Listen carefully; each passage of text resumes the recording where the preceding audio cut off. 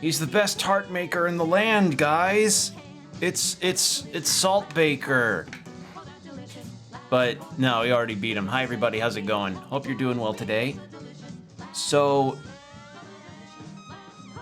last we left off on Cuphead, I defeated trains. I defeated a ghost train, and now I hopefully should be worthy to do to have public transportation in Inkwell Isle now. The train is docile. That's part of the deal with that.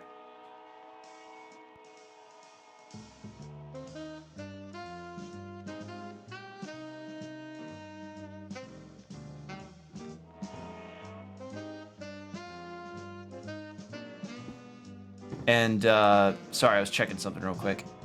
And, yeah, that was pretty much it. We beat the train. We finally got past that professor who was just the biggest goddamn wall against me here.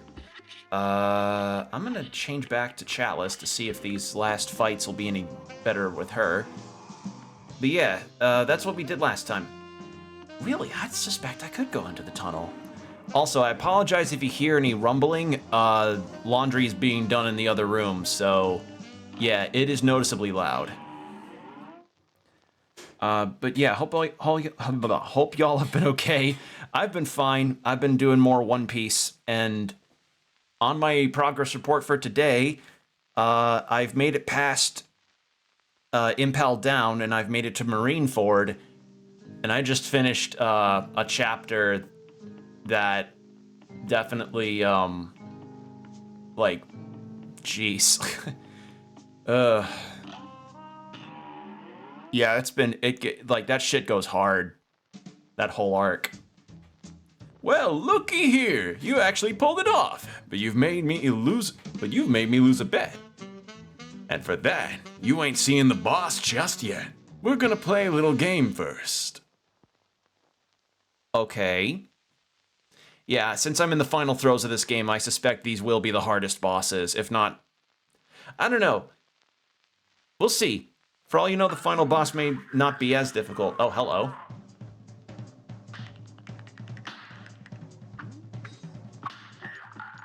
Two. Whoa, what? Hello? What happened? Hello? Hello? Am I getting isekai'd? What in the shit?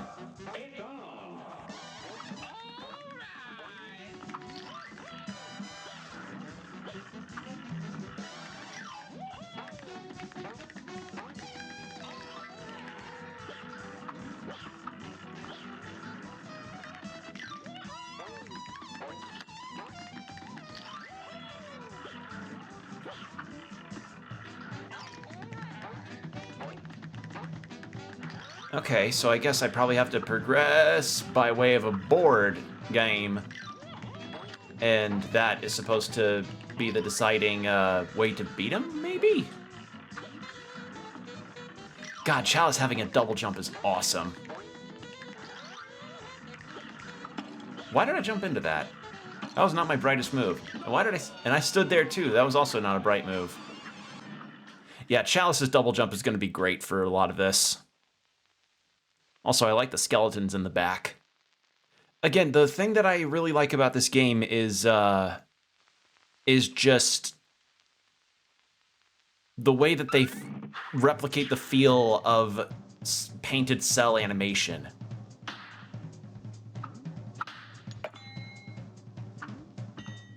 There we go.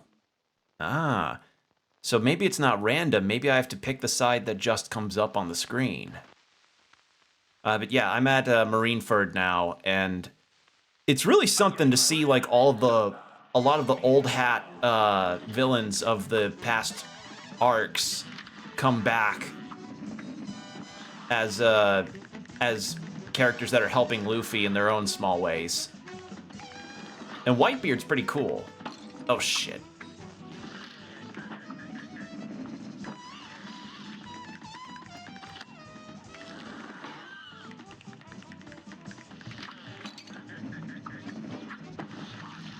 Okay, this cigar might be a tougher phase of the fight.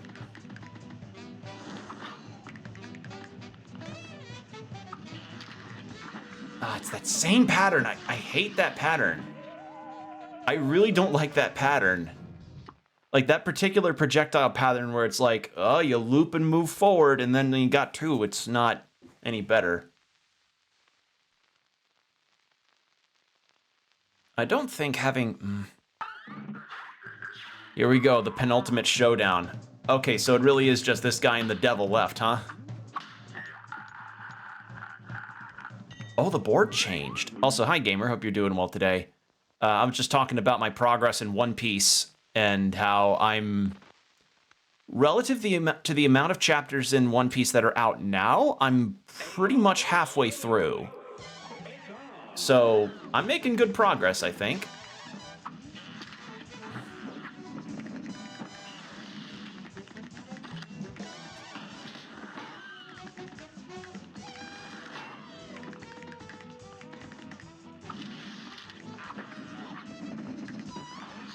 Okay. But yeah, seeing Crocodile, Buggy, and some of the other Whiskey Peaks characters come back is pretty interesting.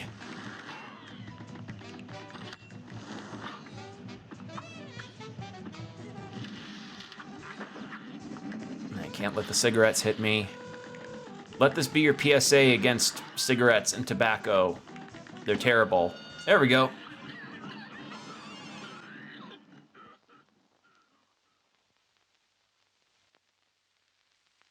I only got hit once, so I'm still safe, for the most part. It is still Cuphead.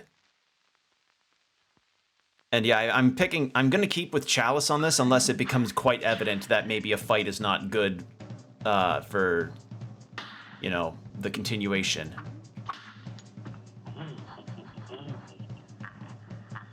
If I could get two... Yeah, get a health back. Yeah, okay. So it's kind of the same situation as the dice in DMC4. It's not random at all. You time it, you're good.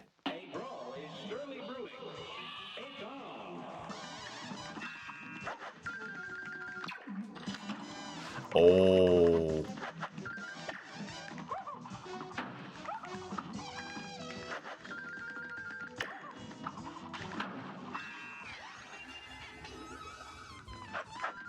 What the hell did I just unlock? Oh, it's an invincibility. Oh, I forgot to change that off. Oh, yeah. Okay. This fight may be better with Cuphead or Mugman, whichever the two. Yeah. Some of these... Okay, that's the thing that I had with the Pirate, too, where some of these parries are very much better suited to the non-dash parry that that Cuphead and Mugman have got. Because Chalice is very good for a lot of what I was able to do. The issue at hand is just... The dash parry is just not good for some of the fights. Because they're just set up for you doing the other way of parrying. So, yeah. Like, they're better for this. Okay, question is... Ah, shit. I was hoping to get that health, but you know what? None of those were going to be safe anyway, so if I just get the safe after this, then I should be fine. I've got the healing parry accessory on too, so that'll be good.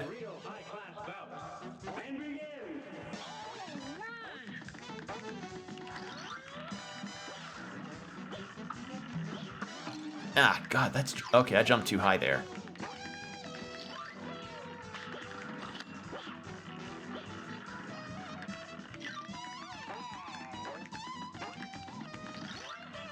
This fight's not so bad.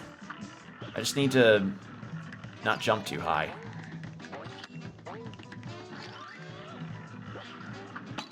God. Bad habit. Yeah, it's hold to jump higher. Oh, that's gonna be tough. Let's just hope for the safe panel, and then we can get a heal. Well, which one of the ones after the safe have a heal? Oh, I gotta get a 3. All right, let's get a 2.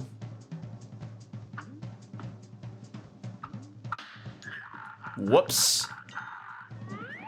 So the other thing is that I need to time this a bit differently versus Chalice. Oh, no. Well, if I can get some parries off of this fight, if it's the rabbit. Please be the rabbit, please be the rabbit. The rabbit? Nope. Oh, God.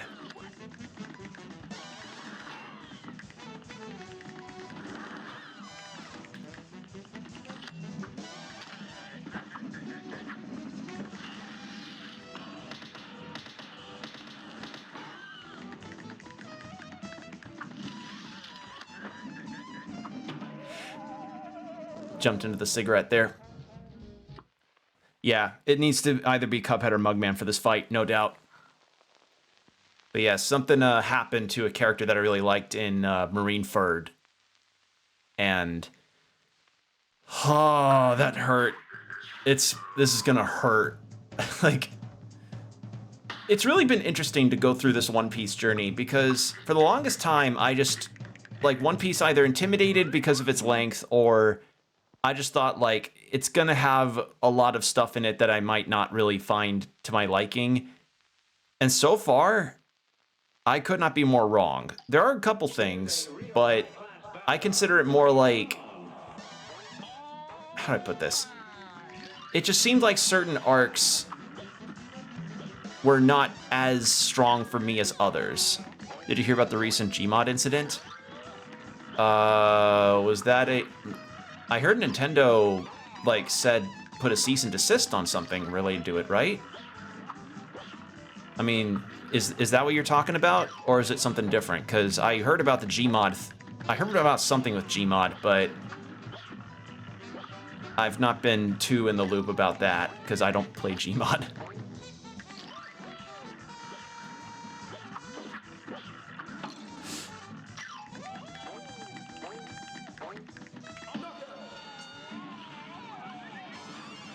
Like, am I right? Was it a Nintendo thing? Or am I turning into Marge with the Bart No meme? You know? Like, Nintendo, no! What did I do? What did I do? And it's like, sorry, force a habit. And it's like, other company.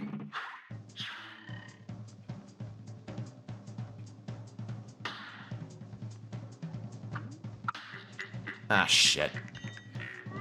It was a guy pretending to be Nintendo, and Face Punch fell for the... oh, no. Oh, you don't try to pretend to be Nintendo there. Oh, that's not good. You don't do that. That's fucked up. Oh, no. I just... God. The logic of trolls sometimes when it comes to that shit, I swear to God. Well, whoever it was... okay, so is, like, Gmod actually pulling all their stuff off, or is that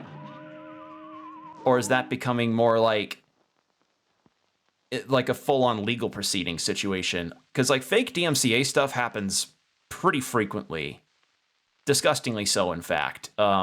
I mean, shit, like, part of the reason why people want YouTube's copyright system to get a big overhaul is because people can, you know, pose to get fake DMCA stuff put up. Gmod is having everything Nintendo related on Gmod be taken down because of it. Thankfully, everyone archived everything. Okay. Yeah, I mean, you can always thank the internet for at least archiving some stuff that Nintendo ends up asking to get pulled down. One of which that I can immediately spring to mind. Y'all remember... oh, shit. Y'all remember AM2R? Another Metroid 2 remake? Okay, so they don't have a lot of health. Fuck you, martinis. You're better with lime. You're better with lemon as opposed to an olive. Wasn't even Nintendo this time, though. Right. It's just... but... like, I'm stating AM2R as a particular case of, like, sometimes the internet is strong. The internet does the good thing and archives a thing that a lot of people like. So stuff like Gmod, stuff like another Metroid 2 remake, or Pokemon Uranium, or what else was there? I know about AM2R. Yeah, God, I remember that was like 2018, I think. I think that was it, because that was around the time... Was that the time that they released that Metroid 2 remake on 3DS?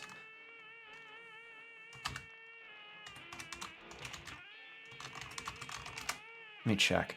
2016. Was it? Yeah, it was 2016. And then the 3DS remake came out roughly around the same time. No, it came out after. So yeah, I don't know. Nintendo's always been pretty bad about that. So if somebody posed this Nintendo to do that, like Gmod being fearful, even if it was fake, is understandable, because Nintendo are they're like the Games Workshop of video games. Like, you know how really just totally and utterly protective Games Workshop is of their stuff like Warhammer? Nintendo's the same way. Like, they are protective of their IP to a fault. Like, they'll be not using an IP for decades upon decades upon decades, but God forbid a fan ever actually does something with that, because if they did, then it's like, oh, that takes away our ability to make money with this thing. Well, you're not making money with it anyway, Nintendo. You're not making games for it. Sorry. I could rant about Nintendo's dumb, practices with their IPs for a while. I mean, shit, like, wasn't there a case a while ago where a person bought like $10,000 worth of stock in Nintendo just to ask them why they haven't made a new F-Zero?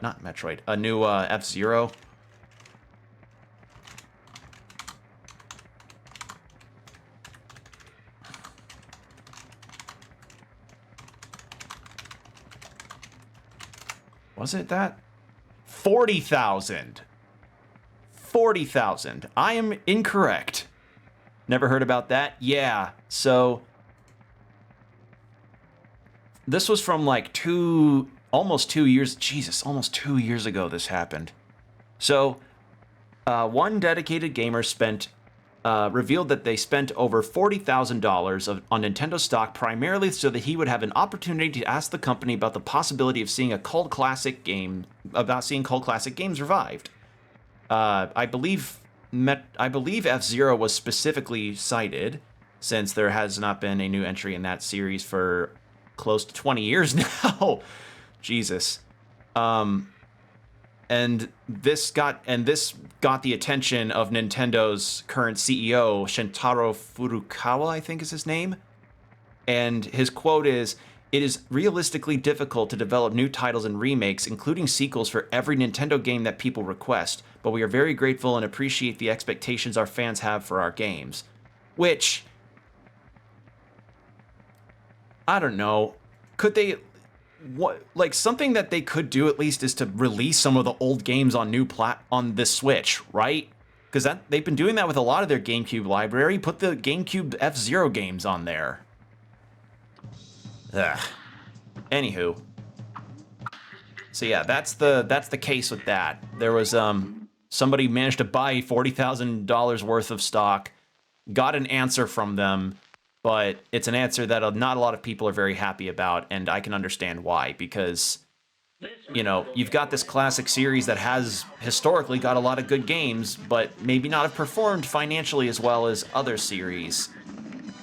And they would rather dedicate their energies to franchises that are gonna sell well, like Mario and Zelda. And I understand, like,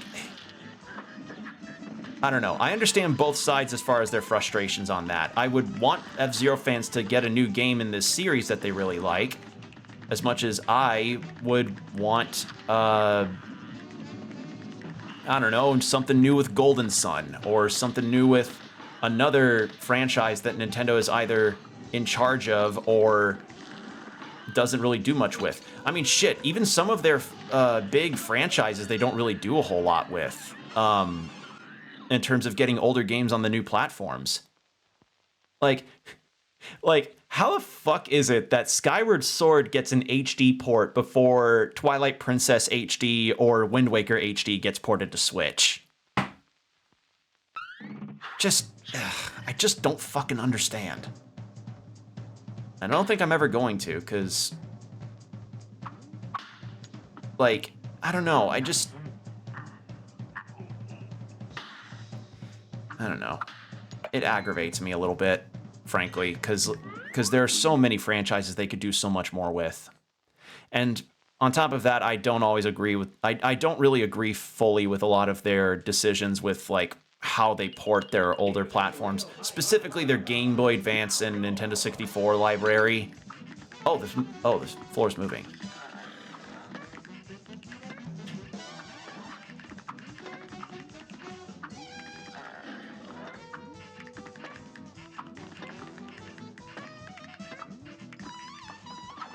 I'm gonna do this because I want to focus on maneuvering my platforming.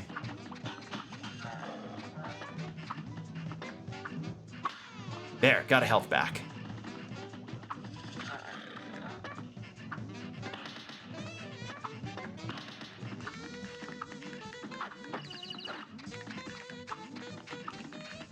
Yeah, that was a story that broke out around 2 years ago because people were really shocked at, like, oh man, somebody actually got an answer directly, you know?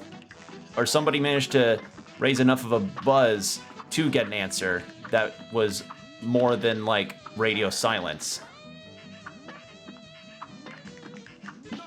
Which is pretty huge.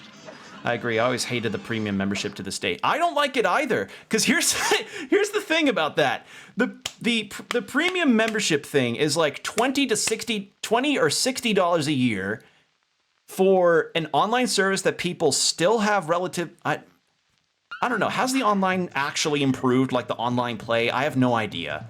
But the online plays leaves a lot to be desired for a lot of fans. The ports of some of their classic games, when the Nintendo 64 on the online service released, people were not very happy with it because of the versions that they released. Like, they weren't good. And, you know, they have features like a rewind, and that's nice, but I'd prefer to get to just buy and own the game digitally, if I'm being completely honest.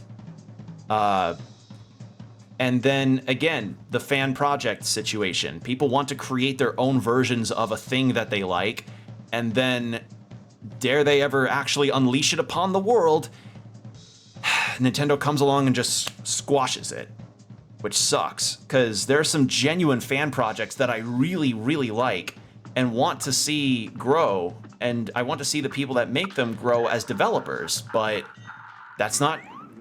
But... you know, fan projects is not the way to go about it on a Nintendo front. If anything, that's what I could praise about Sega and Sonic stuff, because as far as I know, Sonic games don't tend to have a whole lot of issues with fan projects, I think. I always hated the regular membership. I only bought it for Splatoon. Once Splatoon stopped being good, I canceled my subscription. I had it like once for Smash Bros. Ultimate, but I stopped finding Smash Bros. Ultimate fun years ago, so I stopped. I stopped with that.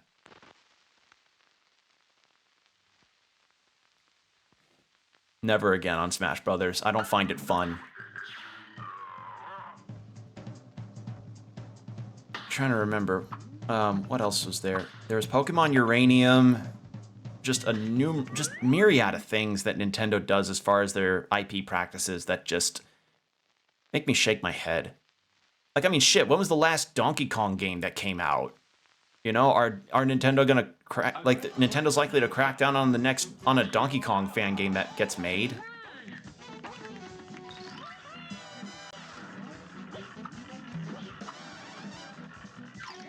But yeah, the membership thing... And the thing is...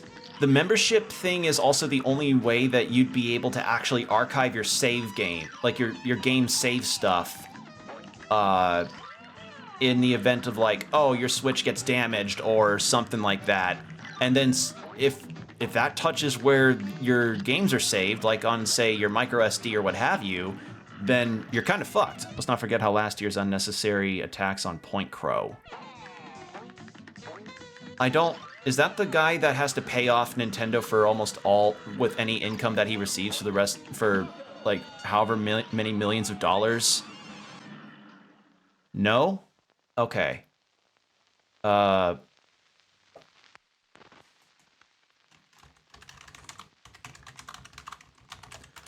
And it sucks too because so much of what Nintendo has done lately for their games, actually, like the release of the games, has been great. They've been fantastic. You know, if it's not their first party stuff, then a lot of the stuff that gets released exclusively on their platforms is just still really good stuff. But Jesus, corporate Nintendo. Oh God. Point Crow got multiple videos copyright striked and they all fall in. Oh, well, yeah, that's also, yeah. I mean, that's not an exclusively universal thing for Nintendo. In fact, companies sort of not totally following their own guidelines, or God forbid, retroactively putting DMCA notices on videos that didn't have them before is an issue on YouTube that's been very prominent for years. Like one example that comes to mind is Disco Elysium. So, you know, the company that made Disco Elysium is going through a rough bout of copyright stuff because of a shady money deal that the CEO did to obtain majority shareholder rights. And you know, and now there's a full-on legal battle going on about the rights over Disco Elysium. And now the company is just straight up like going horrifically under.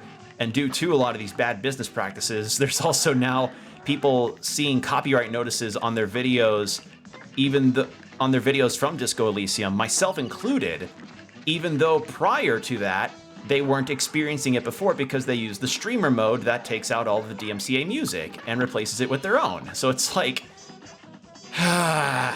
so yeah, that's never not going to be a problem. I think that's never like, until YouTube actually figures out their copyright system and how it could be used in ways that are not good. Like, shit, I can't tell you how many times I've had to mute parts of my VOD because Bakami Tai from Yakuza would be playing. It's only happened twice, but the fact that it's happened at all, you know. Just fucking hell. But yeah, nonetheless, Nintendo's business practices with their IPs infuriates me, and I really wish they would change it. I really wish they would. I really wish they could just, you know, take in the ideas and be like, gamers want to be able to play Zelda Wind Waker without having to break out the Wii U? Okay. Oh, it's a match too. Oh.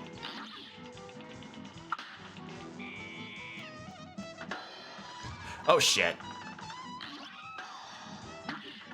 Yeah, sorry to get into a rant as I'm fighting this boss. It's just, it's a particular point of passion and frustration on my part, because it's like, you know, the classic thing of like, you disagree with the company, but the actual things that the company points out or the company makes are still good.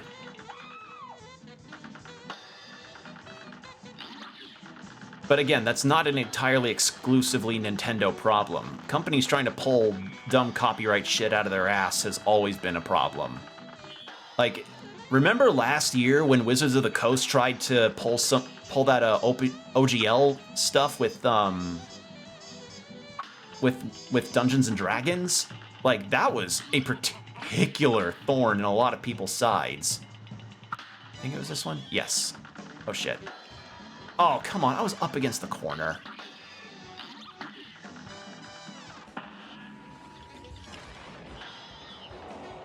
Monkey.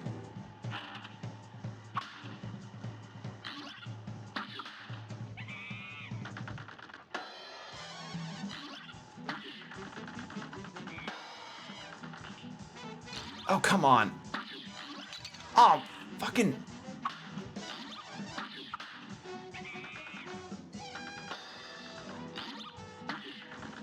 Monkey.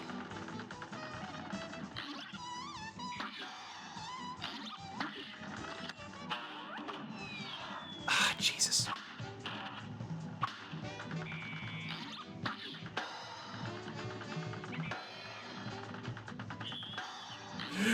Please don't corner me. Please. Yes. Oh, point Groga. Agreed. As put best by Josh Gorcher pointed out, no company is inherently good or evil. They follow their own best interests. It's just a sad thing that a lot of their best interests are incredibly anti-consumer. I mean, y'all heard me talk about Crunchyroll and their business practices. Oh, that one in particular made me so mad.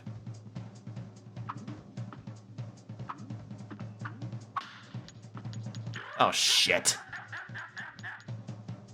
If I go into a clear thing there... Am I safe? Yes, okay.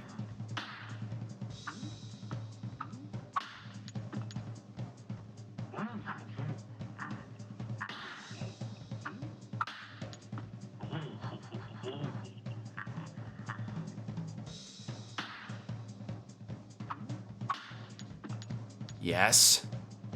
Just need to get another 3. Yes. Okay, one more 3. I forget. Did I tell you what Crunchyroll did? What happened when they got host the Miku Expo? Wasn't it that thing where people were like, "Why the fuck is she on a TV screen even though she's a hologram in literally every other concert?" If that's what it is, yes, I have heard about that, and I can understand Miku fans being angry about that, because it really does feel like they really short-strawed the Miku fans. So yeah, I didn't get, well, I can understand the riling up, but I was just like, well, I'm sorry that they had to deal with that, but I'm not a Miku fan, so yeah. But you know what, if I ever went to, like, I don't know, a concert for the Technicolors or the Black Keys or the Ronkatours, and they only appeared on a TV screen performing the music live, I could understand getting really pissed at that. I get it. Or if I went to a Gorillaz concert and they pulled that shit, like they just didn't appear on stage and they just played the music live on a TV screen. That is some dystopian shit right there.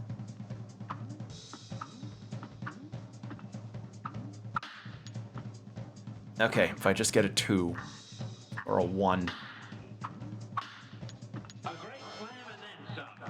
Oh, now I fight him. How am I supposed to? Okay, so I guess his head is not a weak spot. Do I have to start the game over? Oh. Jeez, okay.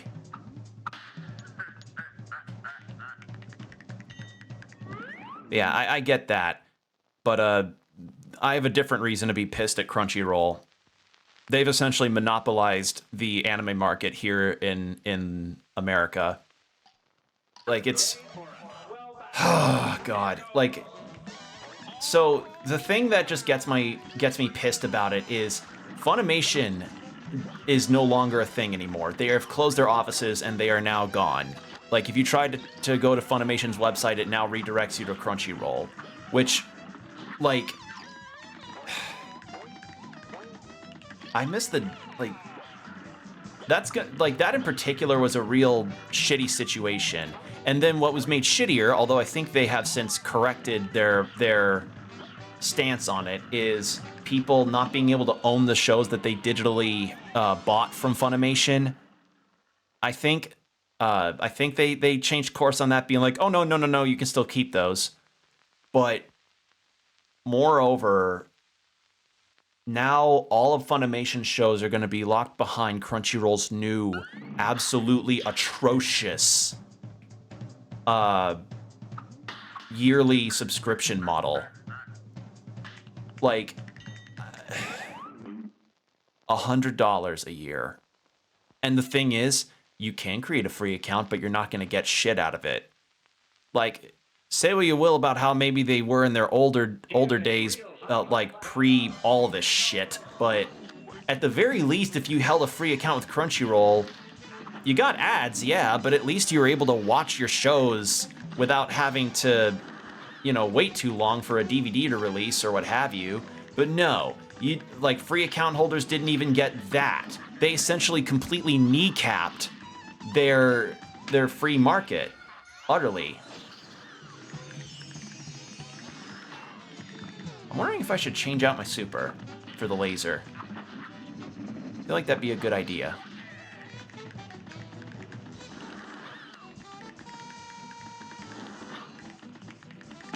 Ah, shit. Well, I lost. Even then, both Crunchyroll and Netflix don't have all the anime that exists. That's why it's always safe on the setting sale sites that are most convenient. Yeah, it's just, that's the other thing, is that Crunchyroll does not own all the anime under the sun. They own a lot of it now. They have the rights to a lot of it, but they don't own it.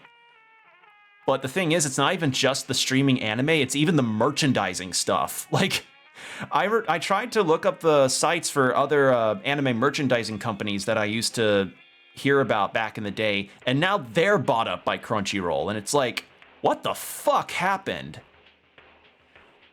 But again, the biggest sin that they committed, to me at least, is just utterly removing a free account holder's ability to watch their shows, even though some of them have been either finished airing or maybe some of the episodes for currently airing shows, you know, have been up for a while. Because here's what the old model was. The old model was this. Say you want to watch... What's a good example? Okay, so anime from 2018, Megalobox. That's my example. So say you want to watch an episode of Megalobox as it came out. Under the old model of Crunchyroll, people that paid for their accounts monthly or yearly with their new model situation would get the episode as it came out in Japan with subtitles and everything, alongside higher resolution for their stream and no ads. And then the free account holders, which was what I had, would get the episodes maybe a week, maybe a little over a week after the episode was out. And then it's lower quality in terms of the video playback, but you still got up to like 720, I think. And you got ads during your episode. Which, I think that's an okay trade-off. You know, you don't have to, you're not spending any money, but at least you're still getting to watch your anime. New model, they just don't let free account holders watch anything. They don't, like, nothing. You get access to look at how many episodes of a show there are. I wanted to watch more of To Your Eternity because a second season was done, and I still remember thinking the show was pretty good. I got through, like, a little over halfway the first season, and I wanted to finish it, but other things distracted me. I want to come back and watch it? Can't. I want to watch Mob Psycho Season 3 because I hear the final season's incredible, and it's been out for a little while at this point. Can't.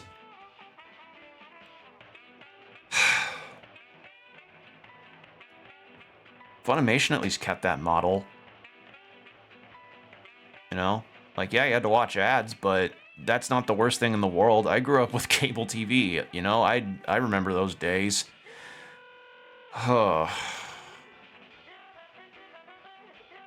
It's just, it sucks, you know?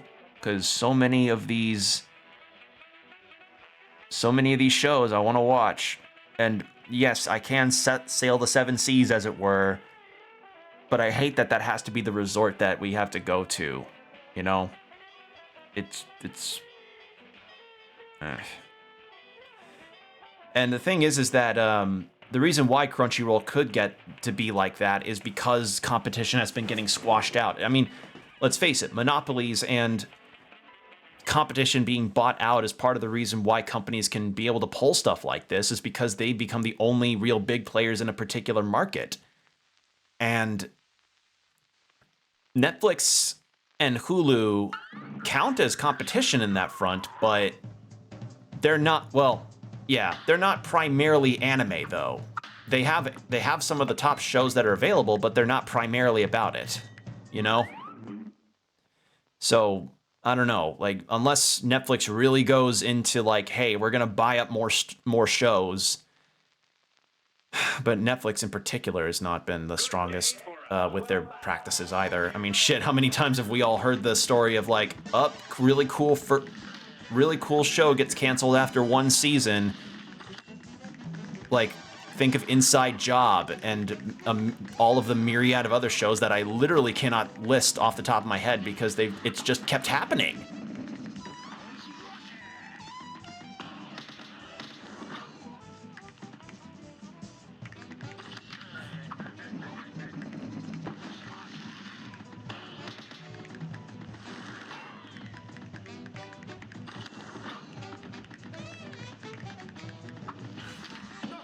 There we go.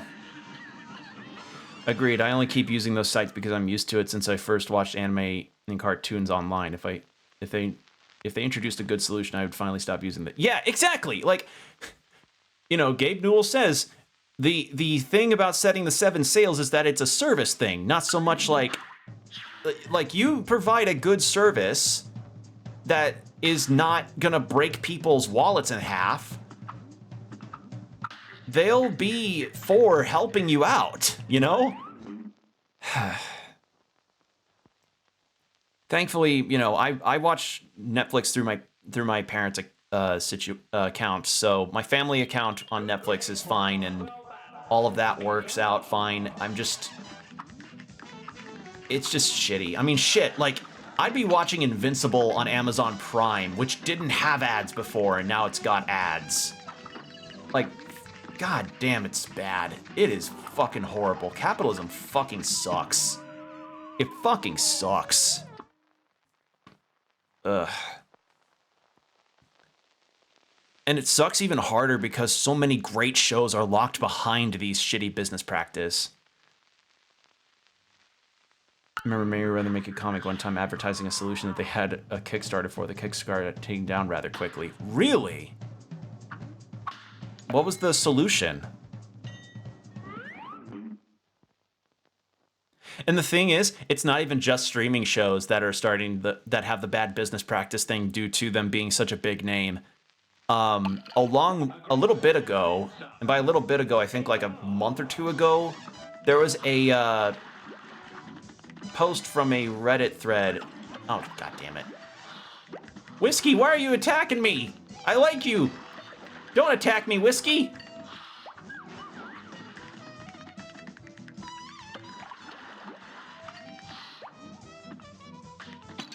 Okay, so the olives can unleash attacks. All right, now I'm just gonna do this and focus on dodging. So it was a Reddit post about Webtoon. For those who don't know what Webtoon is, there's a platform similar to the free site, but they would get ownership for their shows and fierce. Really? Huh, I did not know that. Interesting. Well, yeah, that sucks that the Kickstarter didn't last or it got taken down. But yeah, as I was saying, Webtoon. So a webcomic app that I haven't been using a lot of lately. Oh shoot, King Dice. Hey Combo, yeah, we're in King Dice now. And we're talking about companies performing shitty business practices. And I was gonna talk about Webtoon, but I'm in the middle of fighting a cigar with eyes and a mouth. Forget the full story. I don't even know the full story's out there. Right. That sounds like it's a very behind closed doors kind of situation. Like they posted that maybe it got taken down. Like maybe they posted that it got taken down later or something. I don't know.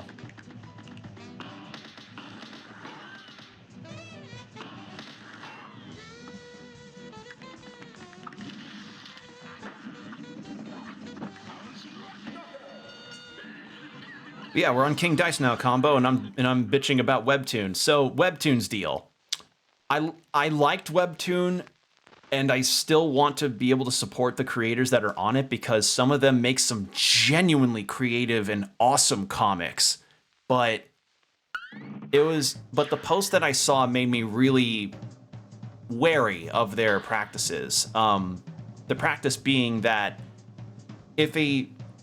if Webtoon approaches a creator for a contract to become a Webtoon Originals, that creator can potentially forfeit the rights to their own property. And I saw a lot of Webtoon creators reposting or retweeting about that and commenting on the threads and being proactive and saying like, yes, we know that this is a thing and we're trying to find alternatives to this business because, you know, we want to create stories, we want to create comics, we're artists, we like doing that, but Webtoon is horrific in how they treat the artists and their properties. And, you know, some would ask like, why would you want to be a Webtoon original if you could potentially lose the rights to your show?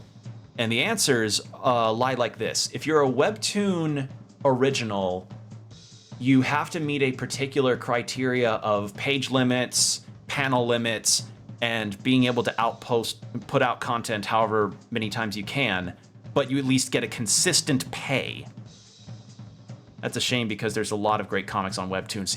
God, there's so fucking many good ones. Agreed, there's so many.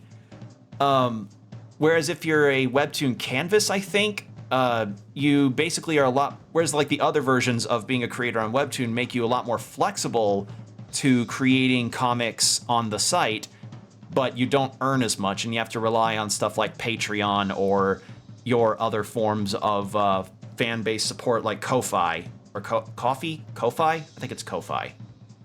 And that's also not very good because life can happen and somebody may have to and life can happen and you could end up not being able to upload for a long period of time because life can happen and it does happen. So yeah, but thankfully I did learn about some other alternatives that are out there as far as creating indie comics and posting them online and having them shared around. I don't remember them for the life of me. I wish I did, but I'm confident if you look up some of the threads, you'll be able to find what I'm talking about. But yeah, the best thing that I can say about this whole Webtoon situation is support the creators however you can, and in the event that they ever decide to move on to other platforms, support them there.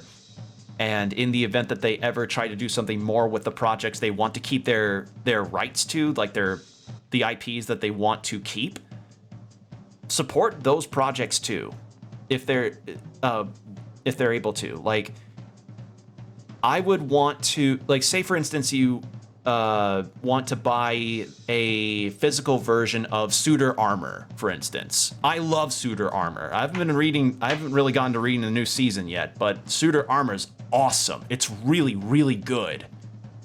The creator of Suitor Armor posted that they are releasing a physical version of the first season, which is great. I'd love to have that on my shelf. So that's the kind of thing I'm talking about. Support those kind of things so that creators can be able to keep their IPs and be able to support themselves without having to potentially lose the rights to a story that they've been passionate about because a company wants to just make money off of it while keeping the creators utterly in the dark about what's happening to their own property. It fucking blows. Anywho, King Dice. Sorry for the rant, everybody. It's just, it sucks, you know? It sucks. It fucking sucks. Support indie projects. This guy.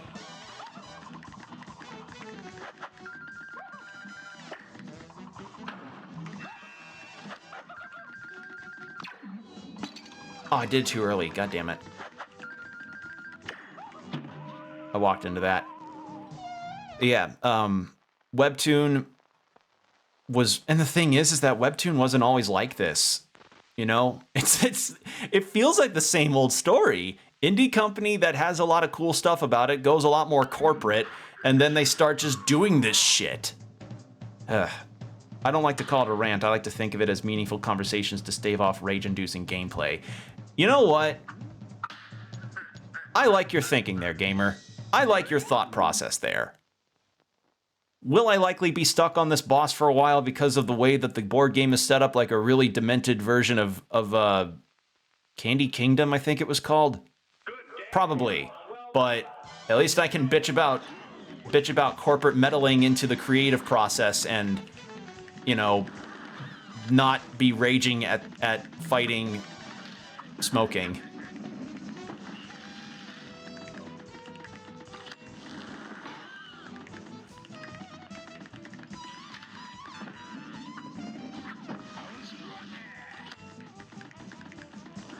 God, I just wish I remembered what those alternative sites were that were being posted about.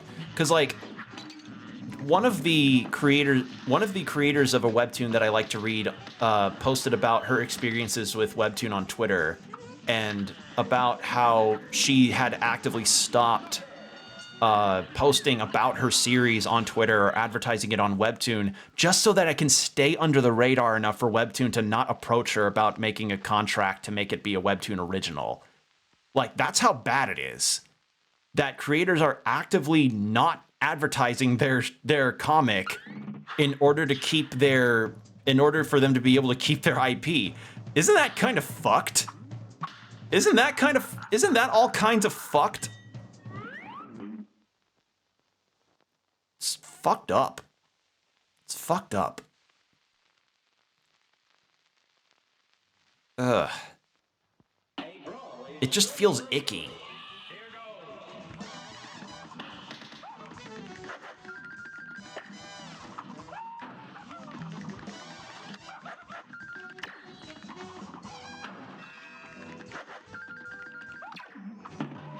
How am I supposed to parry that?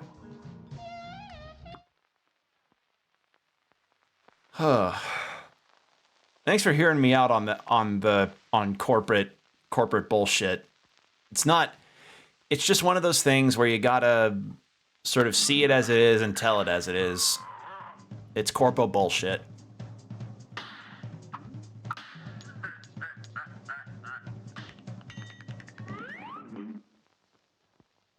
Anyway, One Piece is still pretty cool, and I don't know. I've been doing my best to avoid spoilers about the latest arc that's happening, but one of my friends who's way further in One Piece than I am is talking about the potential that this arc could have for Usopp, which is interesting, and I'd be cool for it because I like Usopp.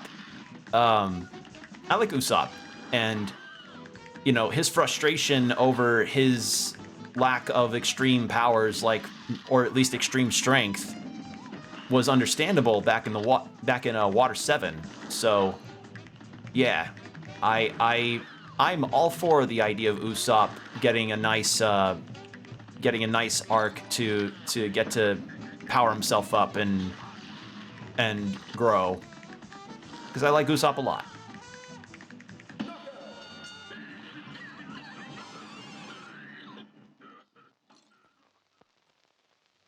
As for other things, I don't know. I haven't been really doing a whole lot. I caught up, like, I'm seeing the reactions to the latest Dungeon Meshi episode, which has been pretty interesting.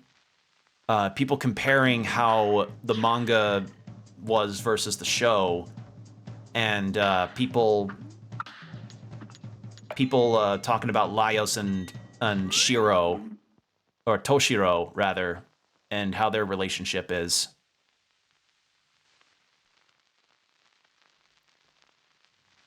But I haven't been watching much anime because of my aforementioned reasoning.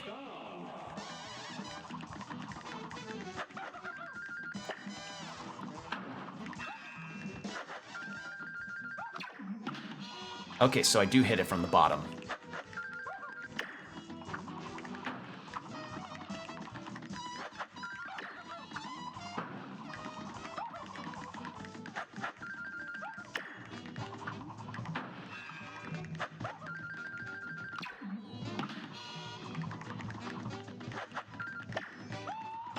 Ah, shit.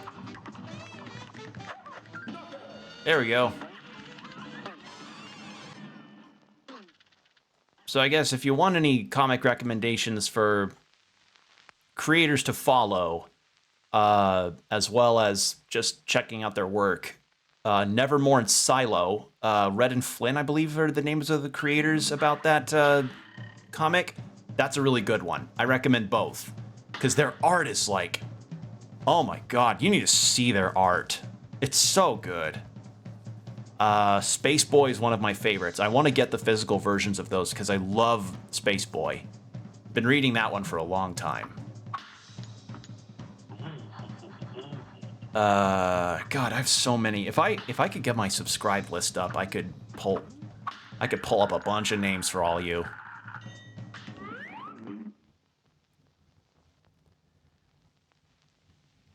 Some other ones that I do have on there are concluded as well. But besides, I guess whoa, you're new. That's fine. As for me, I'm sticking to sites I've always used. Right. Oh, you're different. Oh, it's pool cue stuff. Oh, Jesus.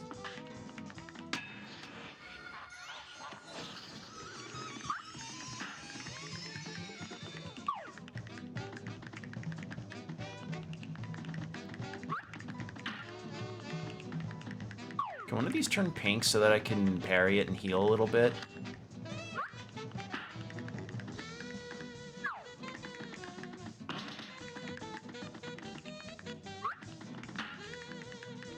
No? Probably not.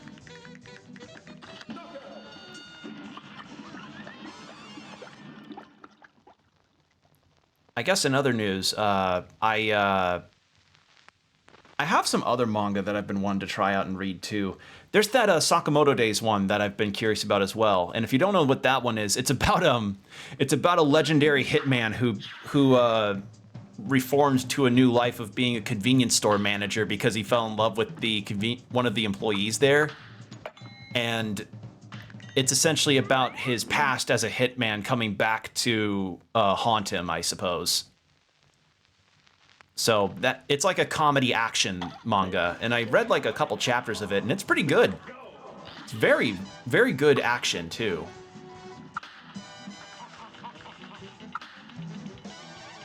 Oh shit. I wish these could be parryable. Please, can the symbols turn pink, please? Isn't that just Red Dead Redemption? Yeah, if Red Dead Redemption took place in like modern day Japan and featured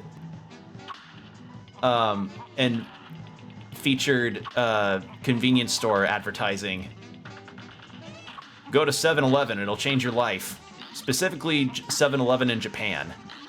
Ah, no!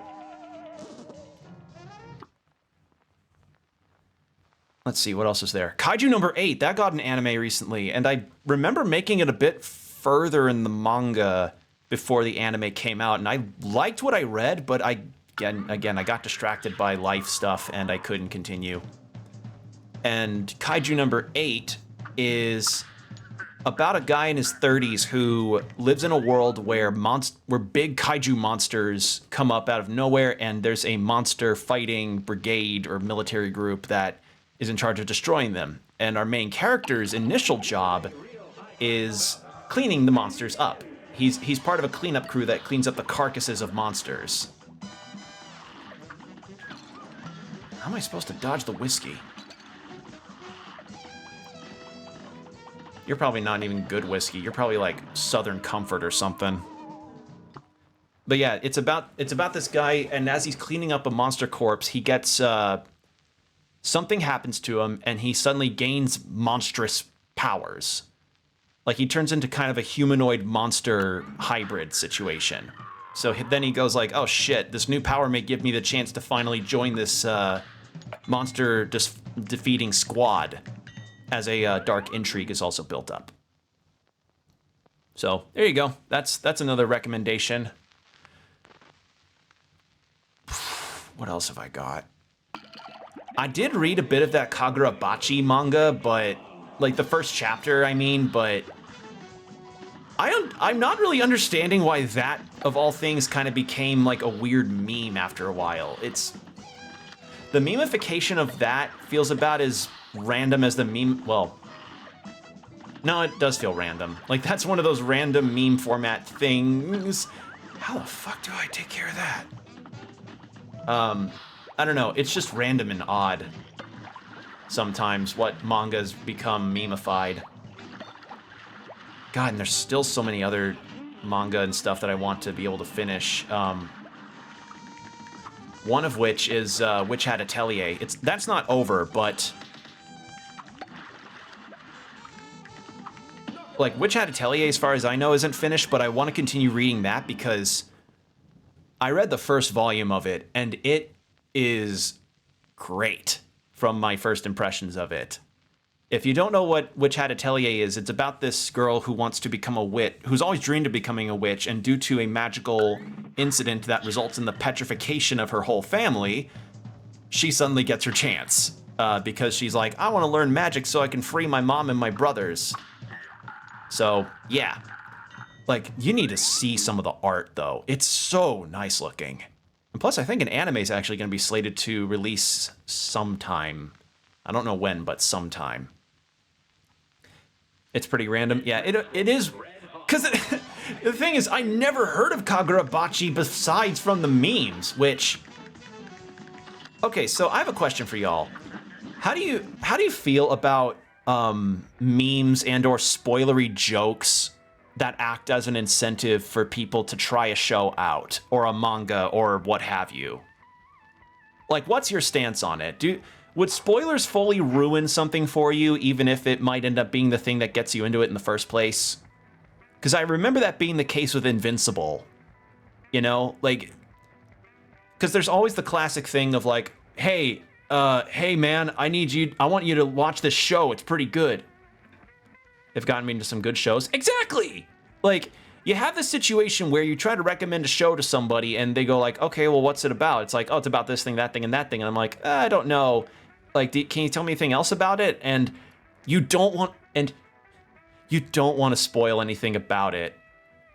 But those very things that you don't want to spoil may be the thing that intrigues somebody to try something out more, versus if you just kept it vague and was just like, you gotta just watch it to understand, you know? It doesn't affect me. JoJo's loaded with memes, but I don't see myself watching it anytime soon.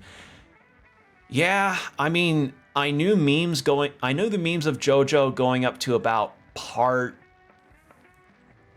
3? Yeah, 3.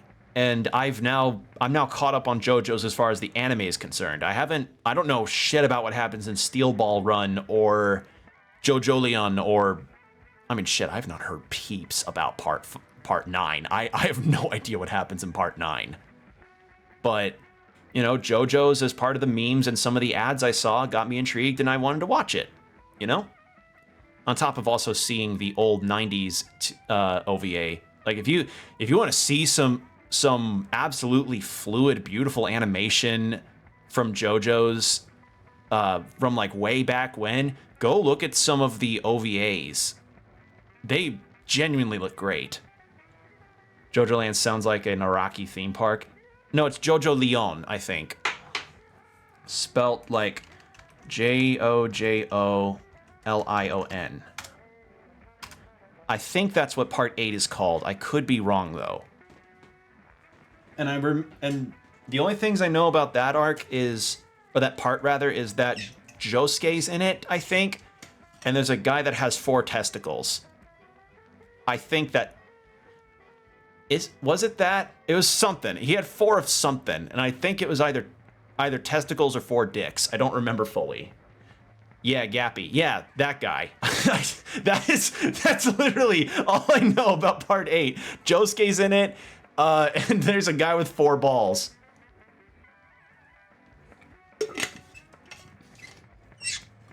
Sorry, I was drinking some water. But yeah, that's the extent of my knowledge of that. But I don't, past that, I don't know shit about later arcs of JoJo. As I said, I don't know anything about Part 9. So, let that, I don't know. I don't know if maybe having spoiler memes of Part 9 would make me incentivized to want to read it, but I have not read Parts 7 and 8 at all, so I don't know how much I'll need in terms of context. I mean, shit, we are not even certain if a Steel Ball Run anime would even exist. I'd like it to, but after the reception of Part 6, I doubt Part 7 could get an anime. I'd probably have to read the manga. And if you all don't know about what happened with Part 6, essentially it was people were not happy with the quality of the anime, like the actual animation quality, and people were not happy at the method in which Part 6 was released. It was kind of similar to how Invincible was released, where it was released in sections as opposed to either releasing the entire season in one go or doing it episode by episode like Dungeon Meshi was. Which I still have yet to give my stance on the earlier question I posed, which was the spoiler thing. But I have another question for you, chat.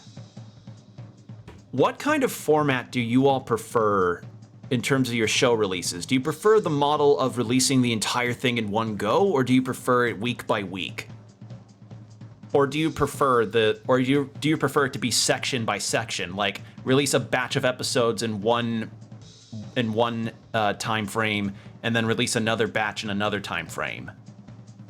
Because it's been an interesting observation to me about how some shows kind of falter in terms of popularity when they are released in models that aren't the week by week situation. Like, think of some of the top shows from last year that released either their entire season in one go or released in sections. Invincible, its momentum was really strong starting out in November with season 2, and people were just praising it. It was near inescapable, and then it like stopped, and then it went for only 4 episodes for that first part, and then released the second half of the second season later. But the momentum was already hampered. It was already just tying your leg to a post. You just killed your momentum right there. And then there's the whole season release model, which, the shows can still be popular long after they're done, but if you're gonna do that, it also kind of just depends on the show, I guess. Like Pluto, I don't hear anybody talk about Pluto nowadays, and I really loved that show. It was one of my favorites from last year, and nobody's talking about it anymore. So, but then you think of Dungeon Meshi, and it's like everybody's talking about that week by week because it's a week by week release. So, I don't know. I don't mind weekly. It's nice to come home every Friday or Saturday to watch JoJo's Bizarre Adventure or Jujutsu Kaisen. Gives people time to appreciate the moment and the villains. Also builds tension.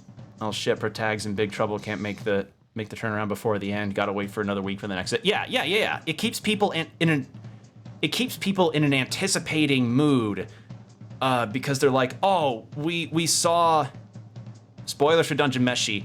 Fallon is suddenly growing parts of a dragon on her because of the melding of souls due to black magic and the Mad Mage. And we didn't see her defeat, so we gotta wait for the next episode. Whereas, Castlevania Nocturne and Pluto come out and they're like, well, we just finished the whole thing in one burst. We don't need to wait next week for the conclusion of that because we can just go right to it. So, yeah, it just kind of feels like, will Batman escape the trap? Tune in next Saturday. Exactly. So, yeah, it really also depends on the business model in question of a particular show or a particular company that's running a show. Hey, brother, take a minute out of my work and I just drop in and say have a great stream. Hope you have to head back to work. Thank you for dropping in, Forbidden. It's nice to see you again. We're talking about release models and how though a full season being released in one go can be good for a binge session, it kind of causes a show's momentum and popularity to sort of stagnate or falter after a while, which isn't fun. But yeah, hope you have a good rest of your work day, man. I appreciate you stopping in. Oh, I needed that. So yeah, and the thing is that constant popularity of the weekly release model is what causes a show to be able to continue with new seasons or what have you. That's not to say that shows can't still be greenlit for other seasons after they do the whole one season release model. Nocturne's getting a second season, but you know, when people stop talking about a show, that can be indicative of whether or not a show will be able to continue because it's lost its popularity. So, yeah, I feel that. Well, gotta go. Hope you have a good rest of your work day. I'm fighting a domino.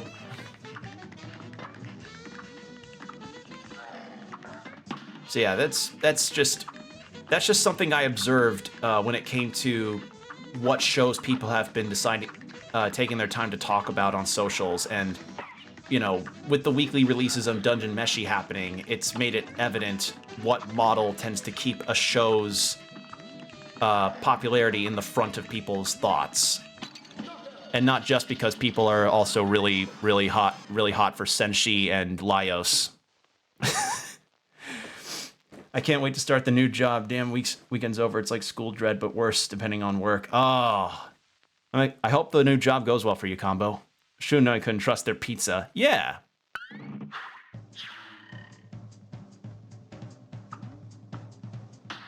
trying to think, what other... Ah, shit, I thought I could get the 3. Well, I might die here.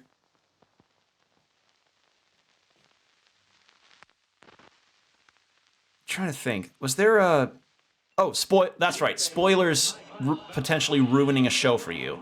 So, I think of Invincible as one of the best cases of this because when Invincible first released, or rather when its last episode aired and people were making memes of Think Mark, I should have not done that.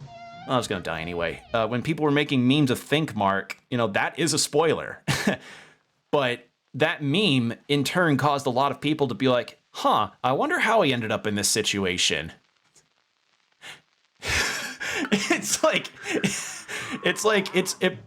pause on Omni, like record scratch VCR tape pause on Omni-Man standing over Mark as they're on the mountainside, hands bloodied and faces smashed. And you hear Mark's narration go, "Hi, that's me. You're probably wondering how I got in this situation. Well, let me start with only a few months ago." Wait, Omni-Man doesn't show his cheeks in the show? Yeah. You're probably wondering why people are drawing Omni-Man with a cheeked up ass on a Wednesday afternoon. But I digress. Those memes was what caused people to be like, huh, okay, so there's something involving a twist here. But despite knowing what Omni-Man does at the end of the show, people were still intrigued to want to figure out what happened up to that point. And therefore are like, oh, yeah, we really like this now because we got the full context of everything. And because of how the twist was so good at recontextualizing past parts of the show, they kept going on it. So, yeah, it's good. And I bring up... So if I were to ever recommend something to somebody, I would actually probably be cool with sharing parts of a story or parts of a particular arc of it, because that very thing makes people intrigued about what may have led up to that point, or maybe what led up to, or what part of that story makes it so good, you know? I mean, that's part of the reason. That's part of the reason why I'm doing my One Piece progress reports as I've been doing these, as I've been reading through it, because I like recommending stuff, and I recommend One Piece highly because it is actually quite good, and the arcs are. And though, as I said, some arcs are weaker than others, I'm at a particular arc where a turning point is about to happen, and shit gets real. Shit gets quite real involving Ace and Whitebeard. It wasn't until season 2 of Gravity Falls that I got interested in. Yeah. Like, sometimes it really just does just take that, you know? I mean, I think of, I also think of Yakuza when I think of a series that, you know, people get interested because of something that a later entry does, or something that a character did in one scene that made people go, oh man, I want to see what happened, what caused this thing to go down.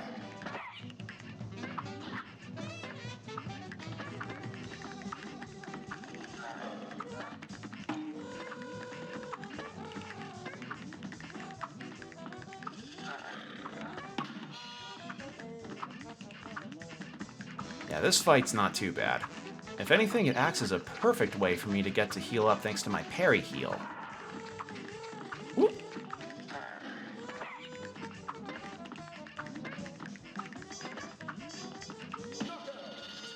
There we are. Yeah, I'm thinking... Let's see, what's another... Yeah, but that whole, like, spoilers to get people into something thing is universal no matter the piece of media you're recommending to somebody. I mean, shit, how many times have I ever heard about a particular synopsis of an arc in a comic book line? Like a Daredevil one or a Superman one. I wish Kaiji was memed more. Yeah! You know, Kaiji's also a good case of that too, where I heard about some shit that happens in Kaiji and I'm like, damn, that sounds intense. If you don't know what Kaiji is a gambling manga and anime series that's got a very stylized character design situation, and it's just about a guy who's down on his luck that gets a little too far into the underworld of gambling. Fuck.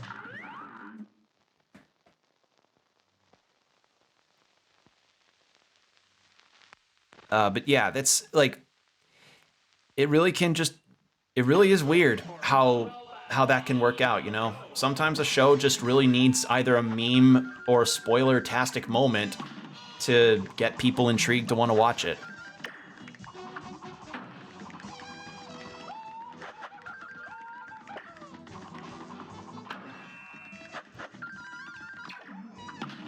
Oh, come on! Woo!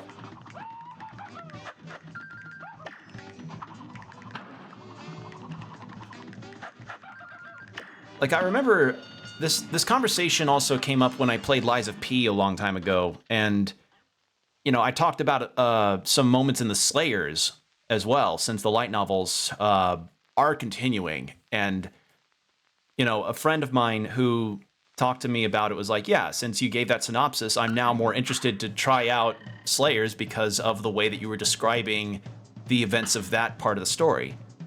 It was the spoilers in Live Alive that made me interested in it, even though it means I have no reason to buy the game now. Yeah, that's the other very unfortunate thing. Depending on your type of medium, when you know what goes on in a story, that can lead up to you potentially not getting it for yourself if it's a game, because, you know, like when the mystery's revealed, why would you want to keep going through it, you know? But I don't know. There's still some magic that can be found in the details.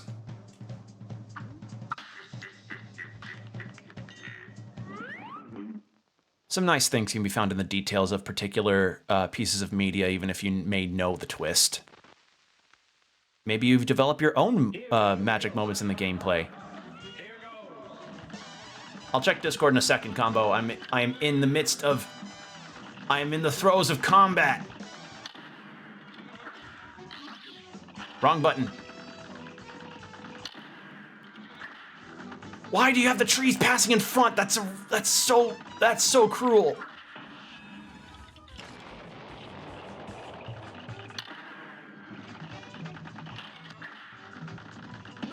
There we go. What are the odds? Oh, did you find a Kaiji meme?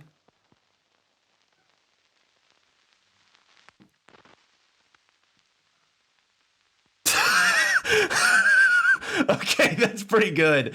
That's really good. Oh, that's funny. I didn't expect that kind of comparison meme. Hold on, I hear my dog Ricky barking. I'm gonna go check on him real quick. Give me a moment. I'll be right back.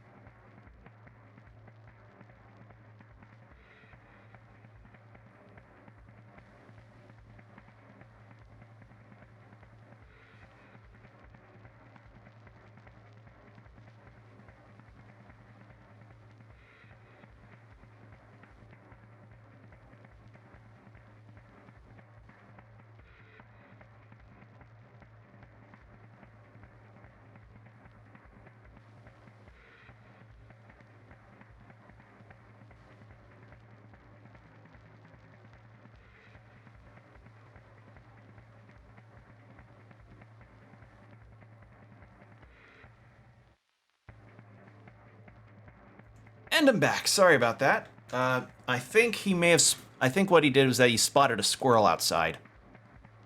That tends to usually be the deal with dogs. And I was just checking up on him, see if he's okay. All my dogs are good. All right, let's get back to this, shall we? If I can get the heart. Oh, come on, I was on the 3. It's like my luck in D&D and Pathfinder is just translated here. Oh, you're new.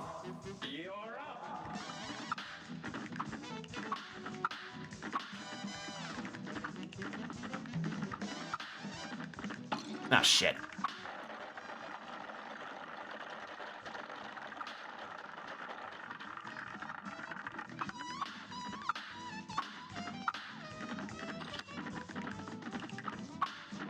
Ah, come on.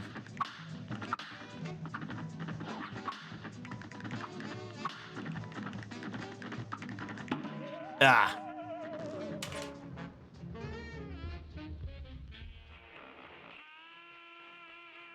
Okay.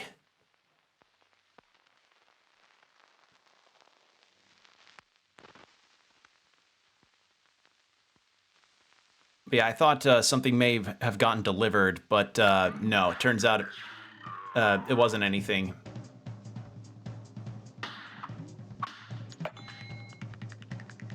What were we talking about again? God, I feel like I just got out of I feel like I got out of my streaming space and my brain immediately just like cleared out, like just went, cleared the cookies and data caches out of my brain. How the fuck am I supposed to dodge that? You're not a nice you're not a nice glass of liquor. You're probably something bad, like Southern Comfort. Or, I don't know. I can't think of anything worse than Southern Comfort. If you don't know what Southern Comfort is, you're better off not knowing, frankly. Don't ever try it. It tastes like cough syrup. Would very much not recommend. Very icky, no good.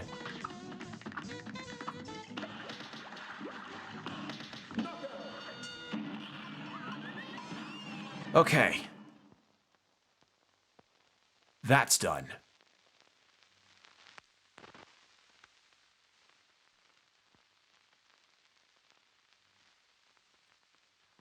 I have to wonder if whether or not King Dice or the Devil are going to be harder. Okay, it was... Oh, it's right. It was spoilers for shows and people's opinions on that. So, I don't know. Like, obviously you wouldn't want to give too many details as far as a story is concerned to get people interested in trying something out. But I guess depending on the story, it really does, you know... It depends on... It just depends on a lot of things, I guess, to get somebody to try something. Because some stories straight up feel like it's best that they need that twist to remain unknown because of the nature of the story being told. Whereas for others, it's like, maybe it's more episodic or arc by arc. And I mentioned comic books earlier. So many really good sounding comic book storylines just would be recommended over YouTube or other videos, and it's not that I'm opposed to comics, to trying those out, but there's like part of the reason why comics is such an like superhero comics like DC and Marvel are so intimidating to get into for me is because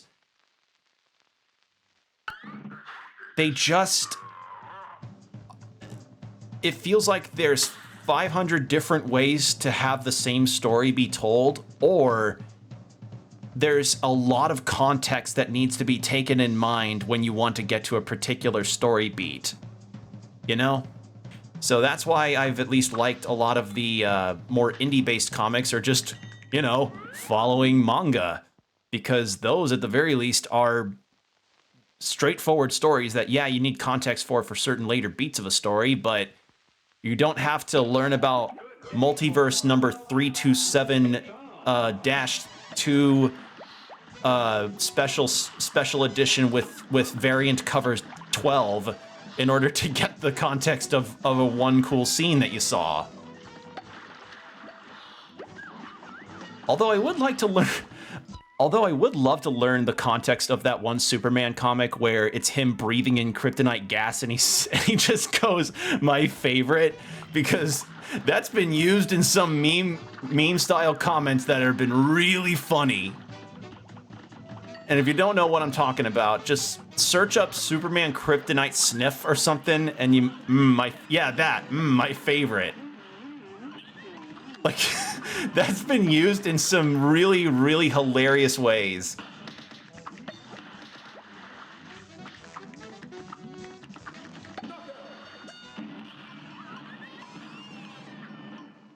That's also why most of the time I usually like to pick the movies or animated projects of certain comic or Western or superhero comic media, because they either pick and choose the stories they want to be able to tell via animation or what have you, or they create their own.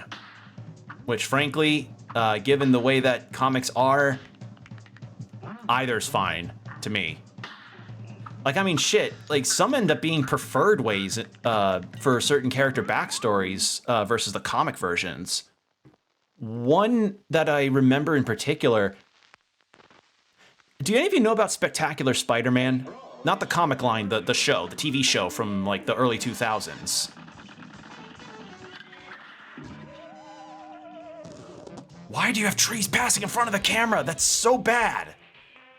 Why do you do that? That's so awful and mean. It's cruel and unusual. Yeah, if you don't know Spectacular Spider-Man, it was a TV show released in like the early 2000s, I think. I don't know the exact year.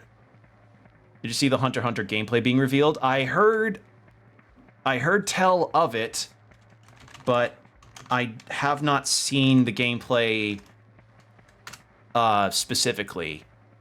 And I don't know if I would want to, because fighting games to me have always had such a really harsh barrier for entry, because it's either like you're learning the mechanics and you just kind of stumble your way through, or worse off, you get into it, you learn the character that you want to play with, and then suddenly it's like you're just getting completely shat on by players that know the game front, back, left, right, B, A, and start, you know?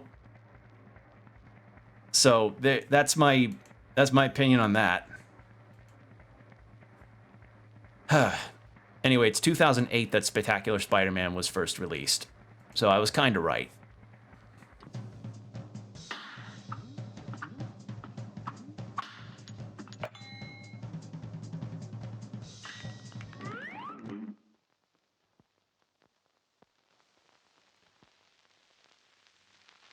I'm going to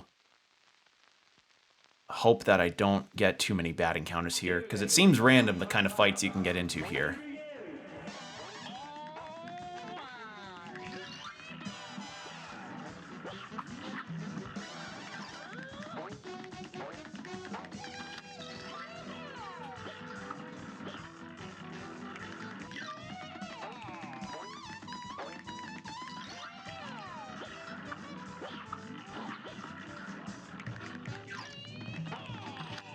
Yeah, this is the easiest one, no doubt.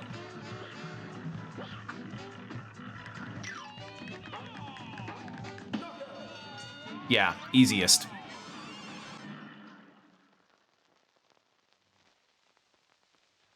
I'm looking at the roster. What the fuck is Beans in there? Beans?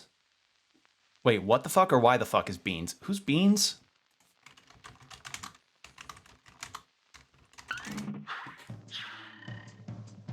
Netaro's assistant? The Bean guy? He's a character that I... Wait, who is in the roster?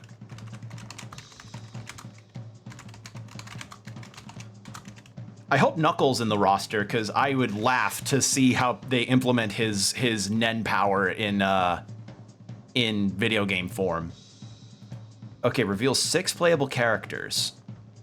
Wait, but that's from January. That's probably not any different now. I don't know who's developing it either. Okay, so far it's Hisoka, Gon, Killua, Kurapika, Leorio, and Isaac. But according to you, Beans is a character? Wait, who else? Nen Impact Screen? No, I want to see the character. I want to see the full roster. I need to see this roster. Okay, so Netaro's in there. That's from... No, that's not official.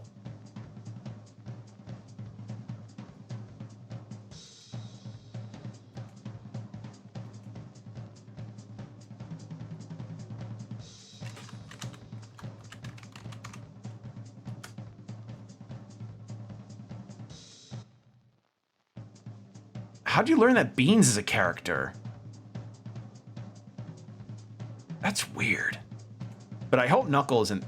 Alright, I think it's a shitpost. Okay, I was about to say, like, I'm not opposed to Beans being a secret powerhouse character. Because wasn't Yajirobe a character in one of the DBZ Tenkaichi games a long time ago? I don't know. Joke characters can be fun, cool, but yeah, I don't buy that. Like, there's certain things that I can buy as far as joke characters are concerned, but that is not one of them. But yeah, the Hunter x Hunter fighting game, as much as I like Hunter x Hunter, I don't think I'd get it because, I mean, shit, fighting games, I don't know. They require so much technical knowledge to get good at them, and then even when you get good at them, you're gonna be up against people that have been playing fighting games and know the terminology more than they probably know any other language in the world. Like the fighting game terminology is just a second language. Like, the only terms that I tend to know are quarter circle, which is another term for fireball, a happy birthday, and a Merry Christmas. That's it. Those are my only pieces of knowledge. And then there's also terminology in fighting games that are more associated with particular fighting games that aren't universal across all of them. So, yeah.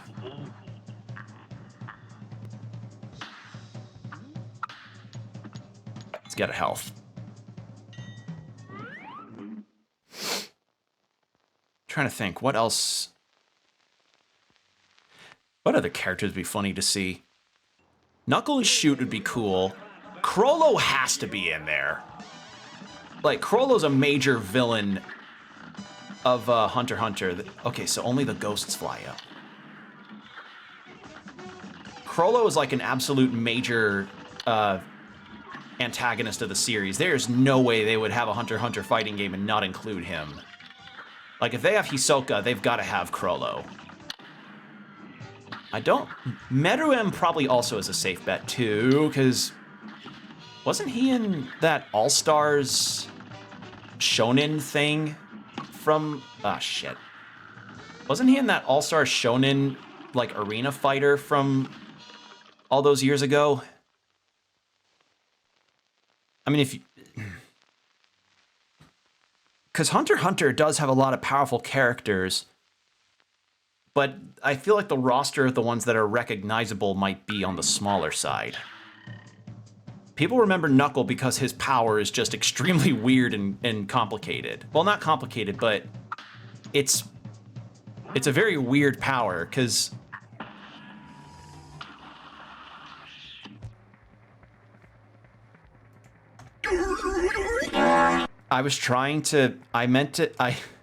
My brain went to RPG brain and hit X to pause, but I just used my super by accident. Because I'm about to explain my relative understanding of Knuckles' power in Hunter x Hunter. So, Knuckle, his power is essentially he punches you, and you're like, wait, I don't feel any pain. If anything, I feel kind of strong. And suddenly you see this weird mascot creature with wings that kind of looks like if Omochao from Sonic Adventure fused with Anpan Man. And a timer on this thing's body keeps ticking up, or no, keeps ticking down. And the idea behind his power is Knuckle loans you Nen, and you essentially are stronger, but you have to pay back the amount that is owed to you before your interest rate exceeds your current power level. So it's kind of like a loan shark or investment, or yeah, it's like a loan power. It's like the power of loaning. Like, he's loaning you part of his power, but you gotta pay back against his power in full alongside a lot of the interest. Otherwise, when the timer ticks down on the little mascot thing on your shoulder, you lose your ability to use Nen until the little mascot thing goes away. That's my understanding of his power. So I'm picturing how that could be implemented into a fighting game format, and I think that'd be very, very funny. I'm trying to think, what else is there?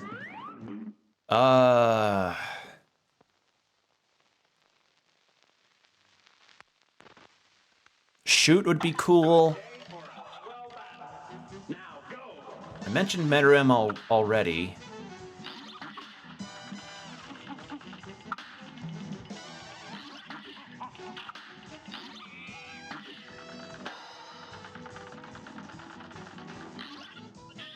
Why can't these symbols be parryable?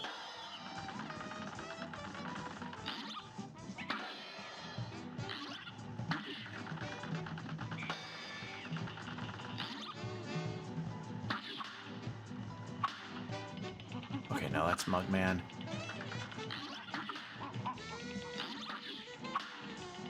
Ooh.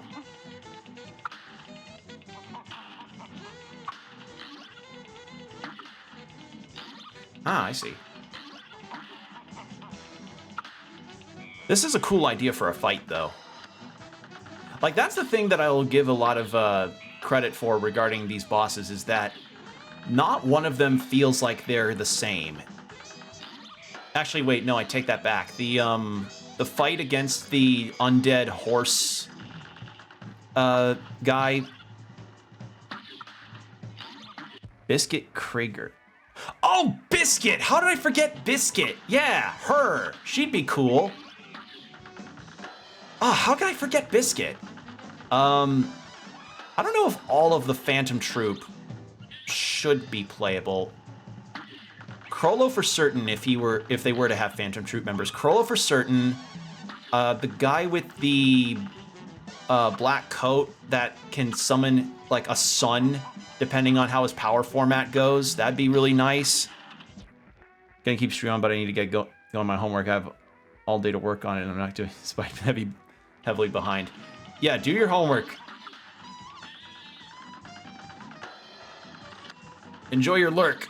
I'm just gonna talk about potential Hunter x Hunter character ideas for that there fighting game they're planning on. I don't want the samurai guy. Oh yeah, Nobunaga. He'd be cool. Nobunaga would be cool. Yeah, Zeno and Silva, Killua's dad and grandpa would be shit. They'd be cool.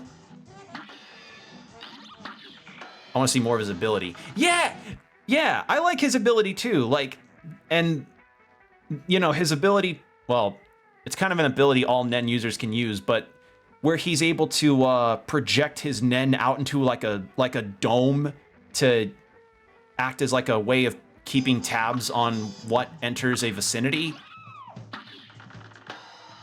I mean, shit, like, despite finishing all of the 2011 anime and reading a good ways into the manga after the Chimera Ant arc, I don't know what all the characters' abilities are fully capable of for most of the ones that were introduced. I mean, shit, I don't really fully know what the deal was with the dodgeball guy in Greed Island, you know? Would Jing be in there? He probably would be.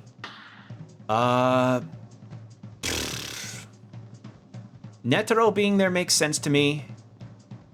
If they have Netero, they've got to have Meruem in there. I don't know if they probably have any of the characters from like the current arc that's going on in Hunter x Hunter, the one where Kurapika's on a boat. No. Okay, safe space. All right, if I just at least get a 2 or a 3. All right, walkie. Ah, shit.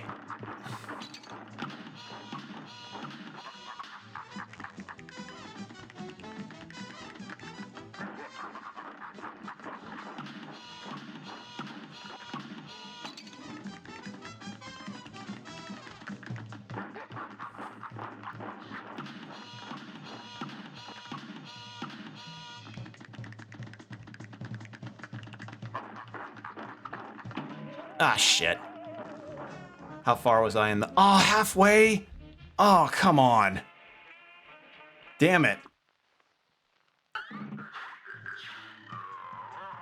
God, I have to go through this whole thing again. It makes sense, though, because he doesn't seem to have, like, multiple phases. Like, this is his first phase, essentially. Why didn't you activate your super move? Because I changed the super move to be the laser that goes across the screen, and unless I somehow got all the way up against the top, there was no dice, pardon the pun, on me hitting him with it. As strong as it would have been. And I probably can do it now, I just needed to space out my parries better. There was the guy with the... shit.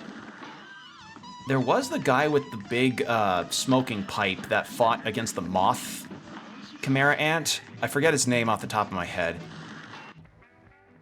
Would Pito and Kite be available as characters?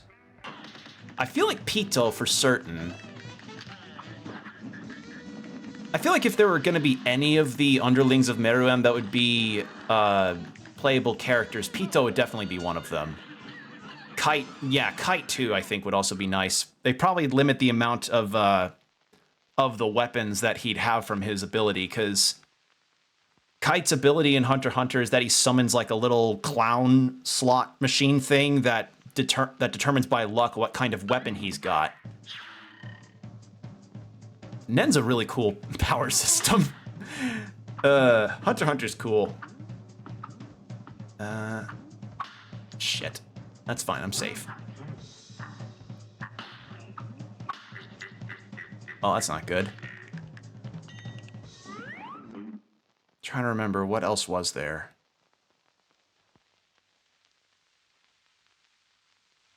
They had Leorio and Kurapika on the list. You have to have those two on the list.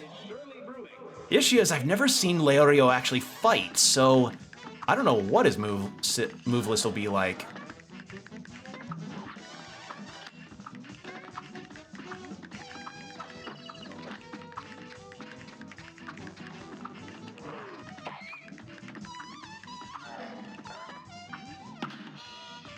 I'm thankful for this phase because of the easier access I get to a heal thanks to my parry.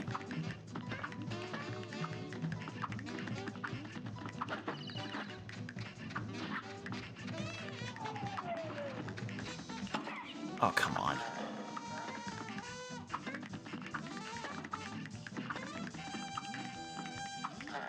WillofGame I think about it, and WillofGame probably could be a good character to have for a fighting game roster. It's just that he dies so quickly in the York New City arc that, you know, I just, it's not to say I can't see it happening. It's just how much of a moveset could be made with how much. How far are you in Hunter x Hunter? So the last I left off in the manga was when it was after Hisoka fought Chrollo, and Hisoka decides to start fighting and killing the other Phantom Troop members. That's the last thing I remember from Hunter x Hunter before I couldn't continue because I think another hiatus was happening. Like, I think another hiatus happened, and that's why I stopped, because I just couldn't really wait. But, you know, Togashi's now posting his progress of new panels on Twitter.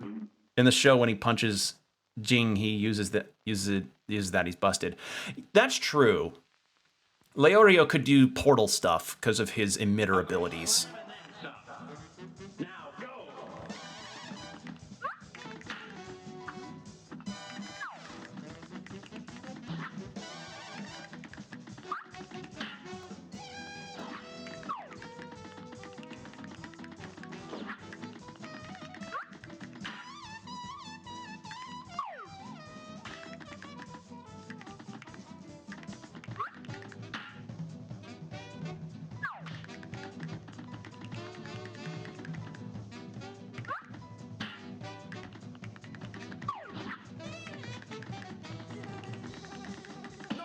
There we go.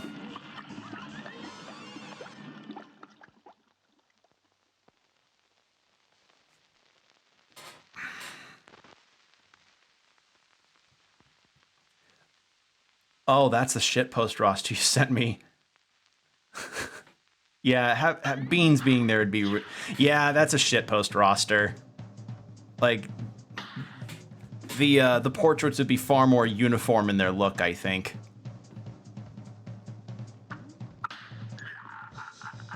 I just fucked up. And actually, this also comes to mind. considering a lot of shonen's popularity, are there any particular shonens y'all would ever want to see more stuff be made of? Like fighting games or even just other genres like Metroidvanias, just other genres. What's one you'd like to see? Okay, no, that's not the right kind. One Piece Arc System Works. Oh God. Oh, do not. Oh, that would be a total want. Christ, with the roster One Piece has. I mean, shit, if Crocodile or Ace or Zoro, I don't know. I don't know if I could main multiple characters in something like an Arc System Works game, but I'd give it a go. Oh, that'd be so rad. Yeah, I agree.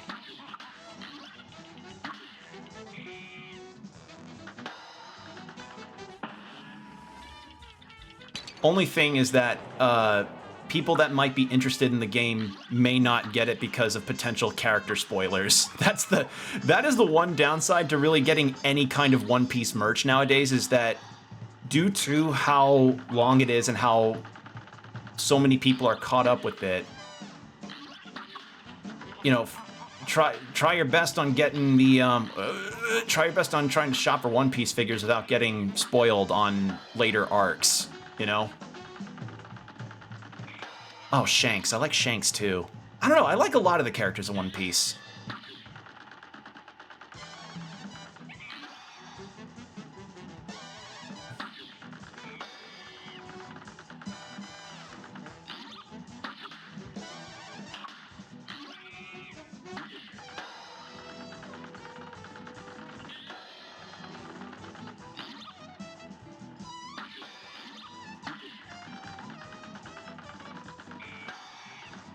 And yeah, if there were any studio that fans of One Piece would probably universally like to see a fighting game be made with, Arc System Works for certain.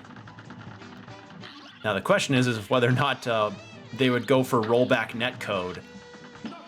And the other thing that would also be on people's radars with a potential One Piece fighting game is is if whether or not they'd have like 14 different Luffys in it, like how there's multiple Gokus in the Dragon Ball FighterZ game. That's the cartoonishly hilarious aspect of that game. I fucked up. Oops. Well, I think I'd probably die anyway. They did make a One Piece fighting game on the 3DS a long time ago, and it crossplayed with a Dragon Ball game they made on the same system. Really? I could see that. I think there was also like a DS sort of party battler type of shonen game. I think it was exclusive to Japan, but it had like all sorts of shonen properties in it, from Hunter x Hunter to One Piece to Dragon Ball to Toriko, I think, is the one where it's about the guy that eats a lot. And I know that does not narrow down the list of protagonists of shonen anime in any capacity. But the main character like wore an orange jumpsuit and had blue hair, I think. Right? Am I remembering the right one? I remember that one as well because there was like some kind of anime crossover special thing where it was the characters from Toriko crossed over with One Piece, crossed over with Dragon Ball, and it was like some kind of sports, some kind of sports competition, I think.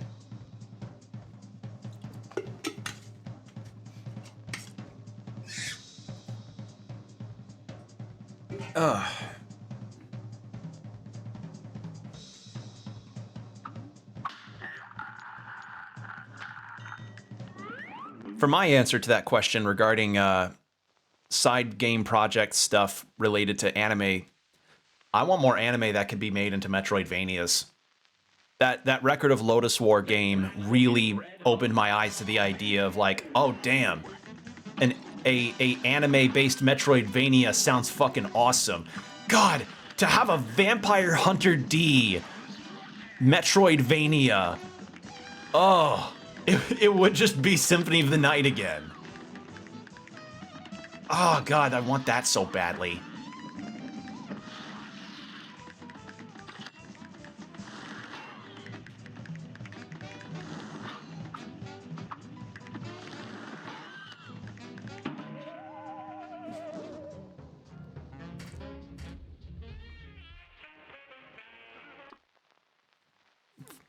Thinking of what else would be working.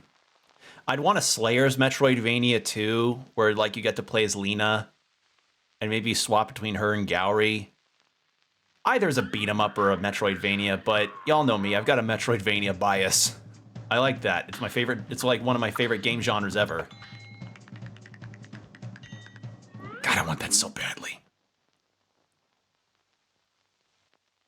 Because like Slayers has not gotten anything new besides the recent light novels in a long time. A great slam and then some. Oh god, I just thought of something that would be a really interesting mix of genres. So, y'all know Spice and Wolf, right? Classic anime light novel series that taught economics whilst also having a cute couple in the form of Lawrence and Hollow. What if there was like a Papers, Please style economics trading kind of video game where you played as Lawrence and it was a visual novel? I don't know why, I just thought of that immediately as a potential game idea. I don't know, I just feel like there's untapped potential, and that Record of Lodoss War game really opened my eyes to it. It just... There's more than just fighting games that you can do with anime characters, you know?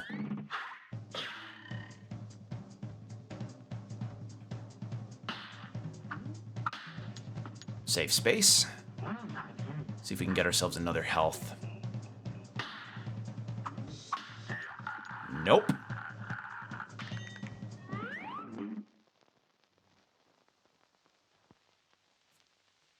I just need to play this smart. Here's a real high-class. Yeah, I expect to be on this fight for potentially a little while longer. Okay, so it's only the ghosts in this fight that fly up at me. Why do the trees pass in front? That is not nice at all.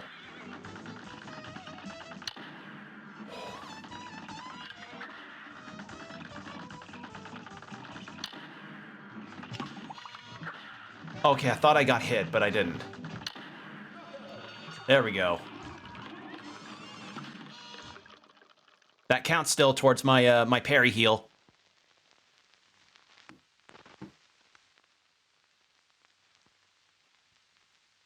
Okay. Whew. I just needed 2.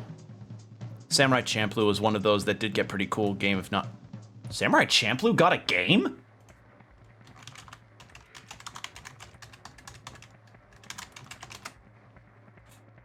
Spelled that with 3 O's. Huh! It did.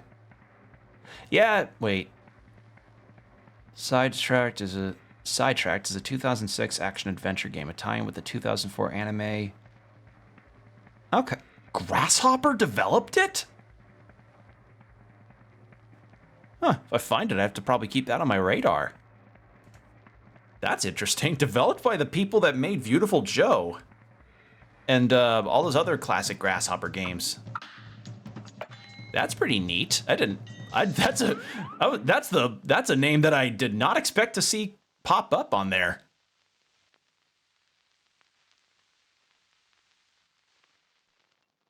A brawl is surely brewing.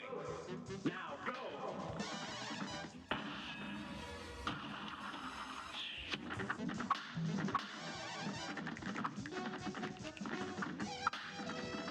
Oh shit, I dashed into her. Woo!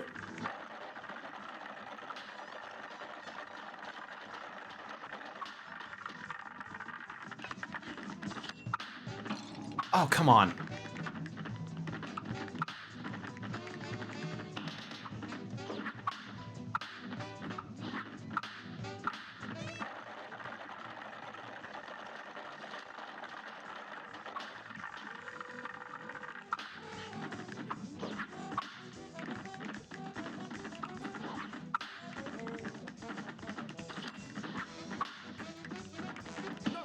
There we go.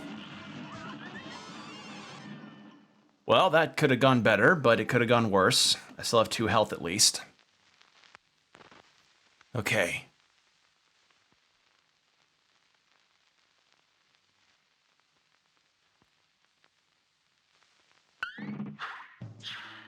I can at least get to the safe space. Yes! I just need to get a 3. I need to not get a 1. Or 2. There we go. Oh, shit.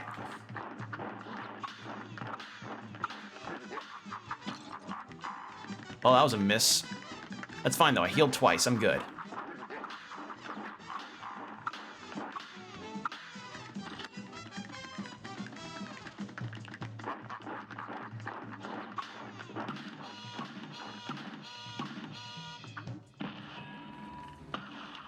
Oh, I could reach him. Oh. I thought the hitbox of the beam was a lot smaller. Never mind then. Okay.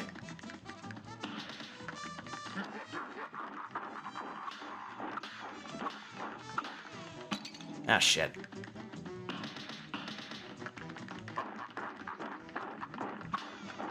Oh, come on! How close was I? Son of a bitch! If I didn't get greedy and I parried more. All right, get a health up. Oof, yeah, that stung. That particularly stung, because now I mean, at least I know now that the laser can actually hit him. So that's the lesson I learned out of that attempt. Ah, shit, I hate these 3.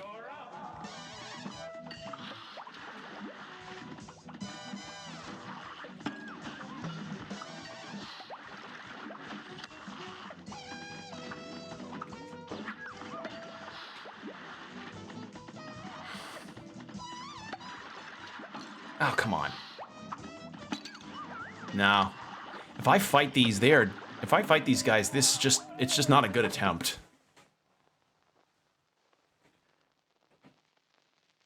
Full on. Oh, I need to stretch my back. Ooh, okay.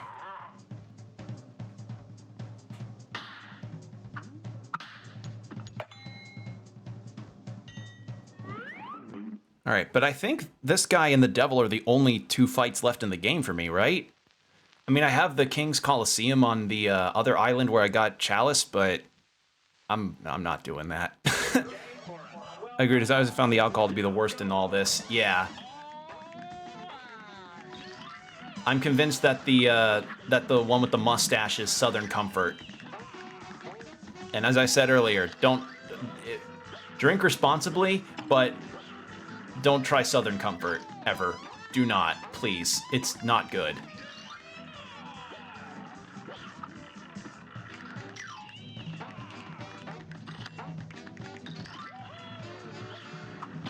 And because, like, the general consensus that I've heard from it is that it tastes like cough syrup, which correlates to how I felt about it when I first tried it. It's not good. It's terrible.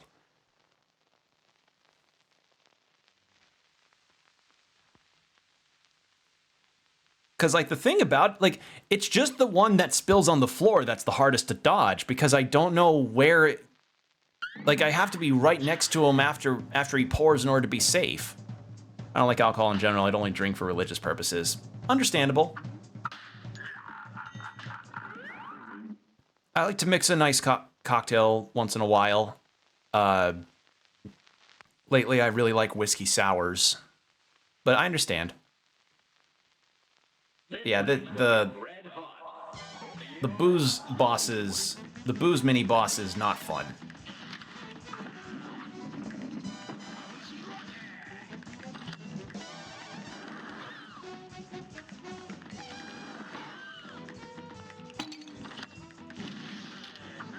Wasn't this the theme that played when Cuphead and Mugman were at the casino, like in the starting cutscene?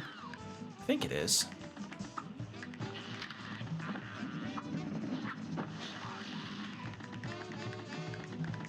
It is. Ah, cool.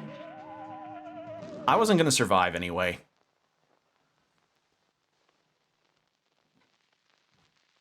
God, I was so close on that last attempt, too.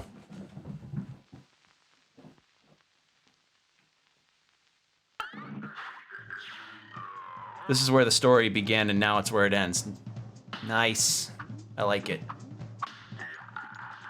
I don't like that, though. I don't like not getting the health there.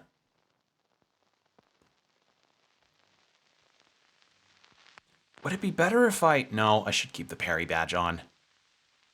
I was going to ask if I should probably change out the parry badge for just an extra health, but... getting an extra health out of the parries has really been a lifesaver for me. So I don't want to trade that out, potentially.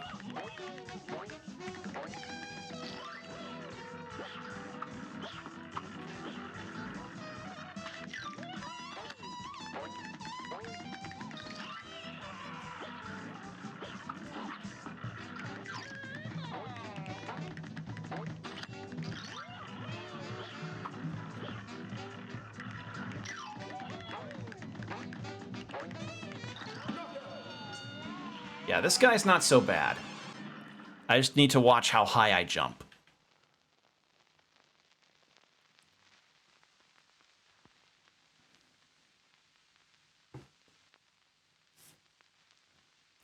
Ah, God, now combo's got me curious. I want to see how much that Samurai Champloo game is. Oh, God, that's gonna bug me. I need to know. I need to know, because it actually sounds like it'd be an okay time. How much is it?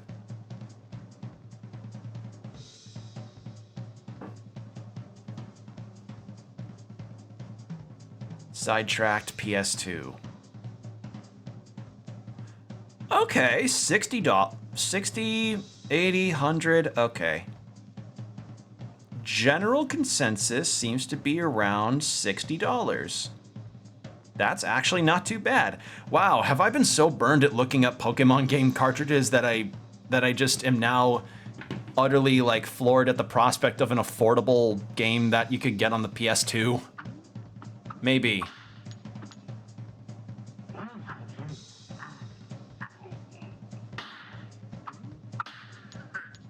Uh-oh.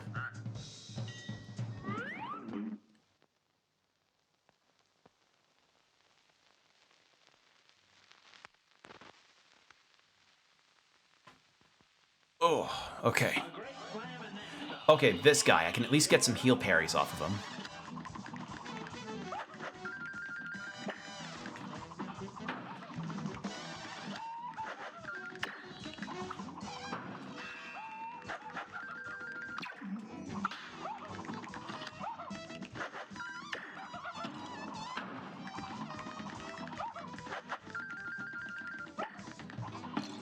Ah, shit.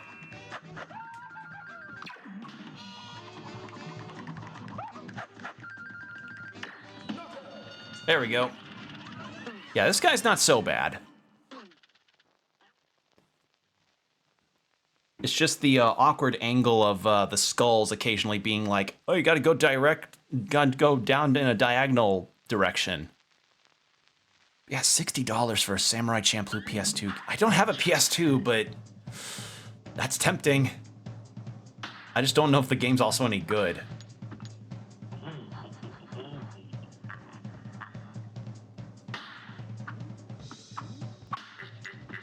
Ah, I was trying to get the 3. Oh well.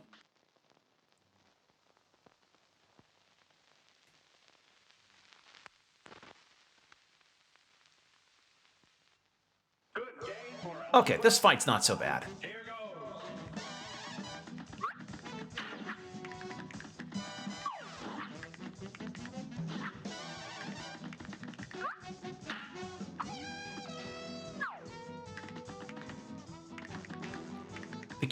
The cues here kind of reminded me of the leaping heads from Spirited Away. You know, they kind of remind me of those guys.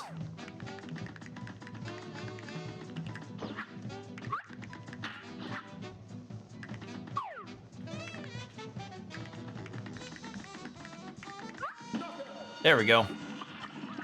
Yeah, that's the easy that and the poker chips one is the easiest. with no doubt. No doubt the easier fights. Very cool death animation. Oh yeah, like that's the other thing that I always will praise about this game too, is that the bosses all have such unique ways of animating and moving around, you know? No one boss feels the same.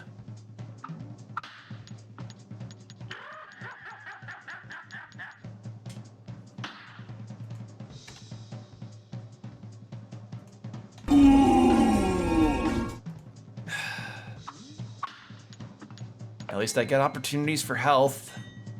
Yay.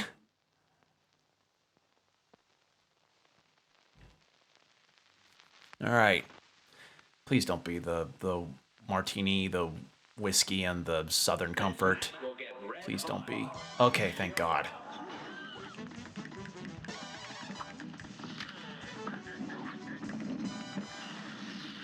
I don't want to fight you.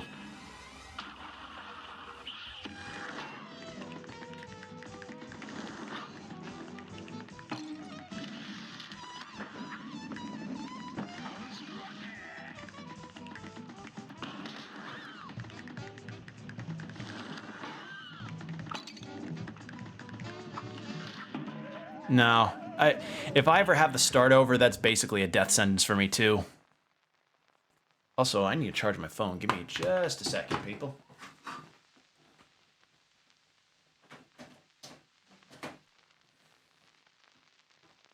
There we go.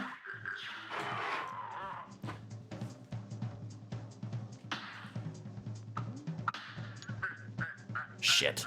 Oh well. I'm just gonna keep getting vored by him.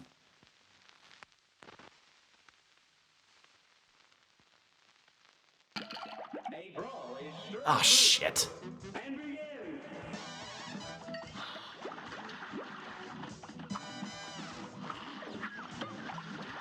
Ah, shit.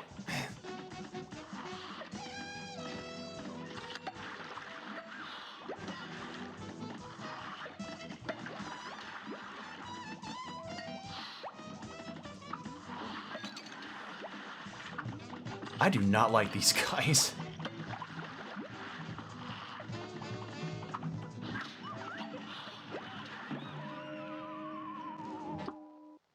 I do not like them. Like, those three in particular. It's the one down front that keeps pouring over the floor. That's the difficult part of it.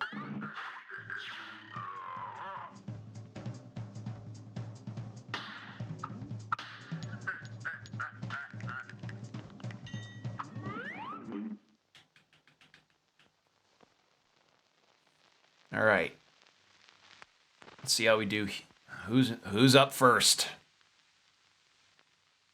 Here's a real high-class bout. Now go. I still would love to hear Dracula flow lines be put through that old-timey radio filter. That'd be... I think that'd really sell more Dracula flow charm. Shit. We smoking symbiotes.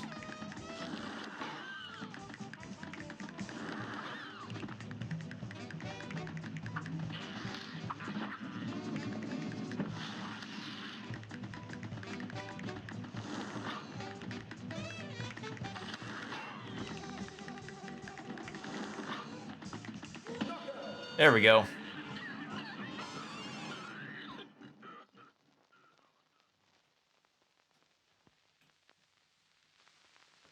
Actually, how's my controller's charge right? It'll tell me when it needs it.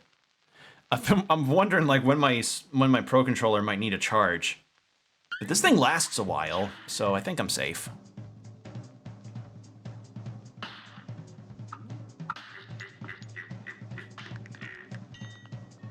You don't use smoke bomb?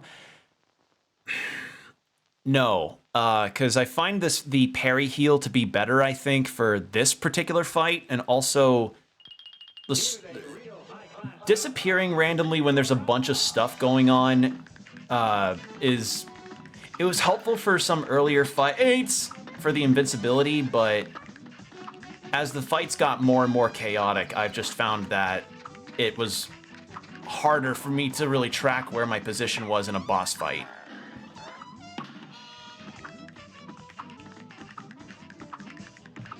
It's not to say that I may not... That's not to say I'm not going to use it against... Because the other thing is that I'd also need to use it, or to use its slot in place for Chalice as well. Like, too many things need that slot for me to viably want to keep using the smoke bomb. Ah, God, my neck hurts. Oh.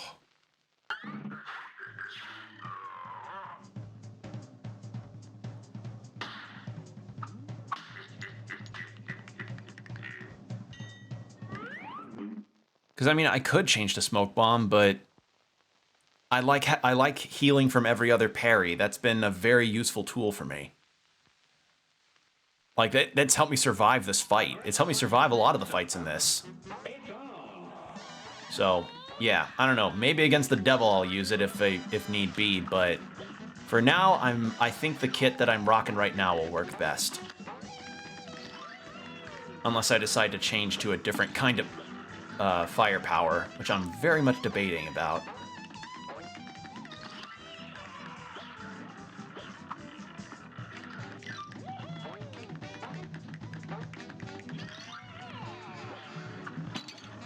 I keep jumping to... Yeah, just end it. I'm gonna try an alternative mode of fire.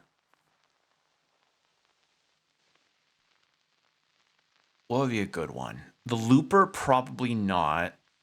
Actually, wait, let me take stock on which ones I've even got in the first place.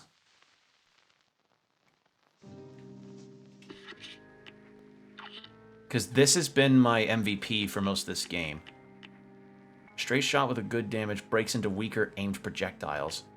Spread and the charge is what I've currently got. Let's try the crack shot as my alt fire. See if that's any better for me.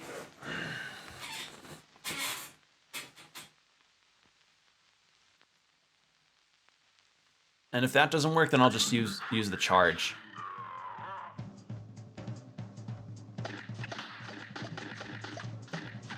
Okay, that... okay. All right. Let's go.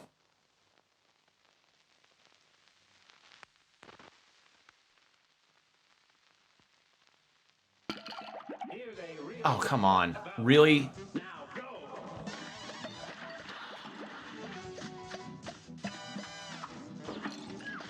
I don't like these guys at all.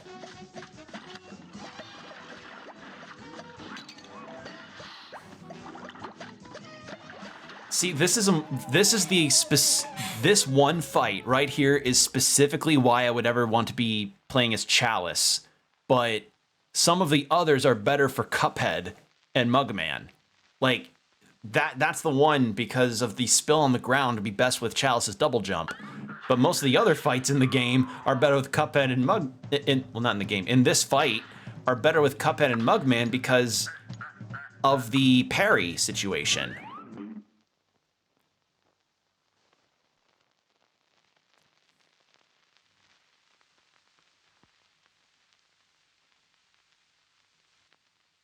A brawl is surely brewing. You're up.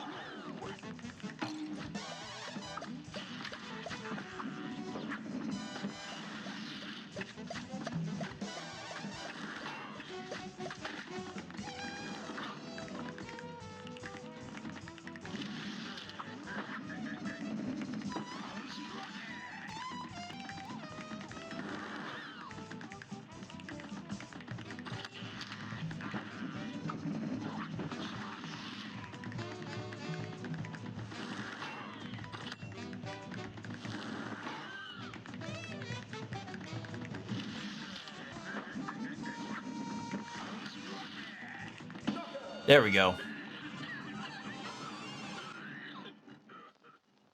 And if I encounter the drinks again in this, I'll just laser them. I hate those things.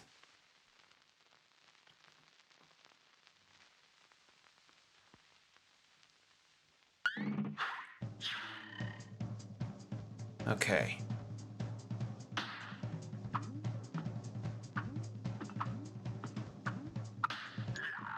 Well, it has to be the ones that are on the front, not as it's spinning.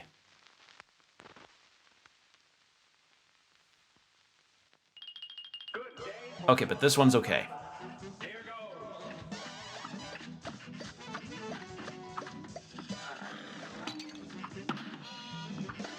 That's not good.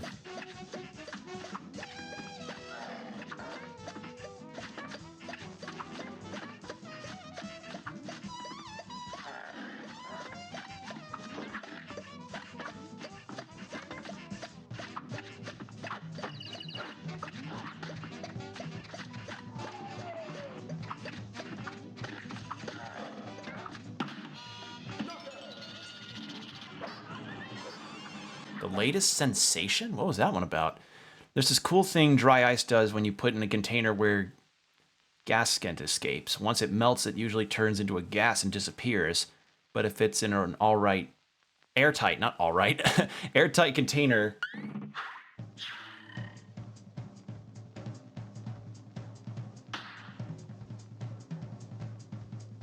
sorry, if it's an airtight container, it becomes this state that's neither solid, gas, or liquid. Looks like water, but with a tiny amount of heat, it disappears. Cooling it back down turns it back into water form. It's not very safe to do since it builds pressure inside the yeah, that does not sound very safe in it.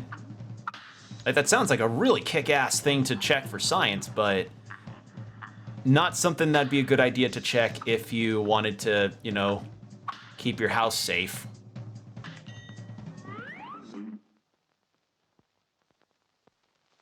From, you know, stuff involving dry ice, because dry ice is no joke. The closest I've ever been in contact with dry ice was,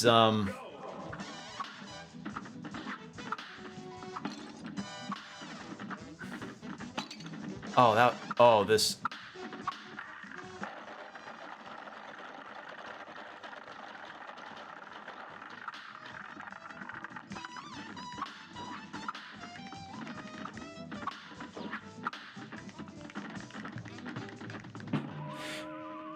I mistimed that. But yeah, the closest I've been in contact with dry ice was once when I was in school for a science thing, and another time when I was in Sweden, and it was used to cool down my gin and tonic. That's it. That's all it was. That's the only times I've ever been within proximity of it. And the only reason why dry ice was used for cooling a drink was it was to achieve that really cool smoky effect. It's probably not recommended I don't know. I think it was safe for the most part because I think it was like a really minuscule amount. But, you know, safety and all that.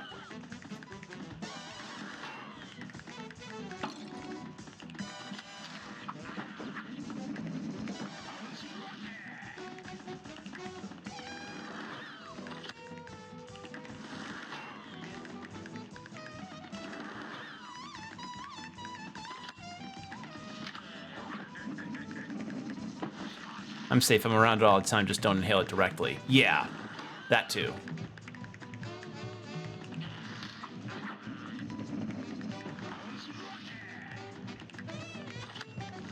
I probably at most would ever use it for like a haunted house exhibit or something.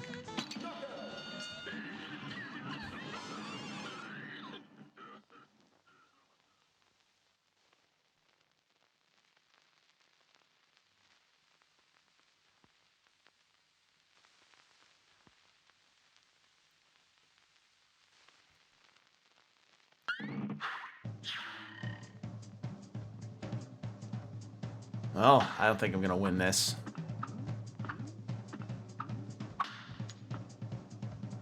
Unless I get a 3 for this.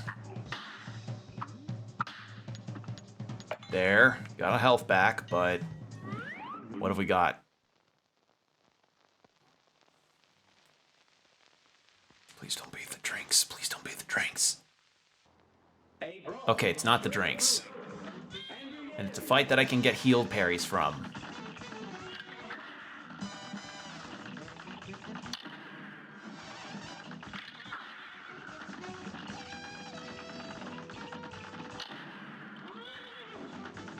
if any of the horseshoes feel like coming at me. And I'm not trying to, and I'm not going to maneuver around just to get to them because of the low visibility that I've got. Why have trees in front of me there? That's so shitty. Why have the trees pass in front of the camera? That's so bad. Like, that is genuinely not good. Like, it's a nice effect, but, you know, it's kind of obstructing me.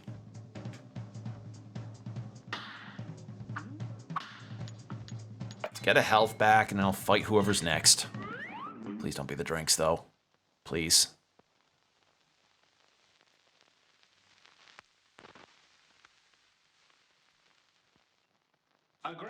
Okay, good. It's not the drinks. Not to brag, but I never got hit by the skeleton horse when I did this.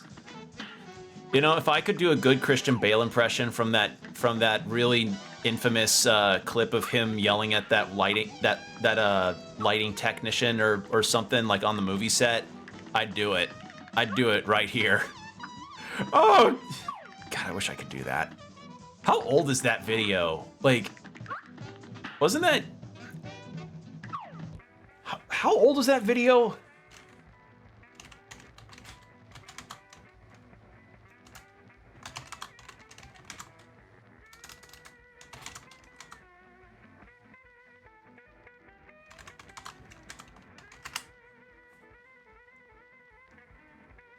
Terminator Salvation.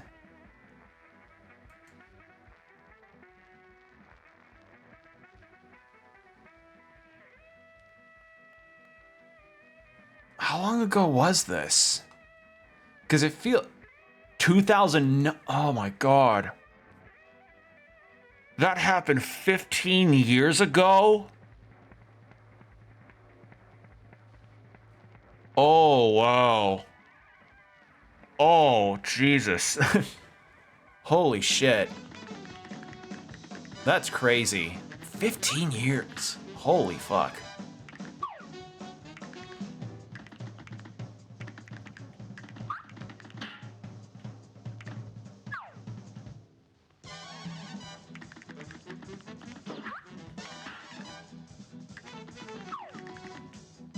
Yeah, this fight's like no issue at all. But yeah, the skeleton horse fight, genuinely, I don't think is very good because of the trees passing in front of the camera. Like, the ghosts and the horseshoes are enough to dodge. I don't need my vision obscured, thank you. It's cute as an idea for a Mario Kart hazard, but not when you're, you know, having to do that. Well, I did it too early.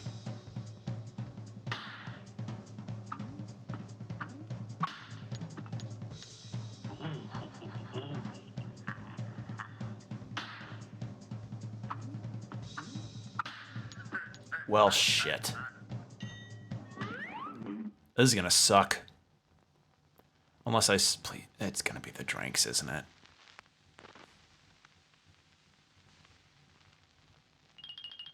It's not.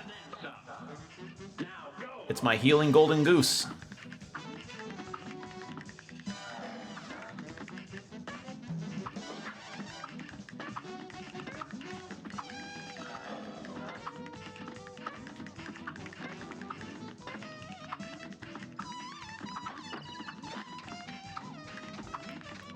Spit out a pink D20, please. Thank you.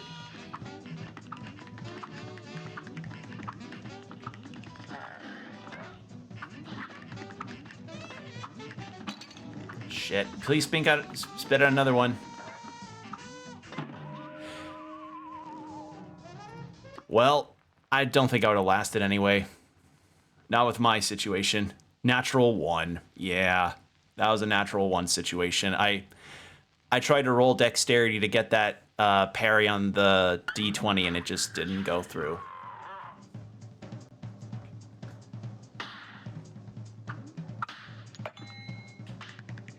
All right. If I can just get a 3 and then a 2 and then another 2. think I'll be safe. You know, really? All right. Off the bat, cool.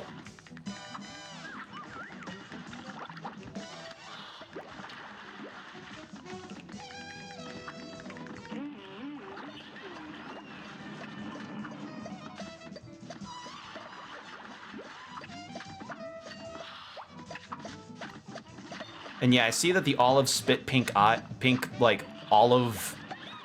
What? I don't know what you call the red things inside of an olive, like the olive internals. But I just want to get this phase over with. I hate this. I don't like this fight. There, no hit. Fuck these guys.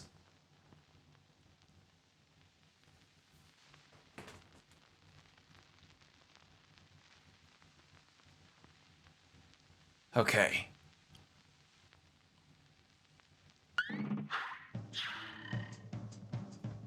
Let's get a 3 next. Then a 2 to get that health.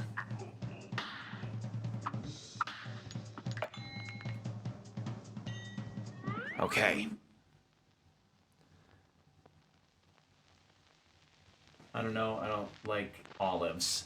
Yeah, I don't like them. I don't like them either. The only times I ever tolerate olives are on pizza. Pizza and sandwiches. That's it. Well, that didn't.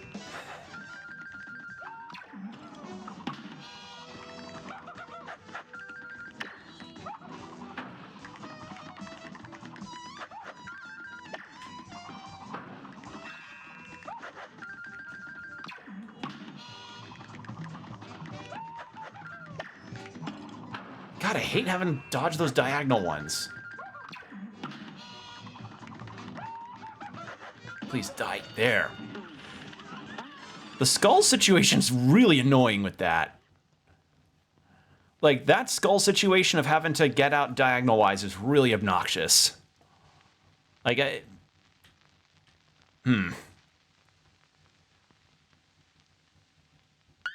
But that's fine. We made it through. We just need to get another 2, and then another 2, and then another 2. Yeah. That's why I like using the smoke bomb for this. Yeah. Honestly, I could see that being helpful here. Also, shit. That's fine. I've got 4 health. It's fine, so long as it's not the skeleton horse. I hope I didn't jinx myself. I didn't jinx myself.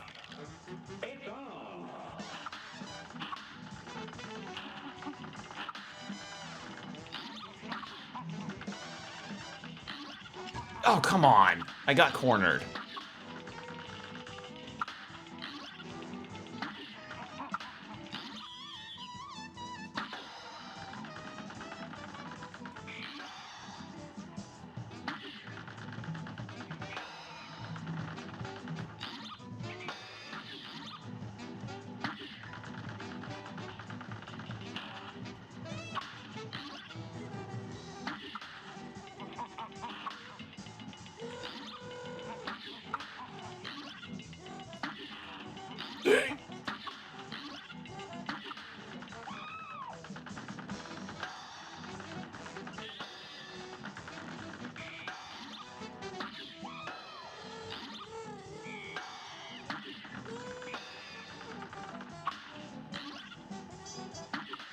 There.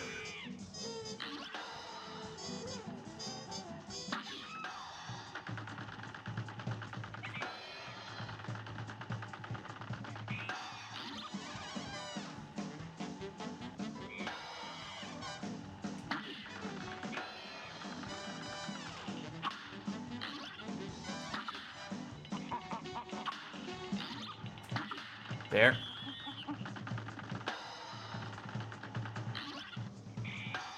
I don't want to spend my super in case I'm actually able to get to dice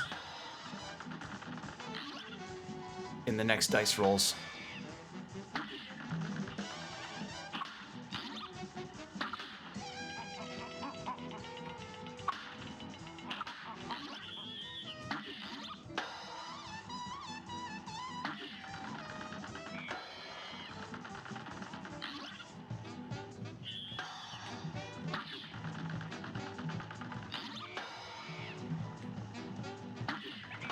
Okay.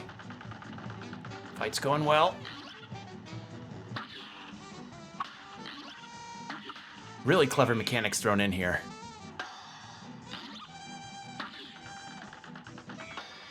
Bouncing around like the like the DVD logo. Now, if only it could bounce into the corner and change green. You know, like you know that meme of the, for some reason people really get excited when the DVD logo bounces into the corner, like directly in. Needs to do that. Okay, I just need 1 or 3. Now I need 2 or 3.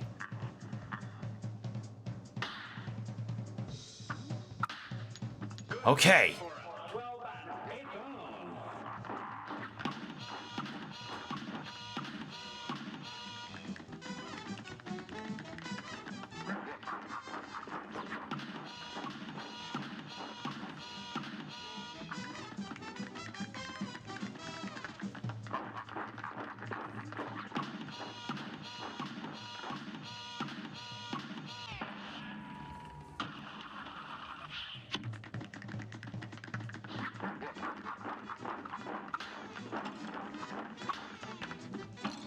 Well, that was bad.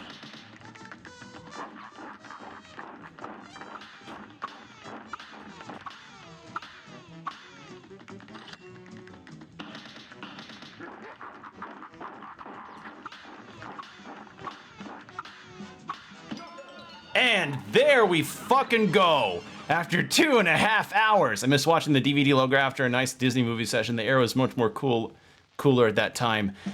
Yes, it was. Although also there is a bit of nostalgia I feel towards, you'll know when you'd get to hear the VCR just sort of auto rewind after you finished a nice movie. Holy shit, that whole fight took me 5 minutes? Holy shit. Is that the average for this fight? Or was I just that, or did I just really take my time on it? Oh. Okay. My throat hurts. I'm gonna drink some water. All right. Now the question is it straight to the devil? Or is it an in-betweeny stage? I really hope it isn't, because I don't want, because I'm ready to just fight the devil. One hell of a time. Okay. I only have regular for this. Okay, so there's no easy mode. Well, well, well. Look how far you've come. Not only did you bust up my good-for-nothing lackey, King Dice, but I see you've got my soul contracts as agreed. Hand them over and join my team. I'm guessing no is supposed to be the good ending and initiates the fight. Welching on me just like all the others, eh? I'll teach you for backing out of a deal. Have at you! Yeah, those cutscenes used to be still images. Cool update. Oh, really? They used to be still images? Huh. Also, I just realized I'm still on Cuphead. I'll change the chalice if I die. Or when I die, I'll change the chalice. I shouldn't say if. What am I talking about? It's Cuphead. Of course I'm gonna die. Excuse me. Hiccup.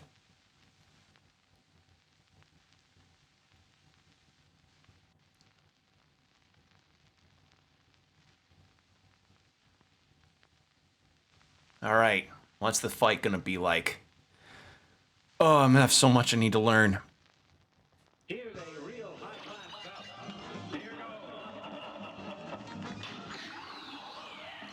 Oh, Jesus. Oh my God. Okay. Oh, you do that.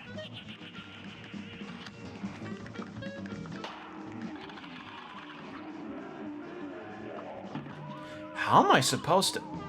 Okay, so... Why bring Miss Chalice into this? It's the cups the devils want. I don't know. Double jump potential, maybe? But...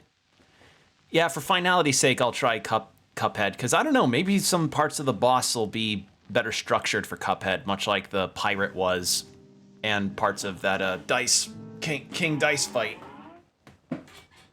Sorry, I'm stretching my back. Oh!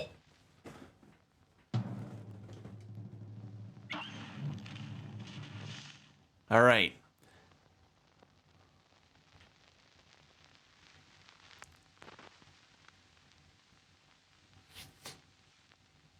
Maybe I should have Crackshot out just to... because I need to focus on dodging.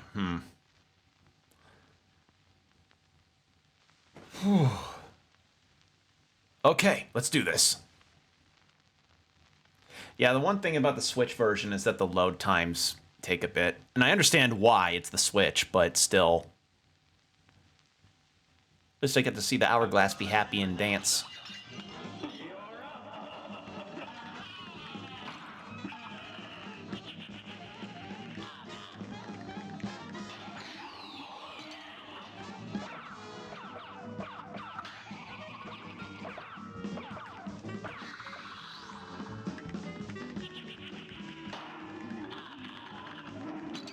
Oh, wrong direction. God damn it.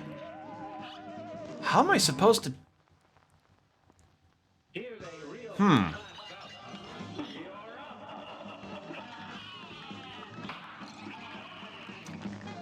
How...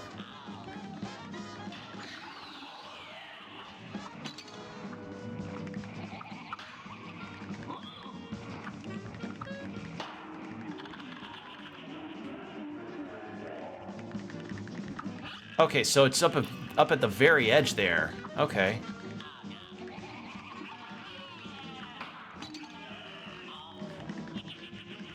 Am I supposed to dash in the... Am I supposed to jump dash? Oh, shit. Am I supposed to jump dash with that? Huh.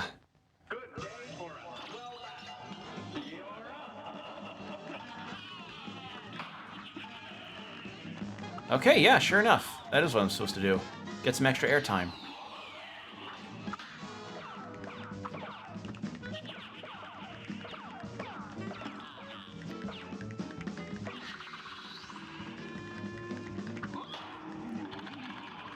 Which direction?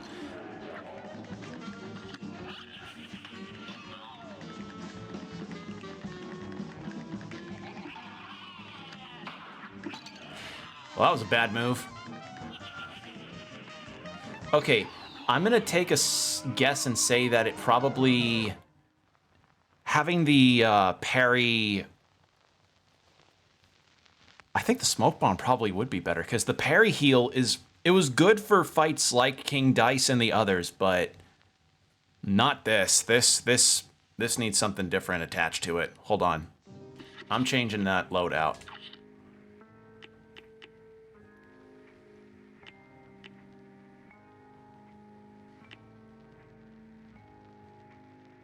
Smoke bomb or no, smoke bomb. Let's do the smoke bomb. Because dodging the little guys that are going across the floor there probably is the best idea to mitigate damage.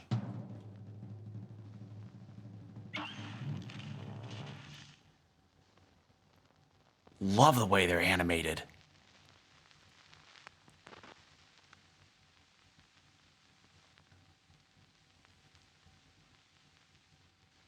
Okay.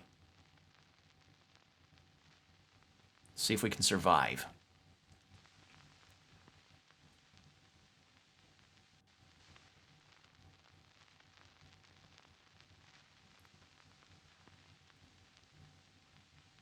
Come on.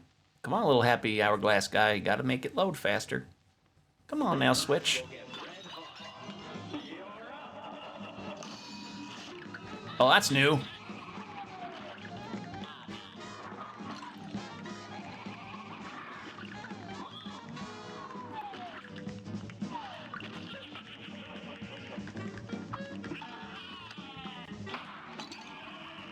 Oh, come on, I had extra airtime.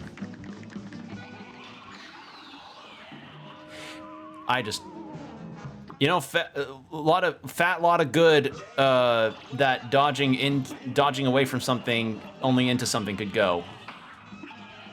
Fat lot of good that'd do.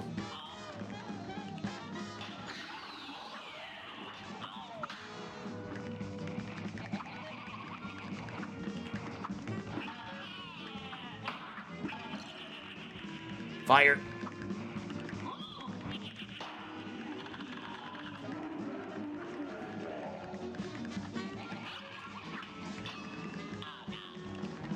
Oh no. I needed... Okay, I can't jump before they even reach the screen.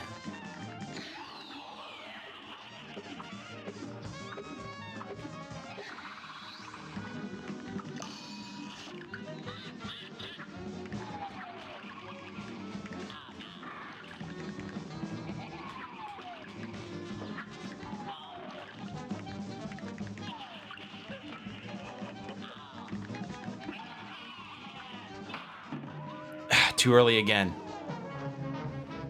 That's just the first phase, too. Holy shit.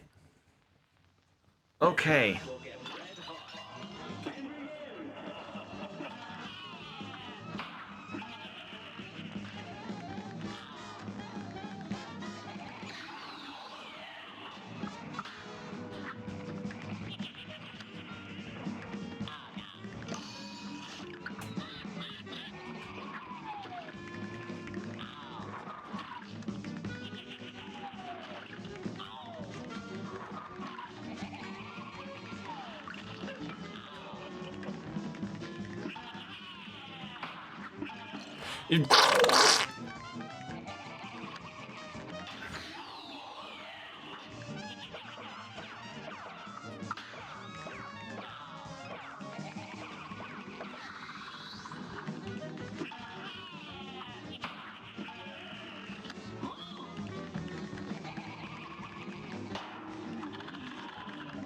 Which direction?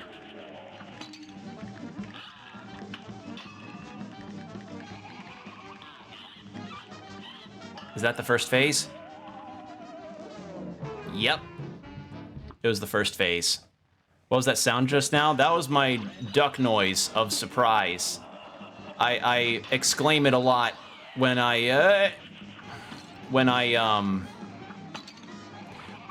Nah, just end it. End it. That was a bad attempt. Bad attempt. It's the thing that I do sometimes whenever I am caught by surprise.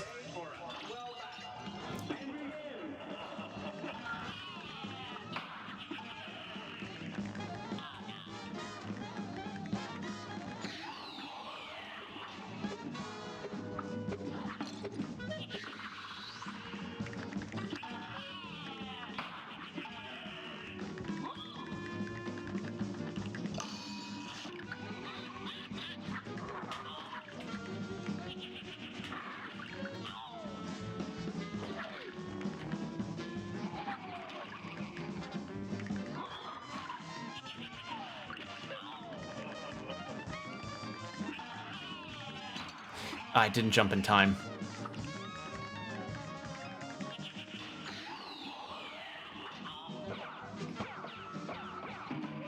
Well. Okay. But I'm kind of understanding the first phase now.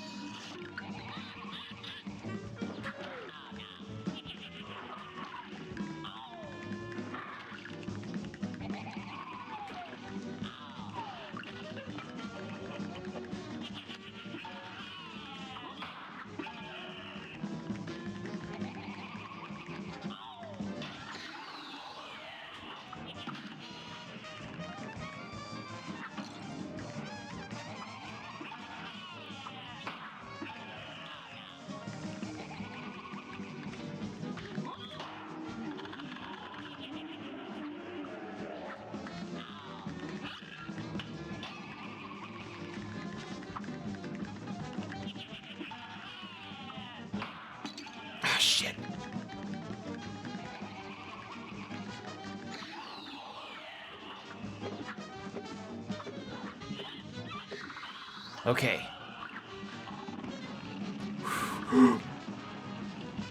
All right.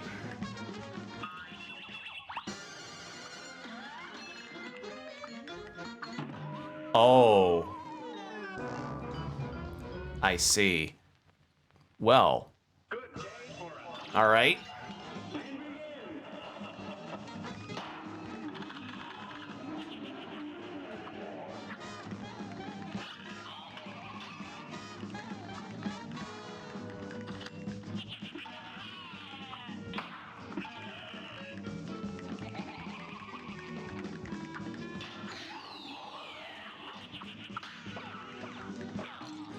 Whoops. Rips.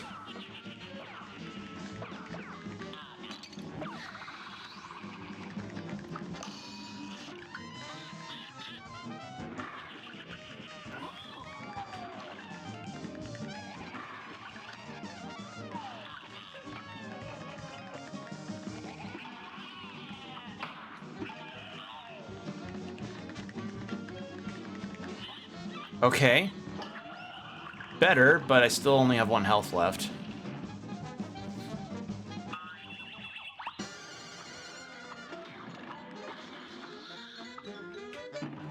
I didn't get close enough to parry. Oops. But it seems like that phase goes pretty quickly considering like just the few shots that I managed to get out there did do a bit of damage.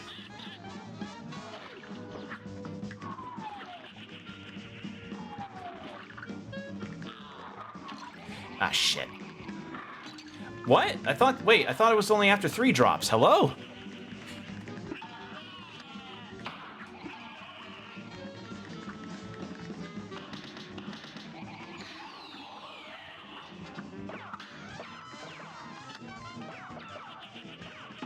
Yeah, just let it happen. Let it happen. Womp womp.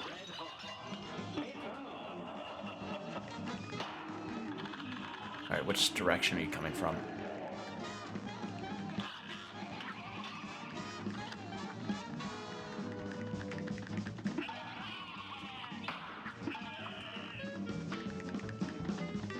Okay, yeah, this first phase isn't that much trouble. I thought I could reach that. No.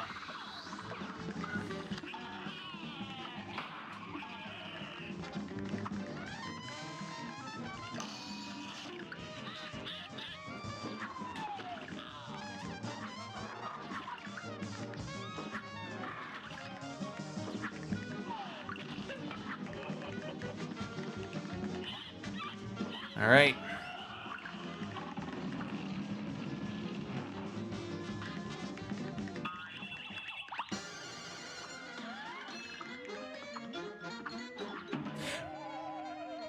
Oh, that's gonna be a messed up pattern for me.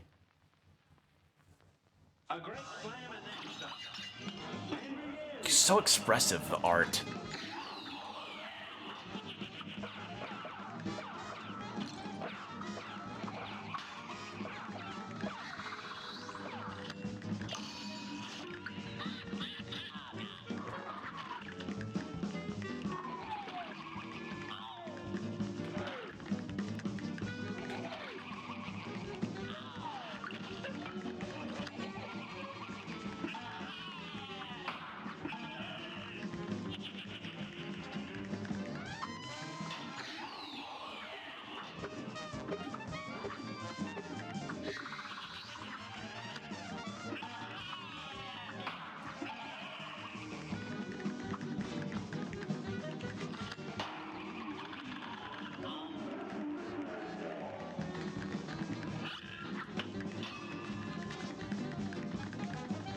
Okay, there. I survived with 2 health this time.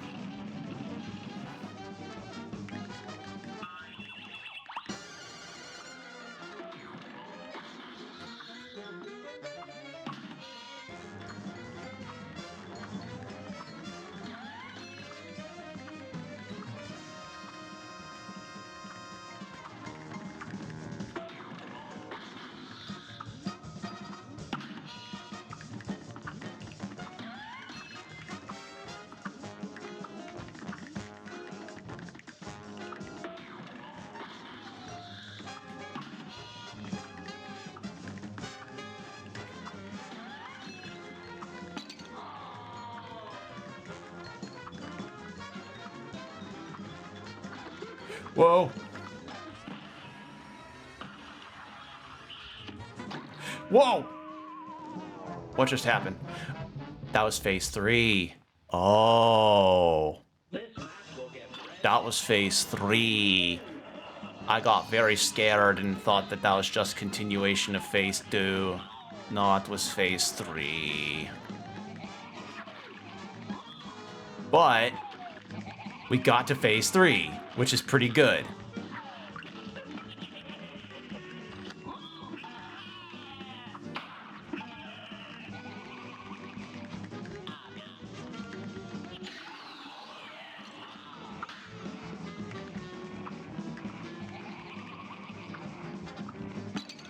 Should have dodged there.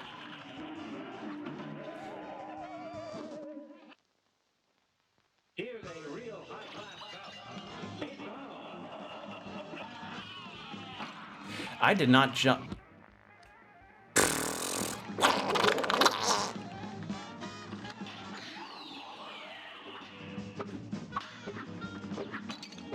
Well, just end it.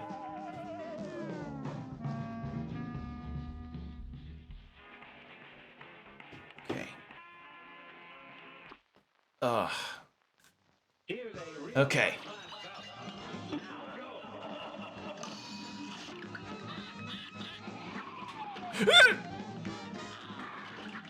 go. The only time where a spider truly puts the fear of God in me.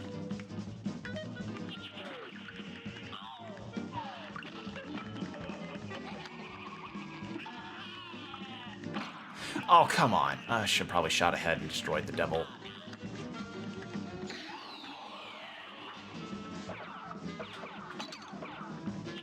Well, this is a loss. Just do it. That was a loss. Good day for us. Well, and begin.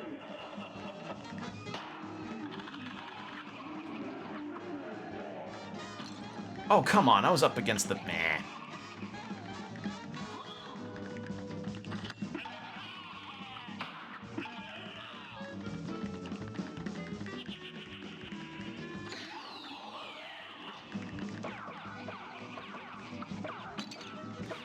Didn't reach. The smoke bombs... I don't know, it's been useful to dodge some attacks, but I feel like I could get the same effect by just dodging regularly. But maybe I shouldn't be messing with my loadout too much. Actually, speaking of loadout, I should probably start using my other shot, see if that helps me.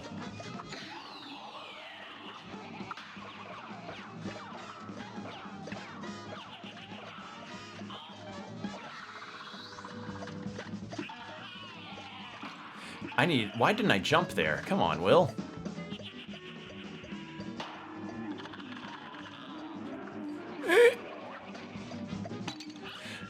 Why does it stretch across the screen like that? You couldn't just go halfway?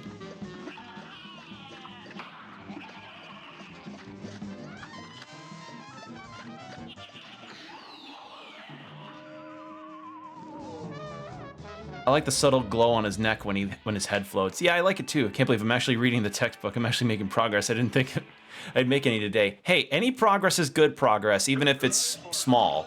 That's the thing that I've learned when it came to my web dev classes. Okay, that... I land right on top of that.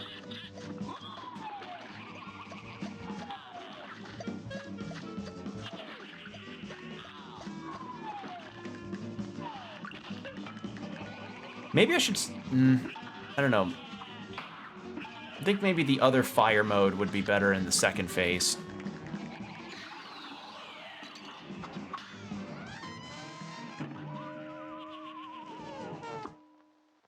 Okay. A great slam and then some. My phone's fully charged. Let me unplug this real quick.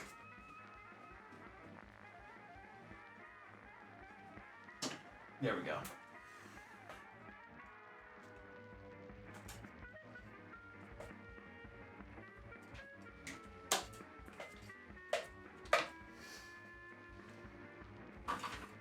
Okay. Ooh. Cross my legs. Drink some water. This shit ain't nothing to me, man. I stay hydrated all day.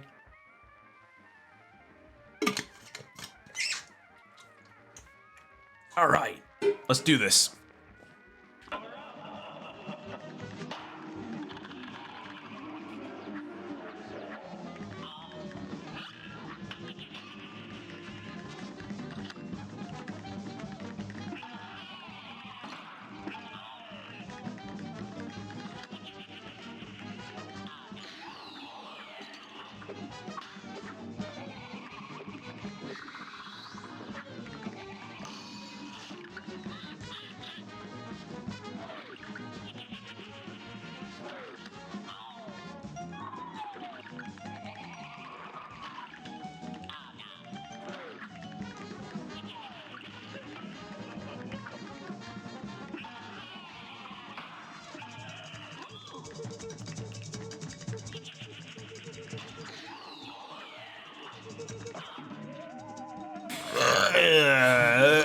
Sorry, belch.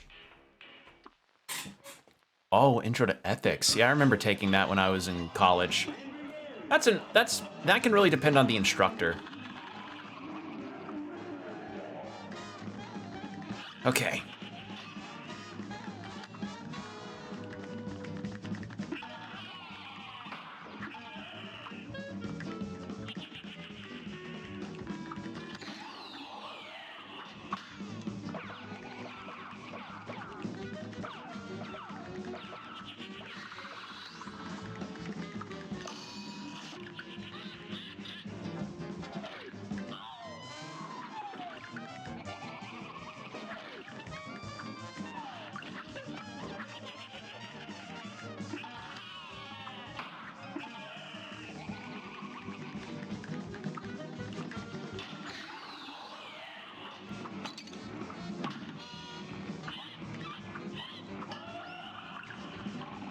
Well,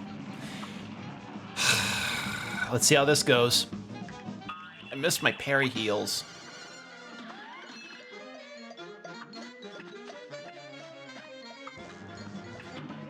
Oh. A great slam and then stop. Okay.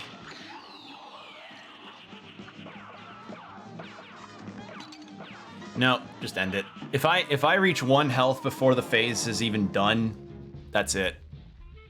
It's over. A great slam and then stop.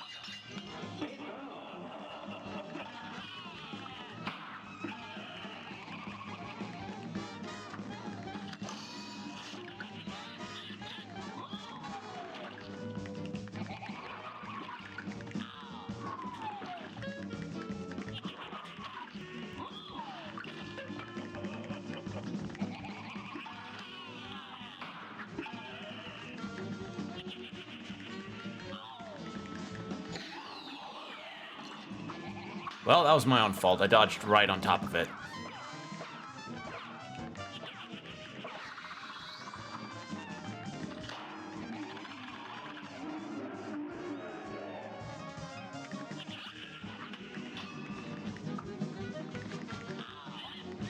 Okay. There we go. And now we have more health going into this fight.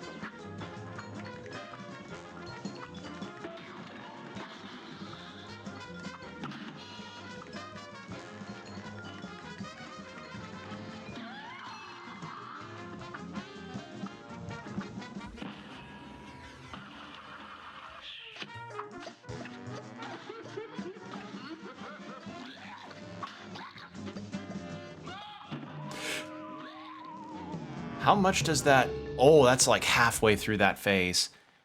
I wonder... I'm too scared of what the final phase will be like. Alright, if I can make it through this without getting hit, I could win.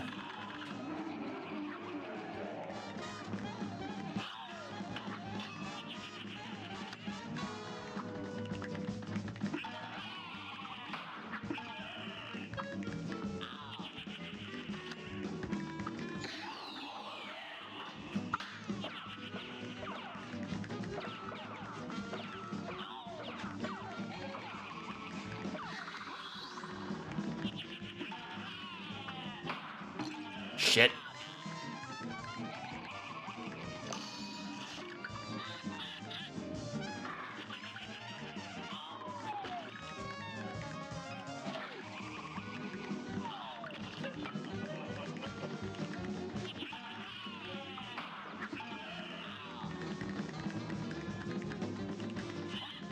There we go.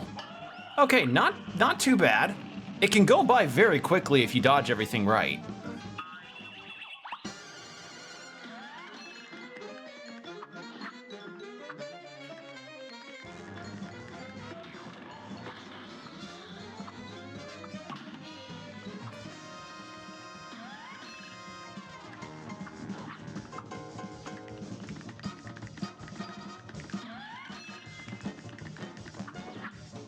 Shit.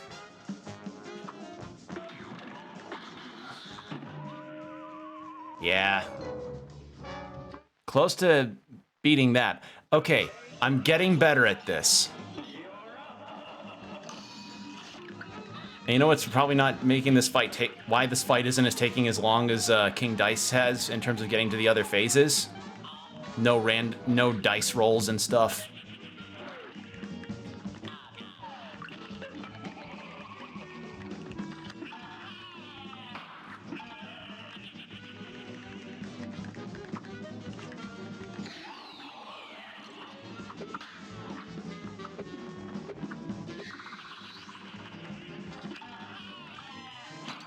Oh, why didn't I just destroy that little guy? Why didn't I just destroy him? Yeah, just do it. Yeah, if I reach 1 health, there's no dice on me surviving that third phase.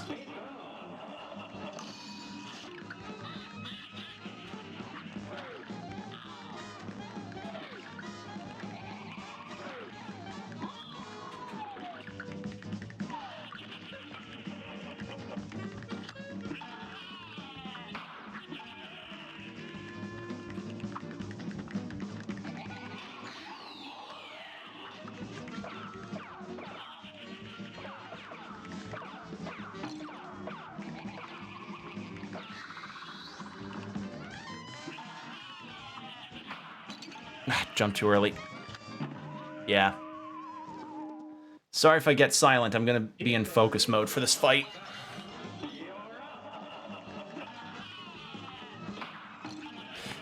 Did it too early again.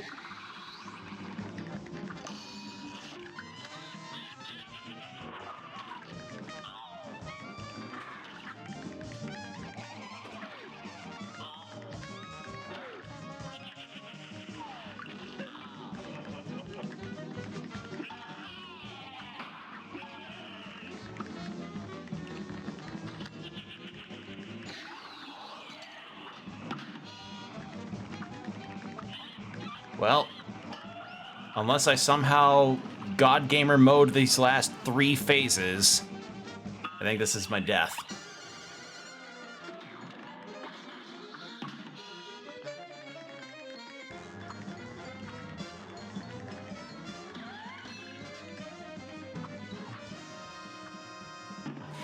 I just missed that platform. Of all the things, I miss a platform. I just destroy me. That was just bad all around. Good day for us. Well done. Here goes.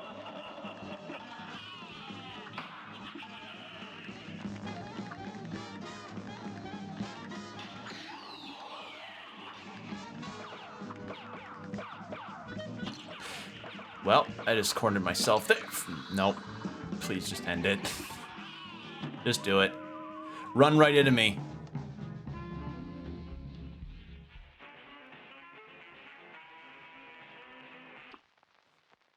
Ugh. A brawl is surely brewing. My thumbs are gonna hurt after this fight. Wow, I didn't even try on that one. Here's a real high-class bout. It's on.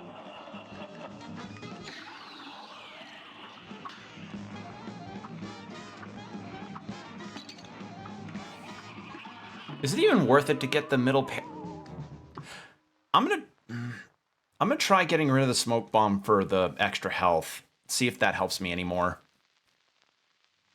It probably won't, because the smoke bomb has saved me a couple times, but... you know, no. I should keep going with what I've got. It's a good setup. Maybe with a different loadout, like another secondary fire. Like, maybe I should use the spread.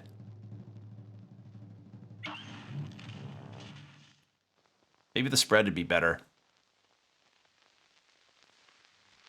Or the charge. Maybe not the charge. Well, maybe the charge. I'll try the charge after I die here.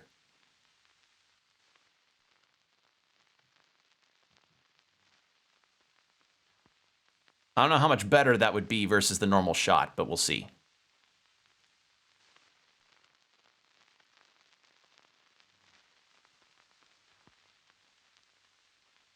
Come on now.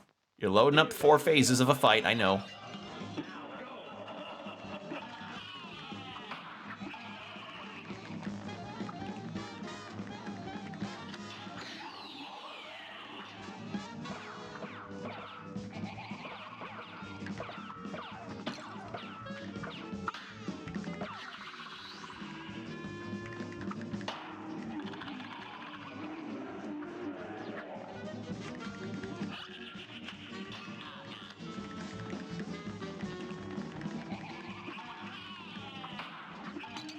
Okay, no, that was just bad placement on my part.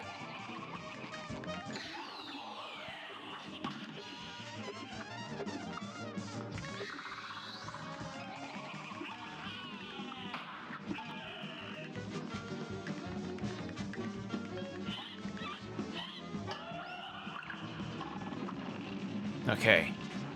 He sheds his fursuit.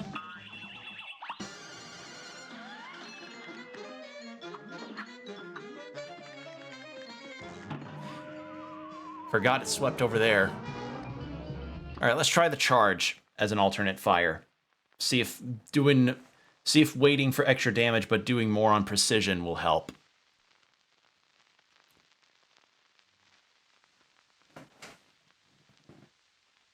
Oh. Okay. Here we go. Let's do it.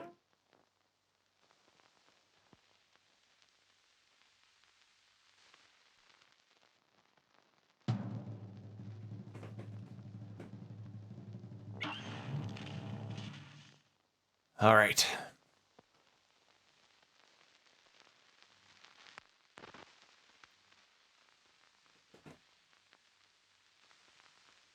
I will say most of the deaths have kind of been my own fault. Occasionally, the placement of attacks seem like they're a bit much, but that's the other thing, is that there's been very few fights in this game where I felt like my deaths were the result of, like, bad placement of attacks or enemies. Few. Not none, but just a few.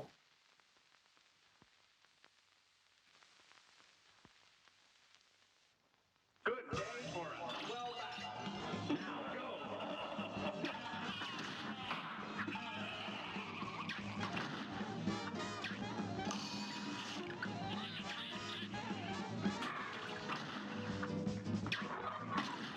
Well, that was my own fault. I didn't get... Oh. Is there a set pattern that he... Because that feels very random.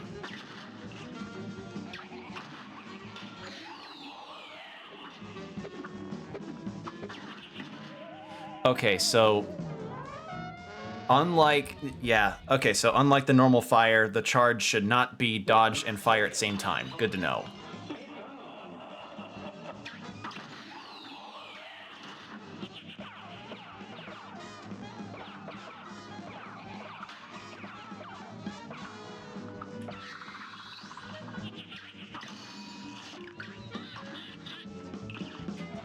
What?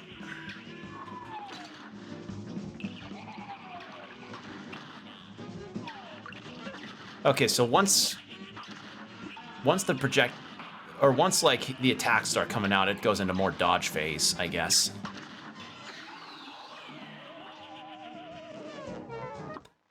Or maybe for this first phase, I shouldn't even be using the charge. It does do a lot, though.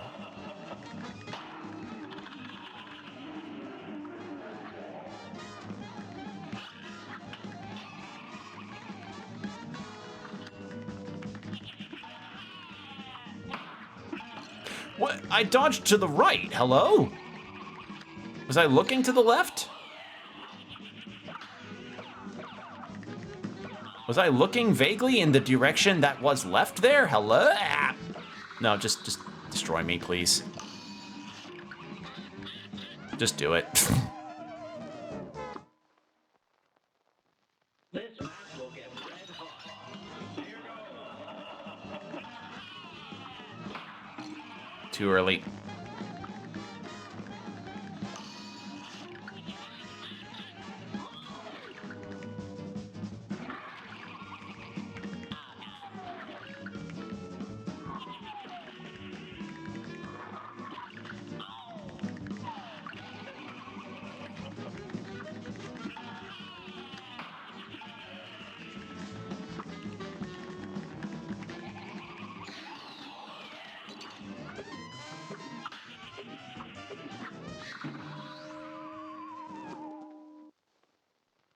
Good day for a well battle. You're up.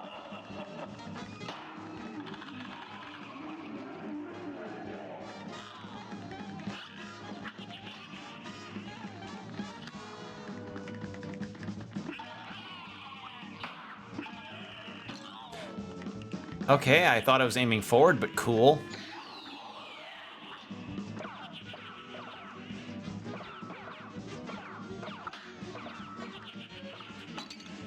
Okay, I should have dodged. That was my bad.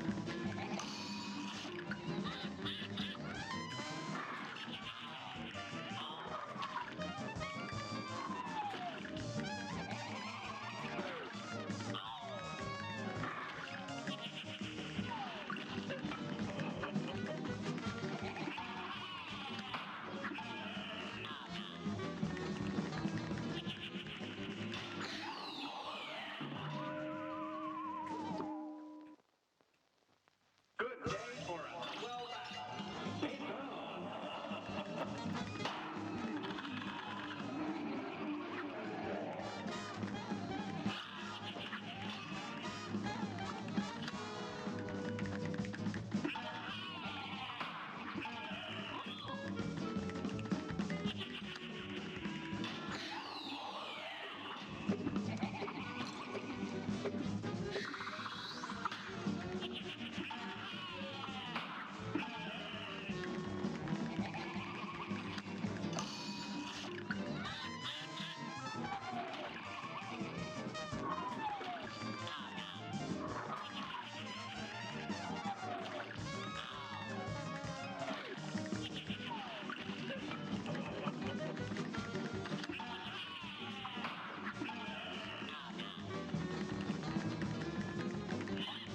Okay.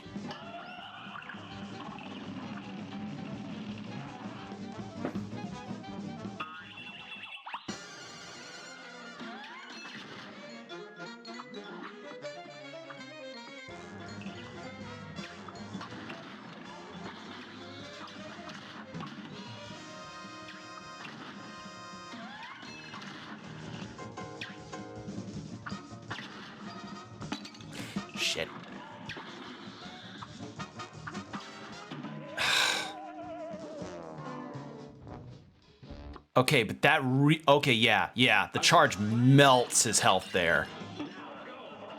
That's one to keep on tap for that.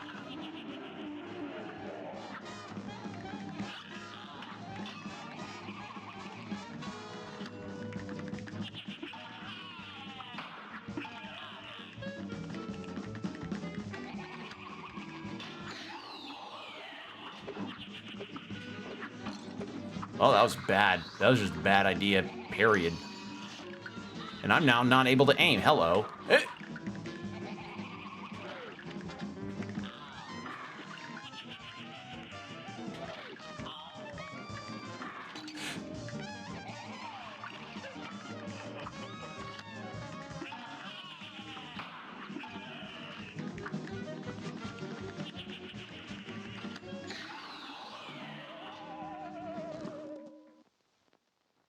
A brawl is surely brewing. It's on.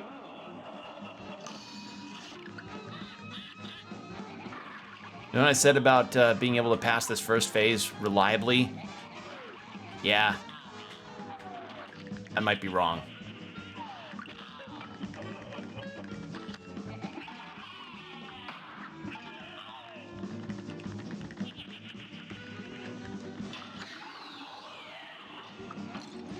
What? But I hit the parry. Hello?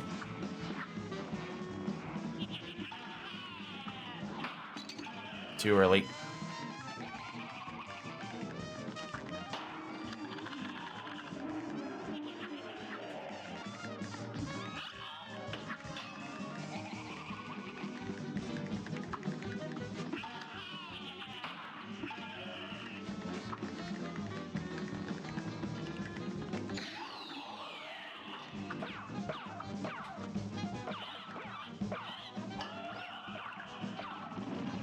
All right.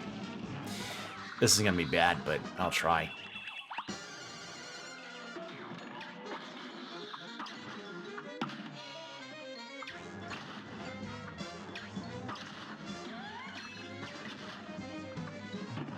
No.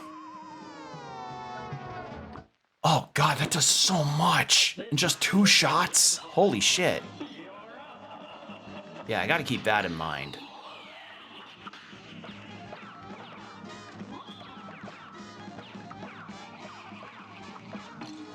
I need to dodge.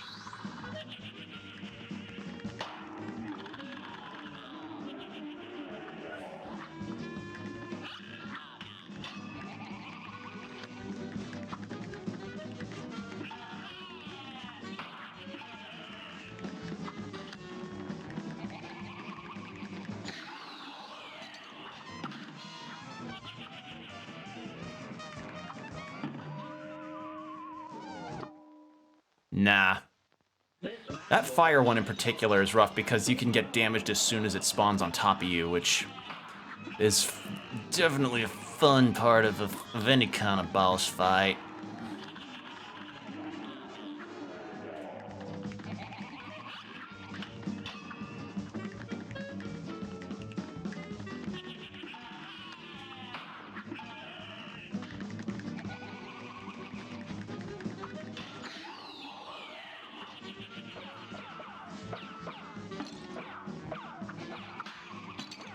Well, that was just bad all around. That was just bad, period. Okay. This match will get red hot. Here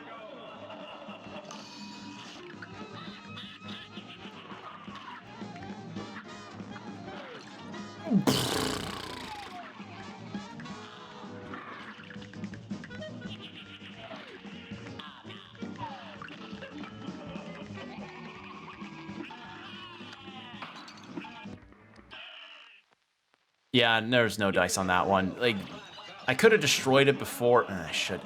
I really need to not be scared of destroying some of them when need be. His little minions.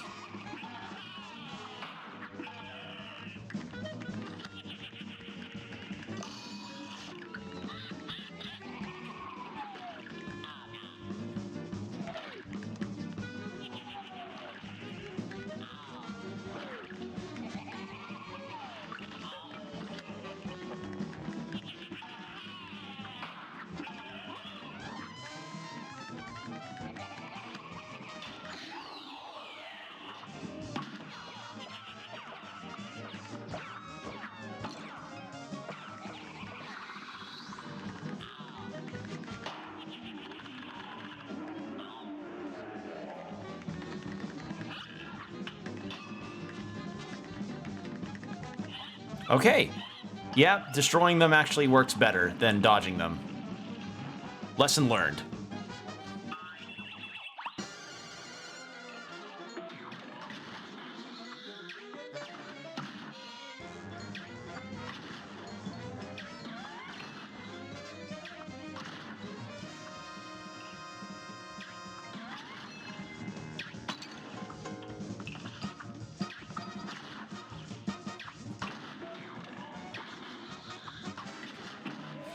Okay. Yeah, that does a lot. A brawl is surely brewing. And begin. Yeah, I had bad place. Oh, come on. I had bad placement at the start of that whole thing. Oh God. Just do it. Just do it. Good day for us. Make it swift.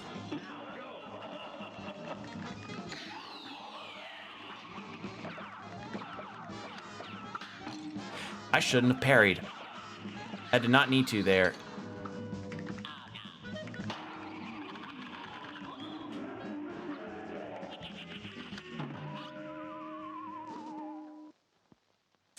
This match will get red hot. Here goes. Okay.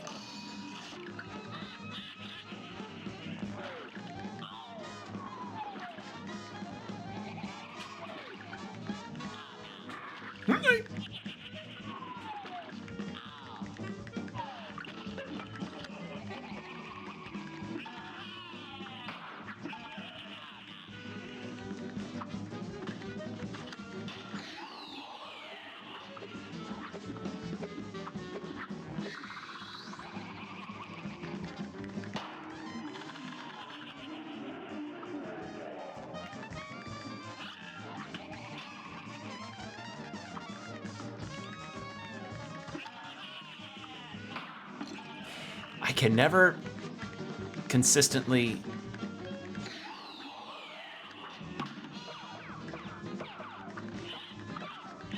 All right. Oh, God damn it. I forgot the skeleton can damage me.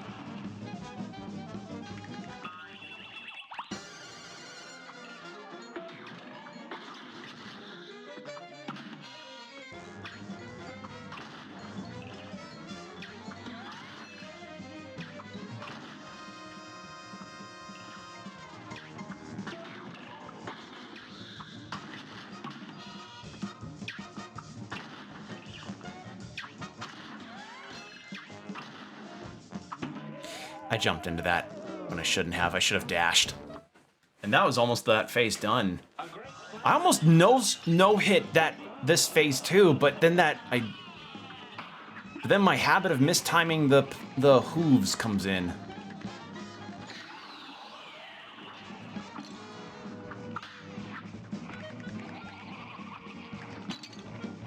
All right, just destroy me, please, please, just do it, do it, do it.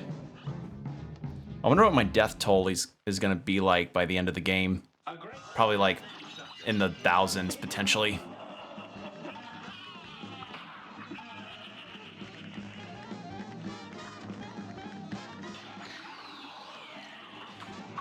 It just starts moving immediately. All right, this fire attack is the bane for me.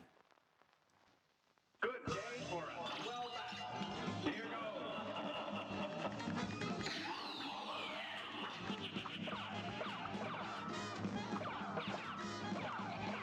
goes.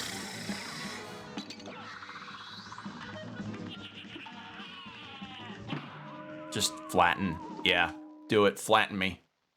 Flatten me like one of them cartoon characters. Flatten me like Judge Doom near the end of Roger Rabbit.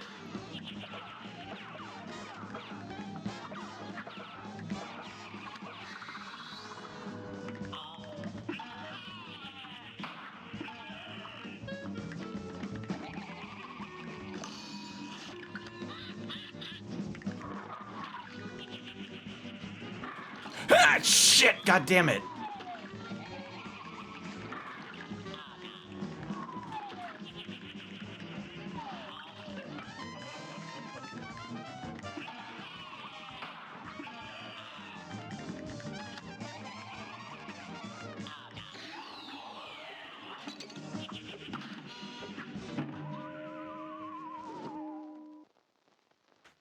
A great slam and then some.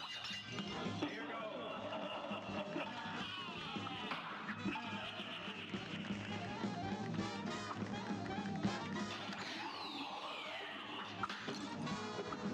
I should have just smoke bomb dodged.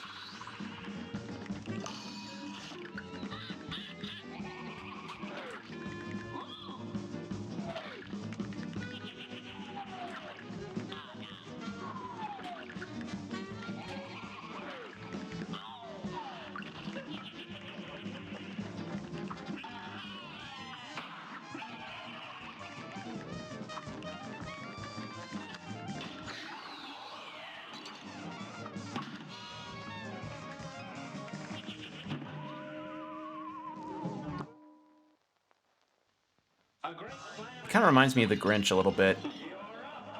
The devil.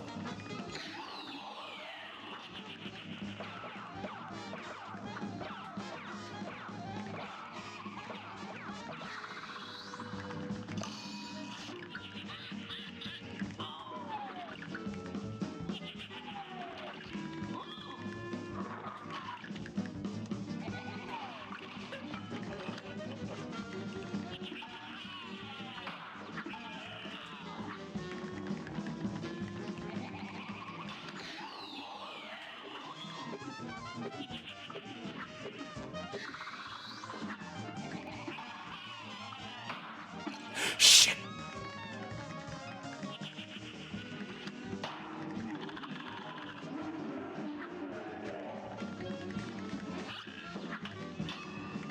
Are you done? You showing me your teeth? Yes. Hey, check out my dental work.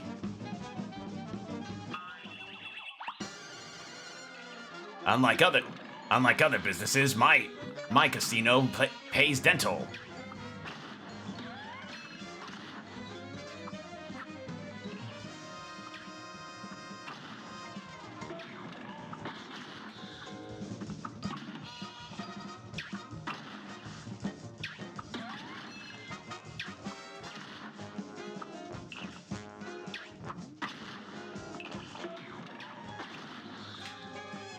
Shit. Well, that's the incentive to...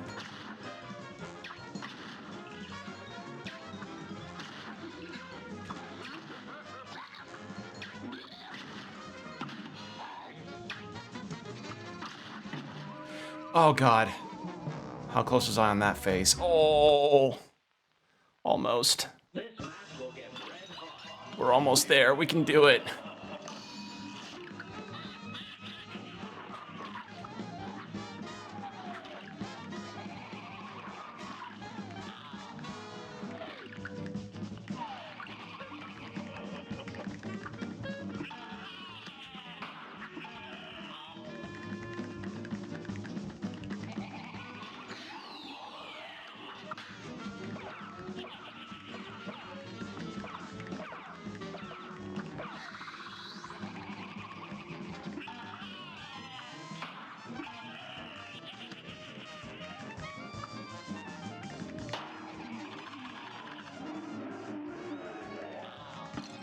I got too close. I'm never really certain about how far his hitbox goes with that move.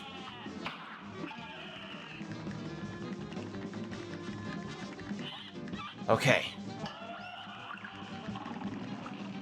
There.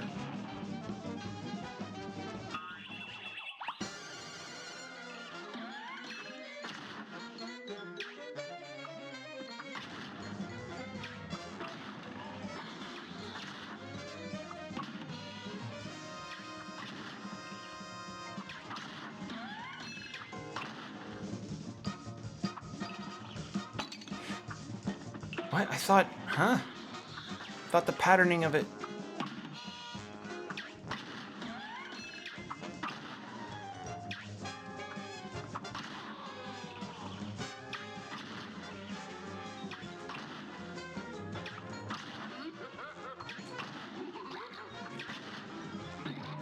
Oh, okay, I got sandwiched. Okay, but that was better. Now, if only I could reliably beat this phase without getting hit. Like, not like that, though. This was me getting smacked around. This is me getting badmintoned around like badminton. I don't know, I'm losing metaphors here.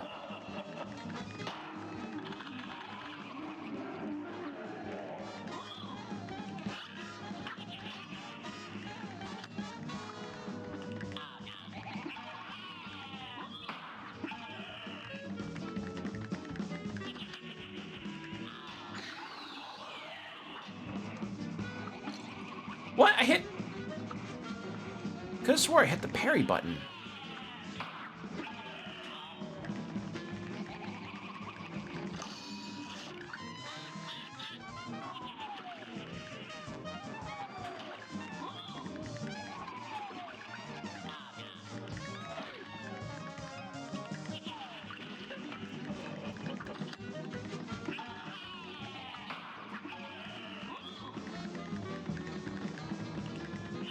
There we go. Okay. Back in.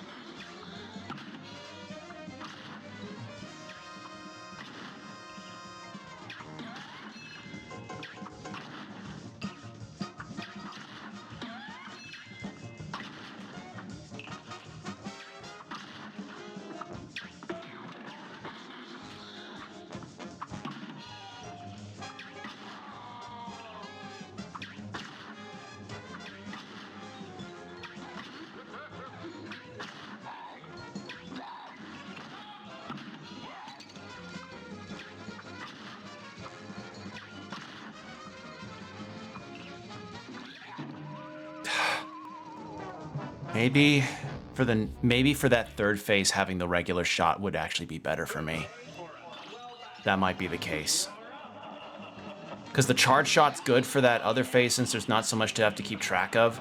But considering the nature of how that third phase goes, probably would be better if I just went with the regular shot. Just thinking. That might work.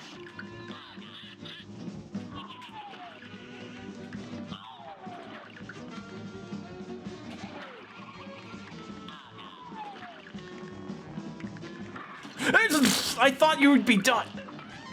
Is it variable, the amount of times he lets his head drop there? Okay, just kill me. Just do it. Walk into me. Ha!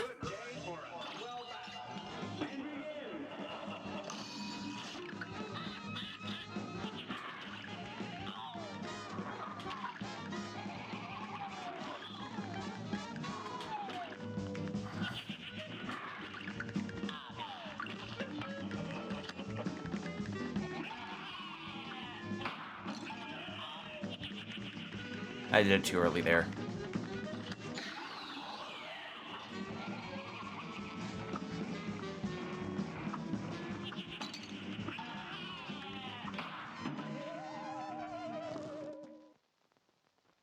Here's a real high-class bout. Here goes.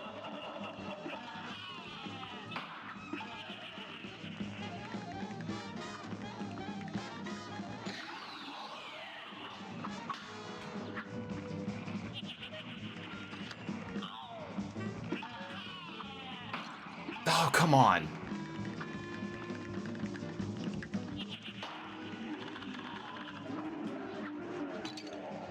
Nah, just end it. End it. Just do it. Starting to make a lot of rookie mistakes here. Good day for us. Well battled.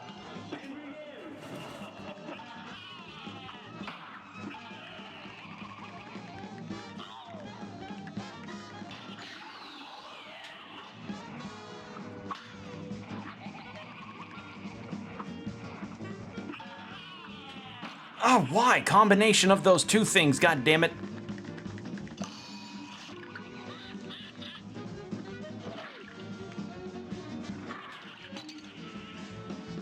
That happened twice in a row too. The flame wheel with the spinny flame with the extendo hoof attack. I don't know if these attacks have names. I'm just gonna call them what I see them as.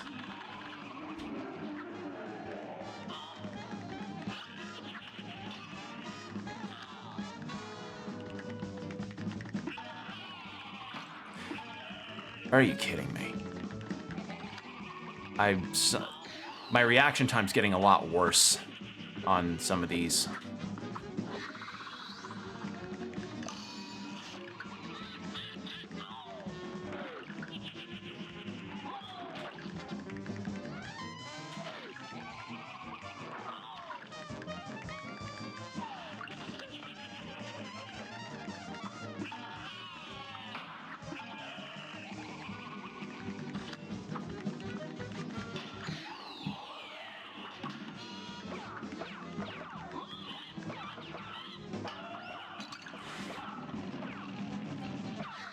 The projectiles should really leave when the second phase is happening, methinks. Because it's kind of dumb that can happen. Right? Am I wrong for thinking that? Or am I just being a bit salty?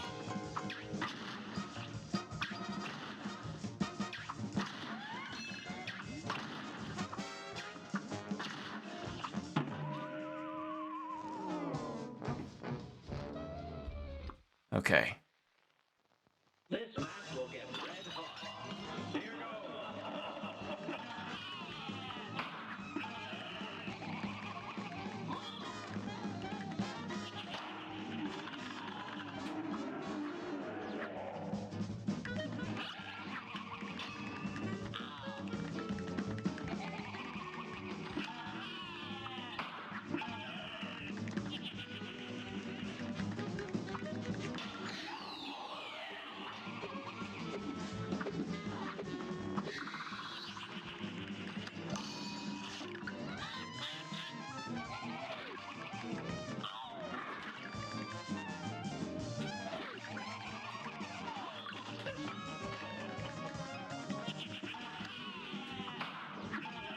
I'll read that in a second.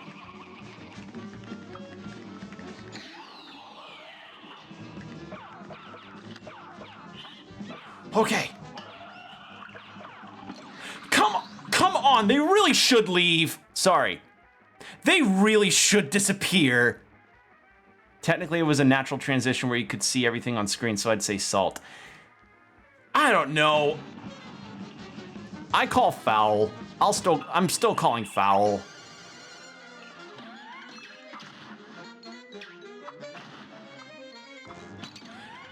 All right, that there was my fucking goddamn it. I couldn't. That was like a no-hit run too.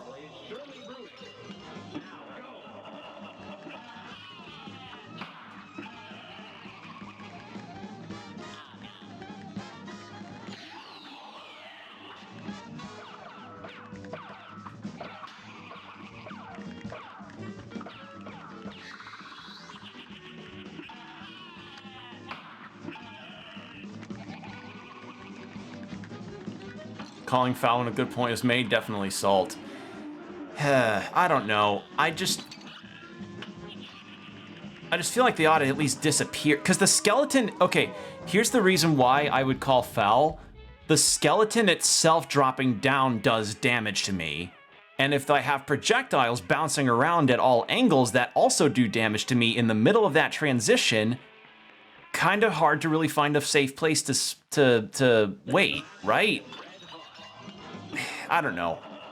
Maybe I am just salty because I'm on back-to-back difficult fights.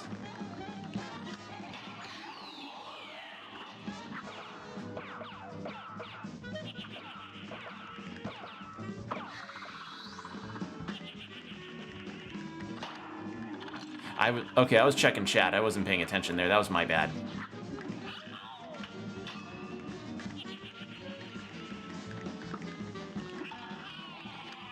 Sorry, I didn't mean to snap like that. Keep at it. You're close to the end. I know, but it's like this phase just loves to.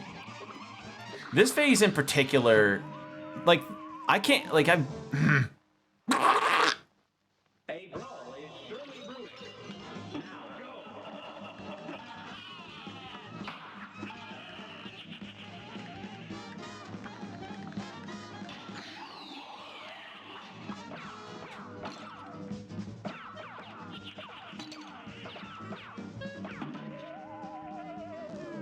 If I could still read the textbooks despite hating textbook reading, you could totally do this. A brawl is surely brewing. Might take a water break after this attempt.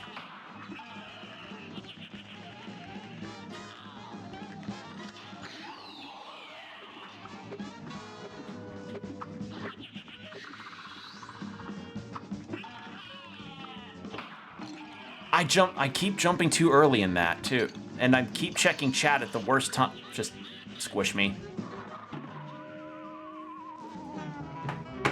Water time. Oh man. Okay. I need to stand up for a second because I've been sitting and hurting my posture. Ugh.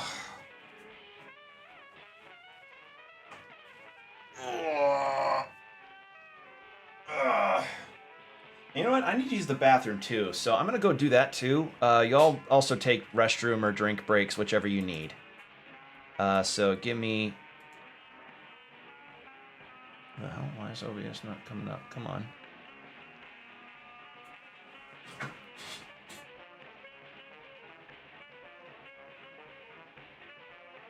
There we go. So yeah, give me a second. I'll be right back.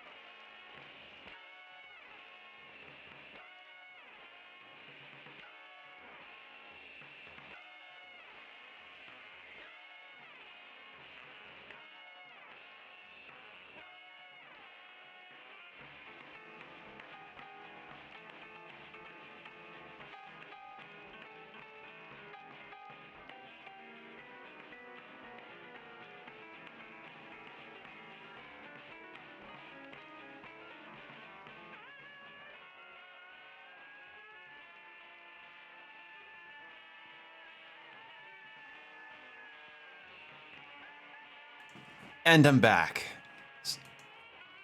All right. Bladder is emptied. Water has been sipped. Hydration has been done. Let's go. This match will get red hot.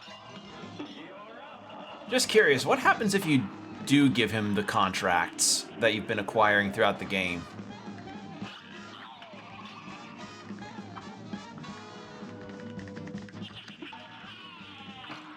I didn't jump in time.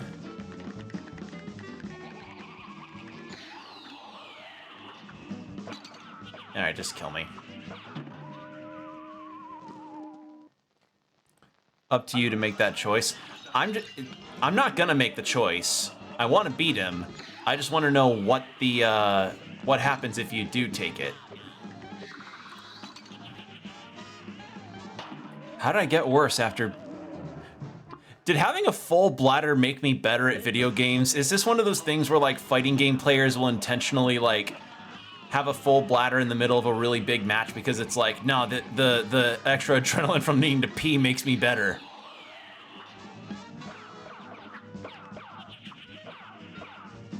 Like, you know what I mean, though, right? When you reach a specific set of circumstances that for some reason is making you better at your task of choice.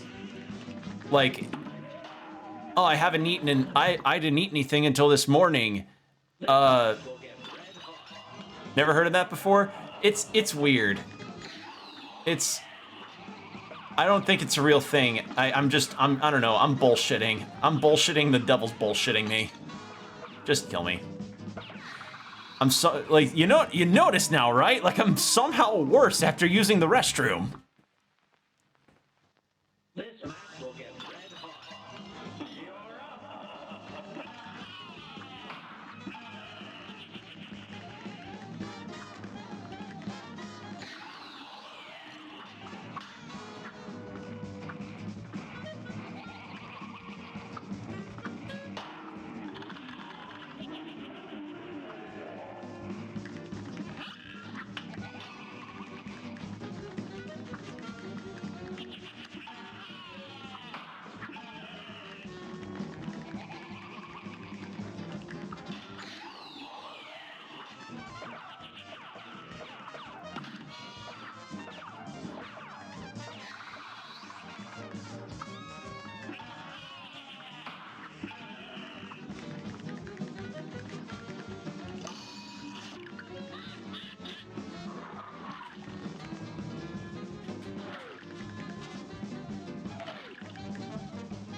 There's no minions coming out, so that probably means phase 2 is about to happen, right?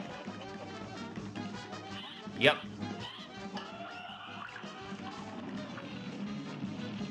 Okay.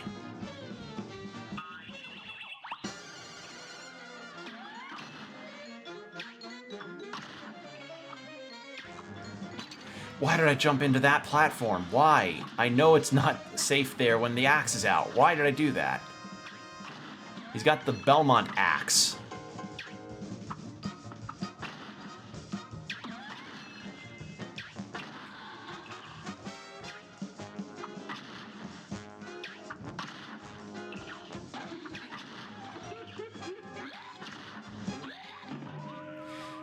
Okay, I was just shy of the platform there. Here's a real high-class I'm wondering if I should be saving my super for the final phase or not. To just get that all done in one go. Immediately, eh? Alright.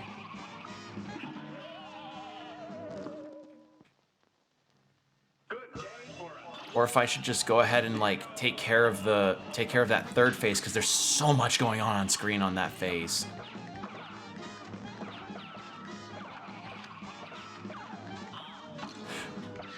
I had it, and I just still hit it and got hit anyway.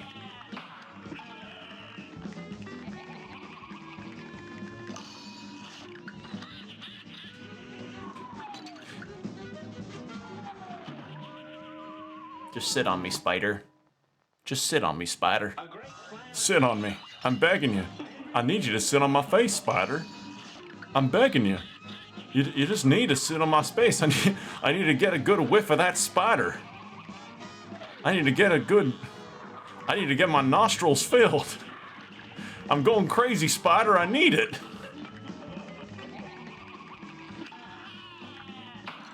Ah, that was...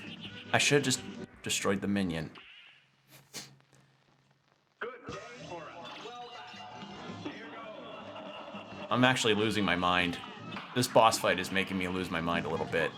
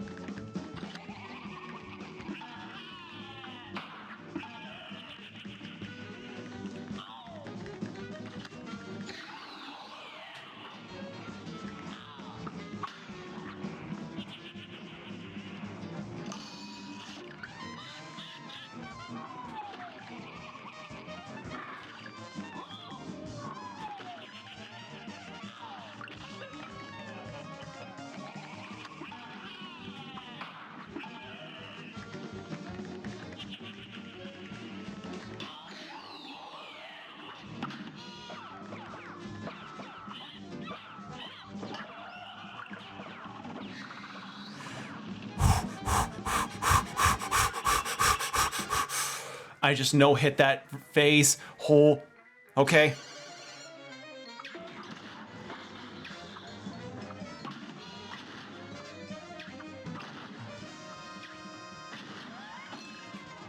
Whoops.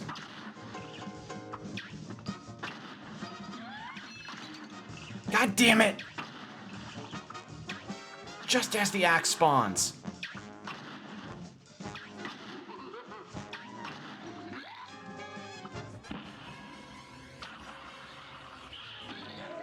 How much does that even do? How close does that make it? What's the charge shots super?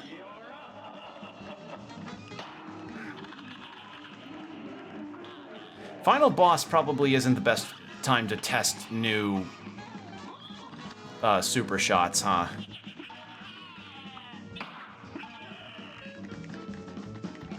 I wonder if having the invincibility is better than the laser for this. You know what? I'm gonna try that. I'm gonna see if the invincibility for this fight would be better than the laser, because the laser I have to place, and I'd rather have the consistency instead of waiting for a big blowout of damage, since I already have the charge shot for that. Oh, this fight, holy shit.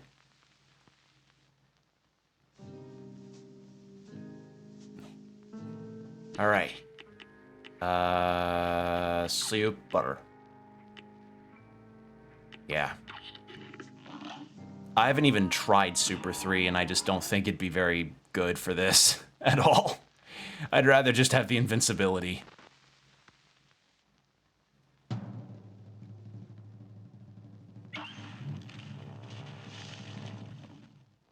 Okay. Let's do this. Let's beat up his fursuit. His $3,000 commissioned fursuit.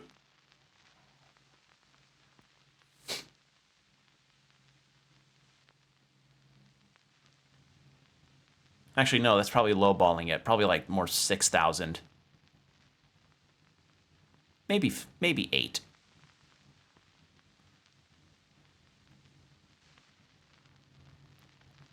Okay. Let's go.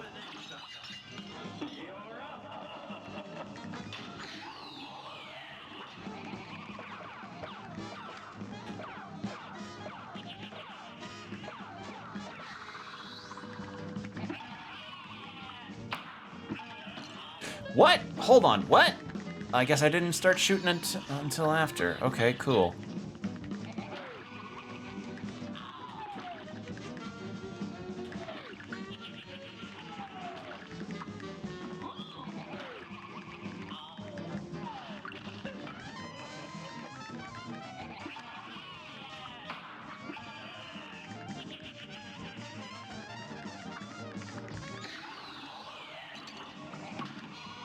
Nah, just kill me.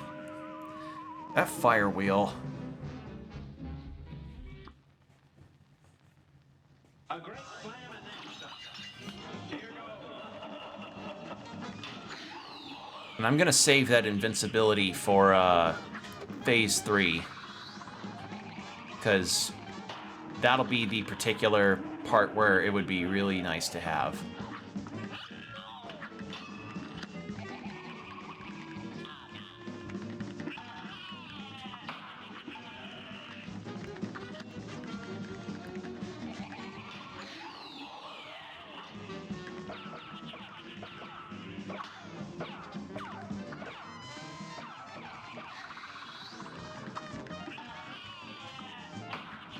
What?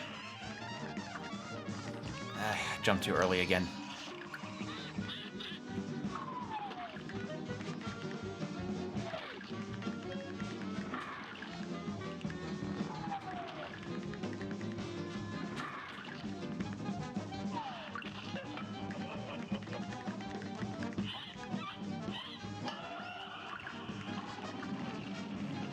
Okay.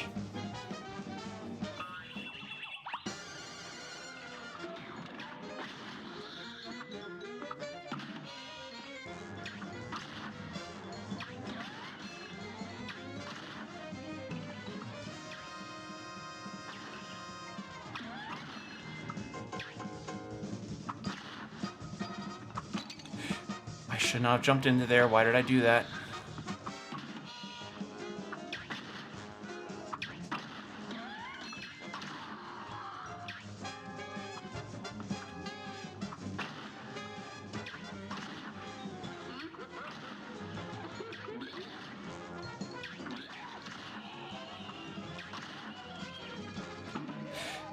I needed to use it then. But I can shoot down the guys that shoot the skulls at me. I did not know I could do that. That's actually good to know.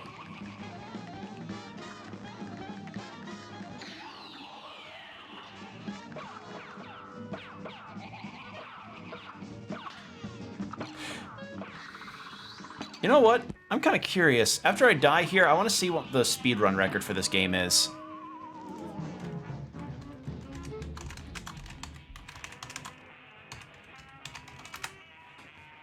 I'm curious. 27 minutes? How? Hello? How the fuck do you beat this in do you like glitch straight to the devil? What the fuck? I did not know you could do that. I hit the parry, but I guess I didn't hit it soon enough. I am actually, I'm getting a little tilted, no lie. Yeah, I won't mince words. This is kind of, I guess I didn't, yeah, if I get hit, I need to not be,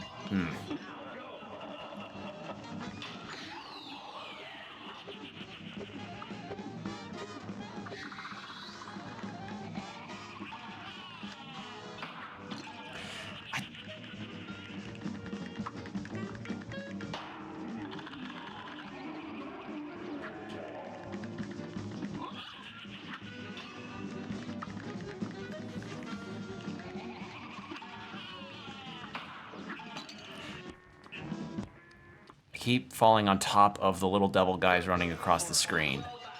I keep like falling on top of them. Like a weird walking, talking whoopee cushion with horns. A horned whoopee cushion would be a really weird idea. No, just... Good day for us. Well done. Here goes.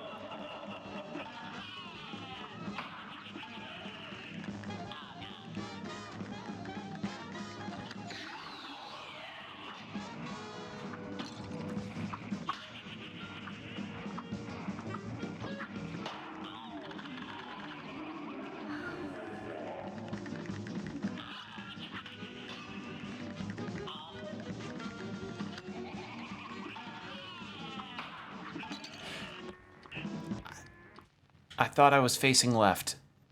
Oh, I changed direction at the last second there. That's what it was.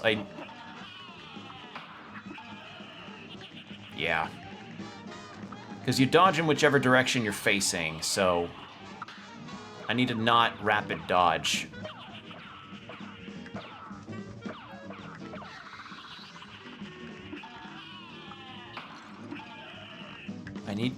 I need to stop jumping over the devil guys. They, like, just destroy them. Just destroy them. The only times where I should be dodging them as opposed to destroying them is if it's, like, this situation.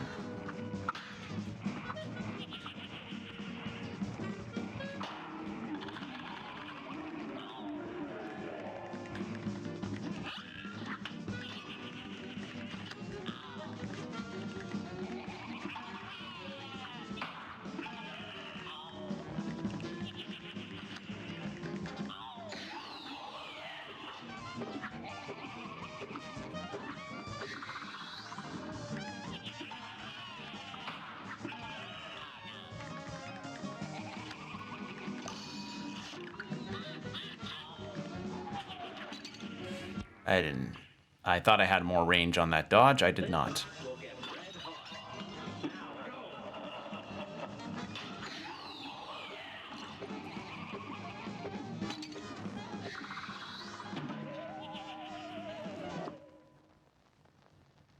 A great slam and then some.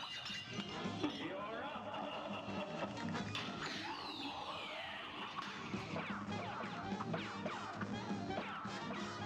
This one's at least relatively easier to dodge than the other two spells. The worst one is the fire wheel.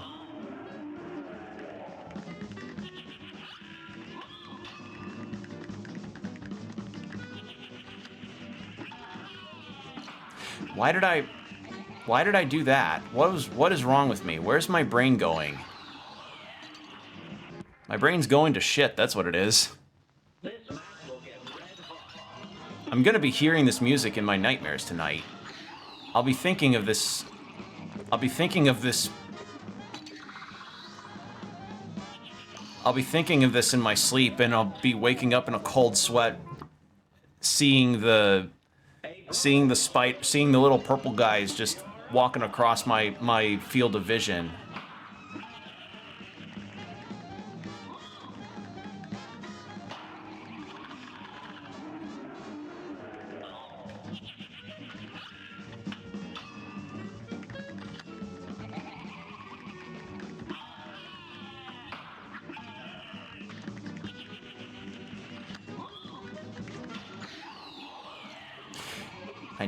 Okay. If a spell is spawning on top of me, I need to fucking move.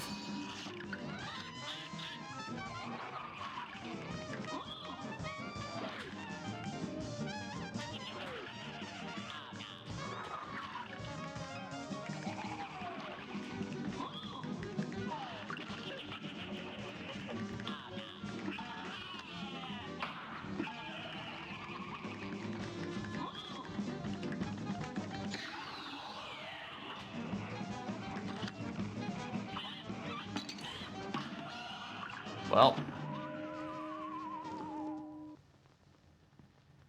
it's like sometimes this phase feels longer and sometimes it feels shorter. I don't know.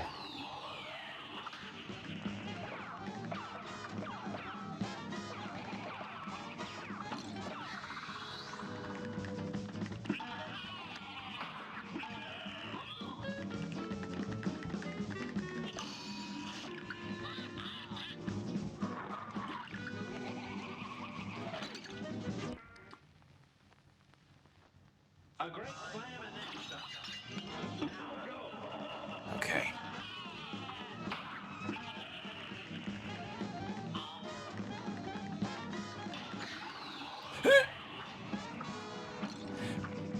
I wasn't close enough.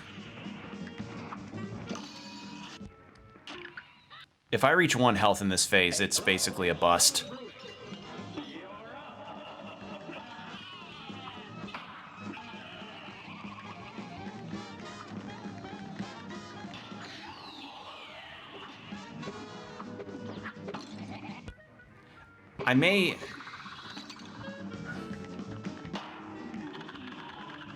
I'm thinking if I would want to trade off the smoke bomb or not, but I don't think that'd be a wise idea. Because it has helped me dodge some of these attacks, genuinely. It's just... I like to at least be able to get a little bit of health back, you know?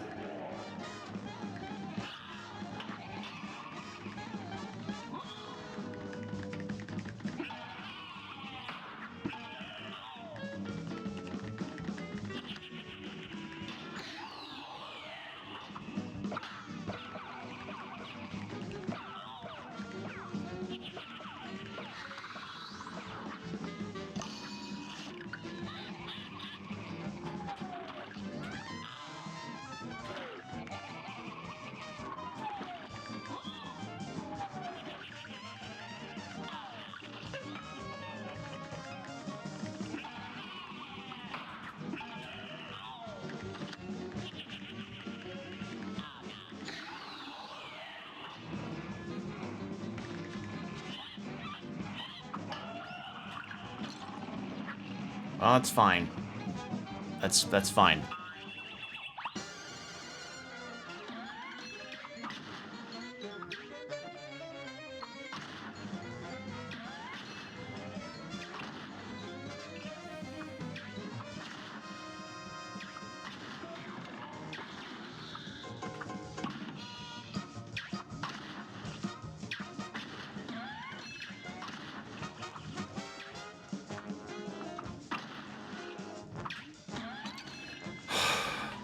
Poker chip.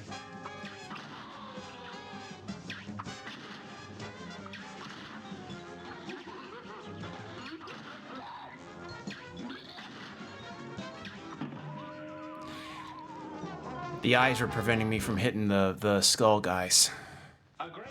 Why have a poker chip fall from the sky on that face? Why? Why? Is the casino collapsing? Did the foundation go down? Did Bill Dungeon Inspector say the foundation's rotten? He's like, Now, I don't know about you, but I don't really think having a casino built on top of a plywood foundation calls for a really solid structure. I'm gonna have to dock you some points on that.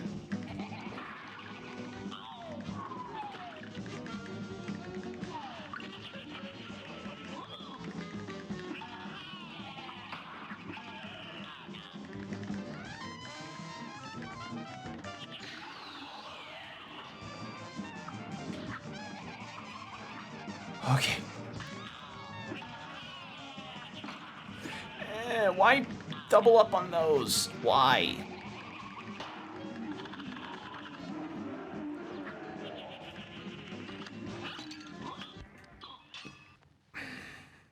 This match will get red hot. If only some of those, like, little guys could be pink so that I could parry them out of existence. That'd be nice. That'd be a really cool thing to have happen. If only.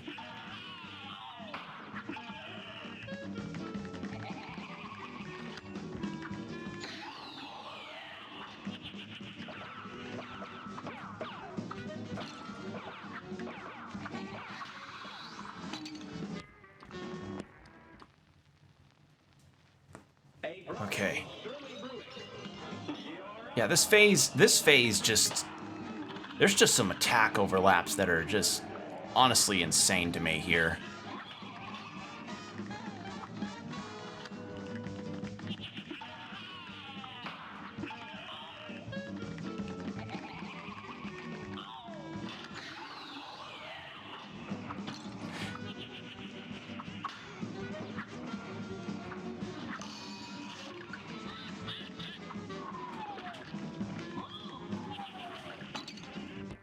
I got too close.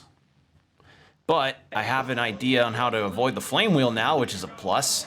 So I have ideas on how to avoid each of his spells.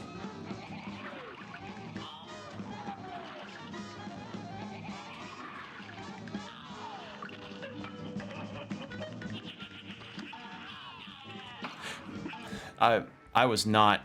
My head went to a different... my head thought he was doing a completely different attack versus that one. That's like the easiest attack to dodge.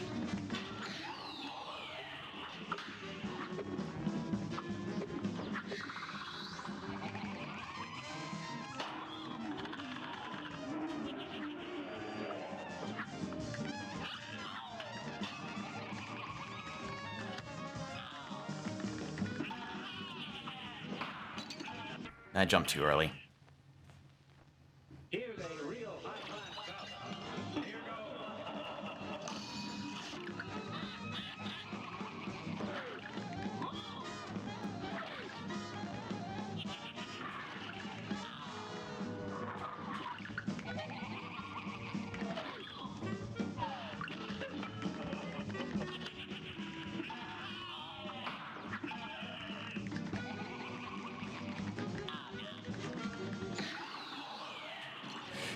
Wrong direction.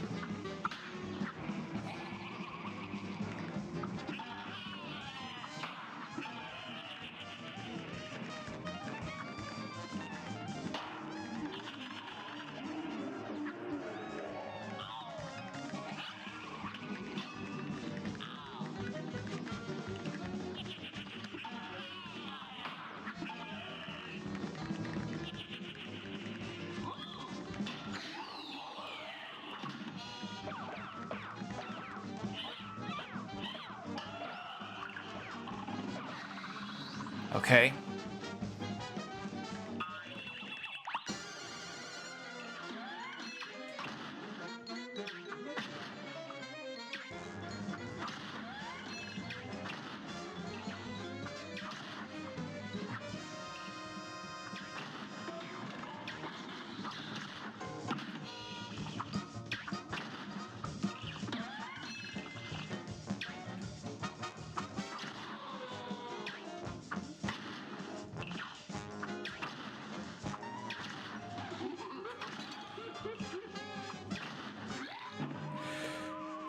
Should have used my super. Should have used my super. Should have used it. Should have used it.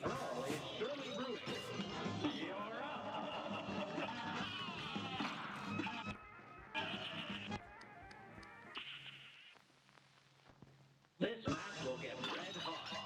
Here goes.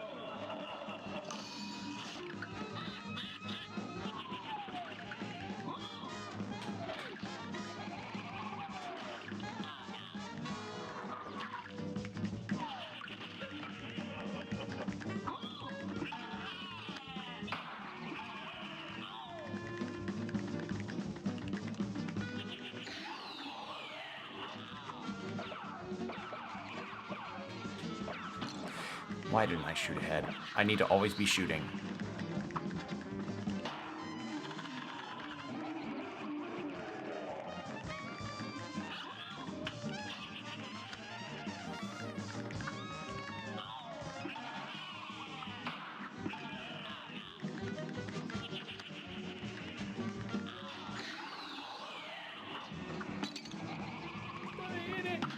I thought I hit it. I thought I actually hit the parry button there, but I guess not. A brawl is surely brewing. It's on.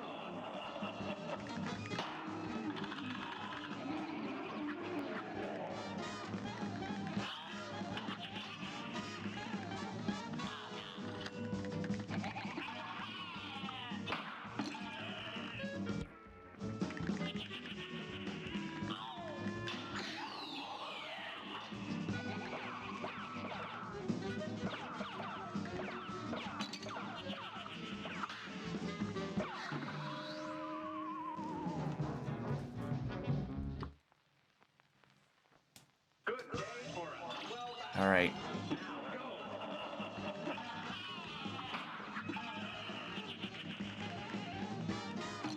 I thought I was facing right. A great slam and then Is it the... It was... Probably a misinput on my part.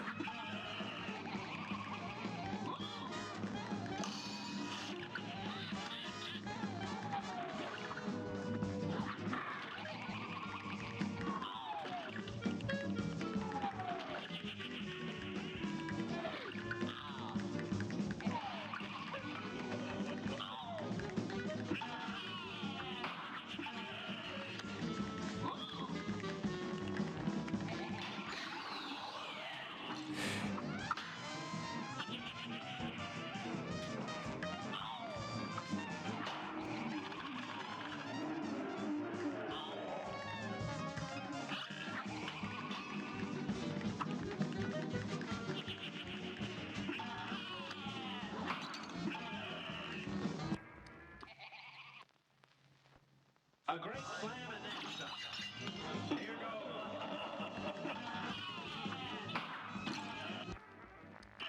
I'm if I get hit by that attack from the get-go, I'm slipping.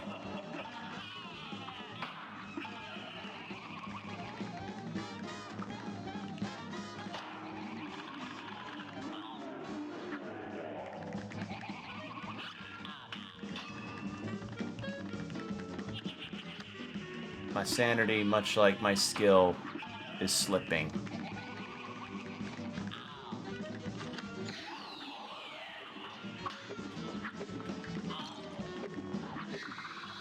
I don't know why, but I for some reason thought, ah, shoot the projectiles. That'll work, even though it doesn't.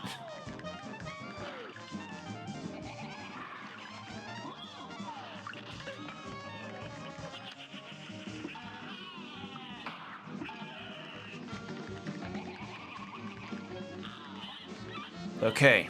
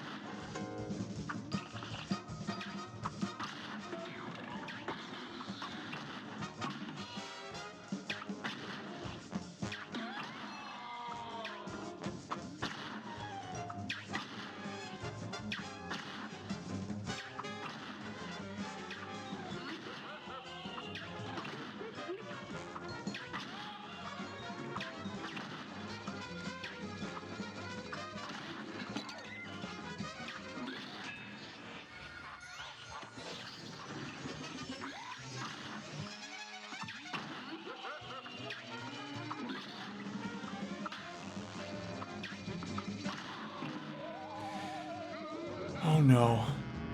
He was crying tears of blood. Yeah. A great slam and then some. That was it. That was the final phase. He was crying tears of strawberry jam.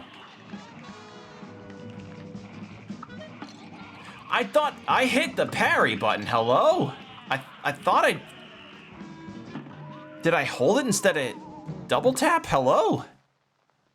A brawl is surely brewing. Huh? Huh?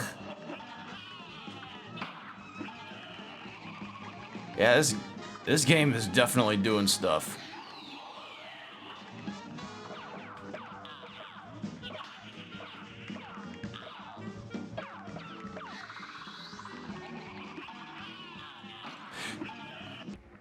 It's fine. It's fine. 2 health. 2 health. I can survive on 2 health. Nah, I can't survive on that. A brawl is surely brewing. Here goes.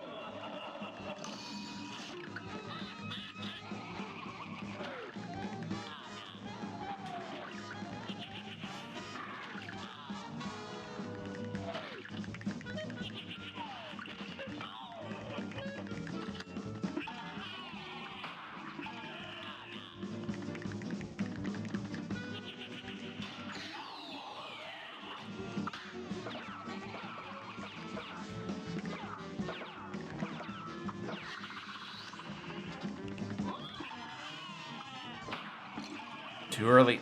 A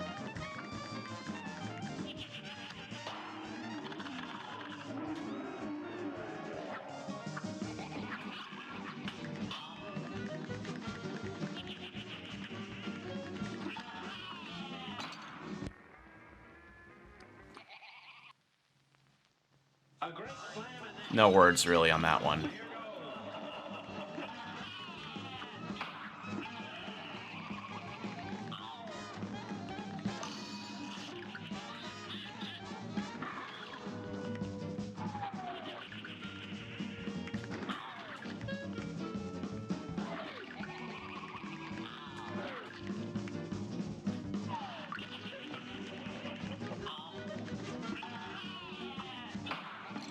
Too early again. I keep doing it too early. Why do I keep jumping too early?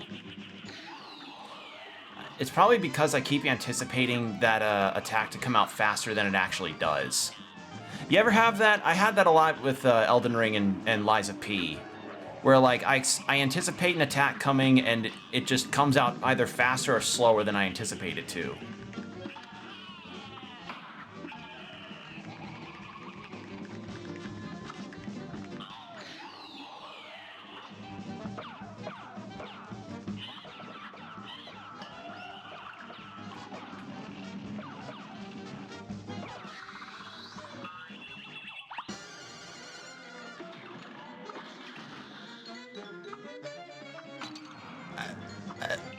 I was within tickle range of that. Hello?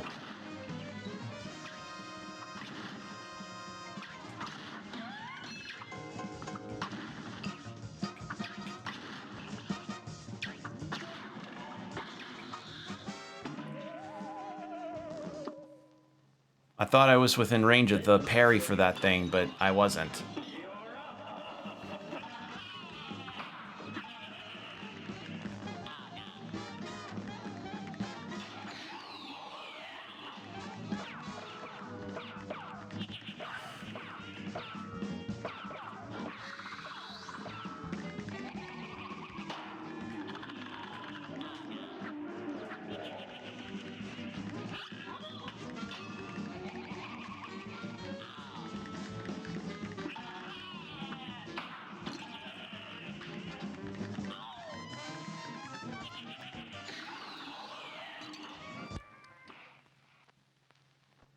A great slam and then some. Hold on. My hands are hurting. Ugh. Okay. Need to crack my knuckles. And I still fucking do that. Good day for us. Well battled. I need to jump like just as the hooves come into screen. That's the deal.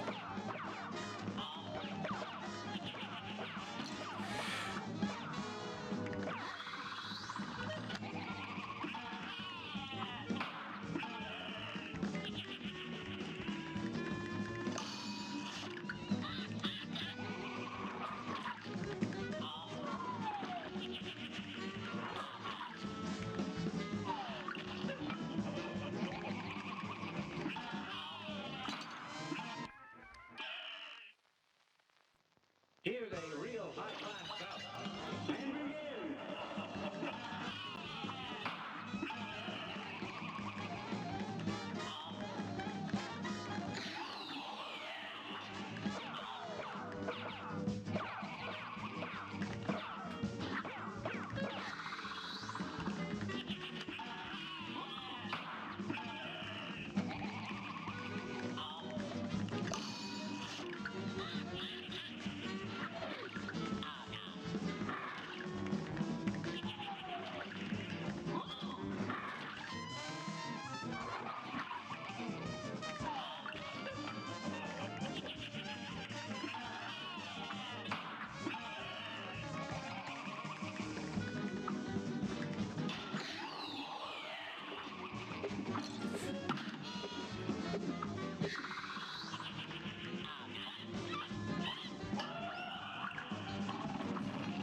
Okay.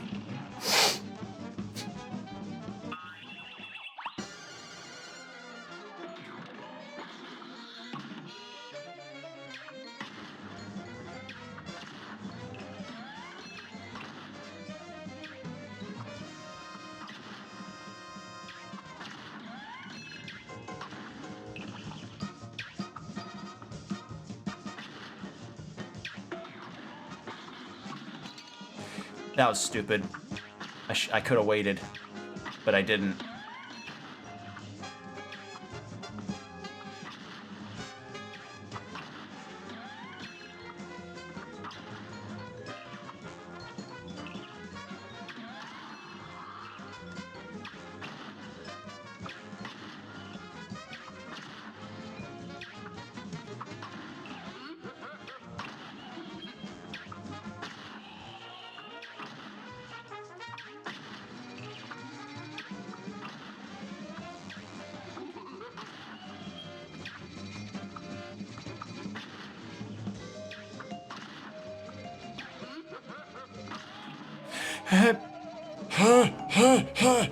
Almost at the final phase.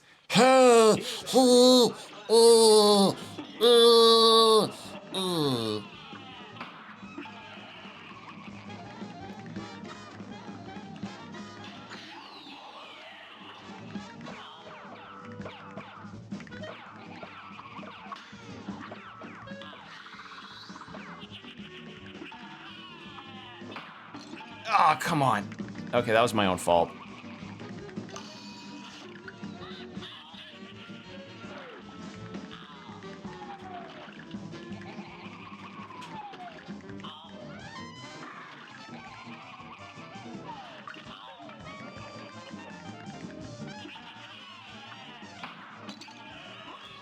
Is it me, or does it feel like that attack comes out longer or shorter at certain times?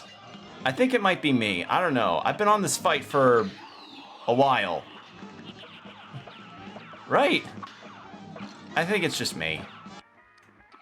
I think it's me getting, like, starting to feel the tinges of, the fringes of reality just start to go.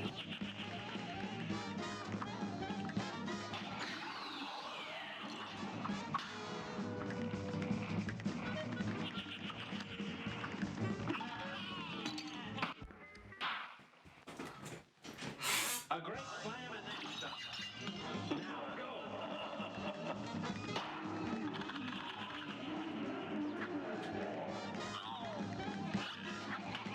The positive out of this is that at least the little guys don't take many hits to destroy, unlike the professor's rockets. That, like, the doctor's rockets are still the saltiest thing that I've had to deal with in this game.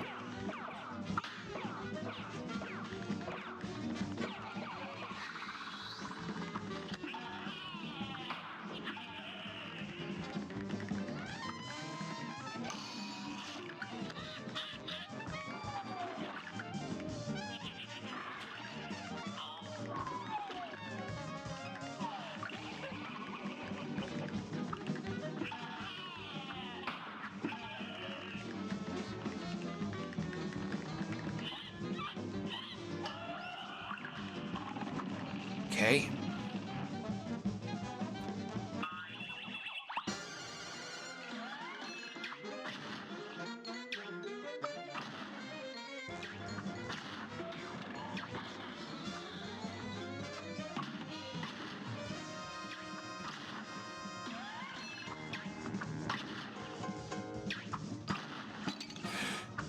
Why is no. I got hit on the middle platform. Good day for us. Well done. That's what happened.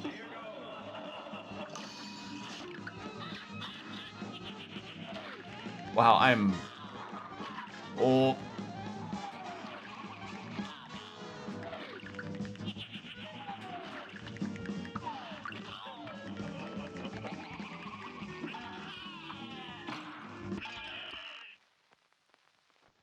This match will get red hot.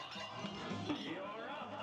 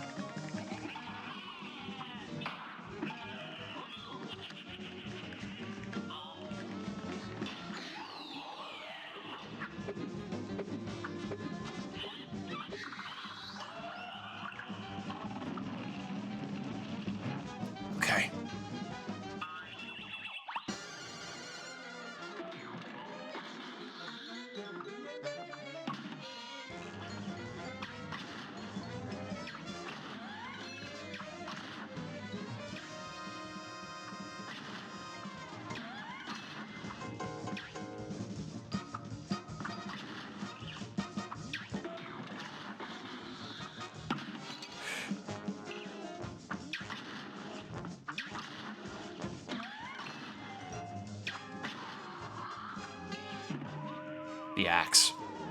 The textbook reading for Module 2 is finished. Of course, I should bring up Module 6 now. Very far behind, still getting late, though. I think I'll be done for tonight.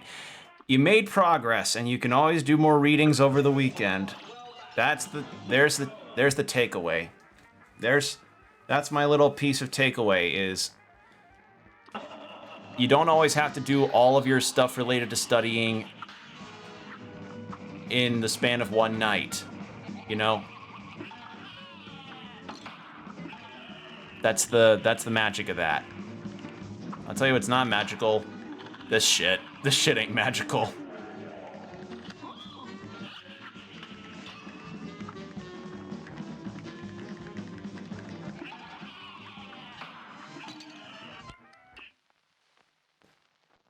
All right.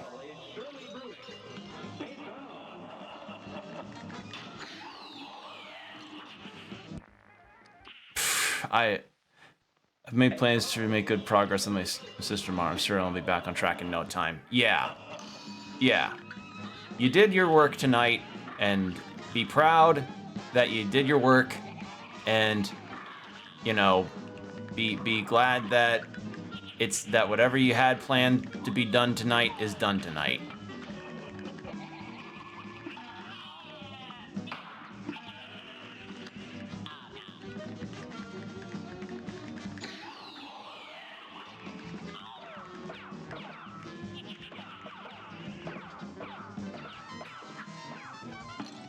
I needed to smoke bomb again.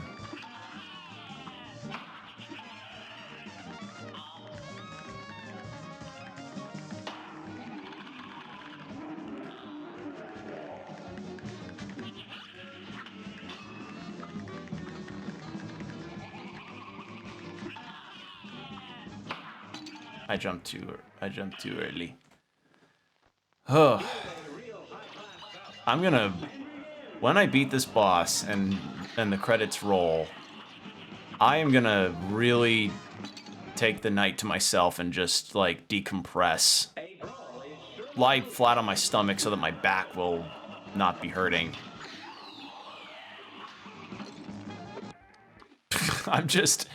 I have to no-hit, otherwise it's like the second and third phases become really tough to dodge.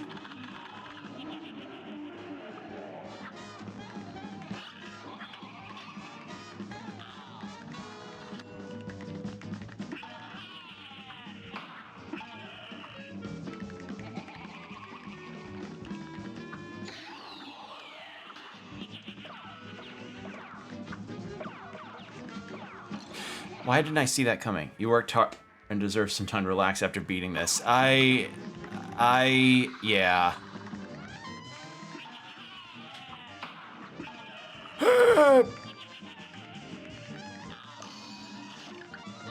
Yeah.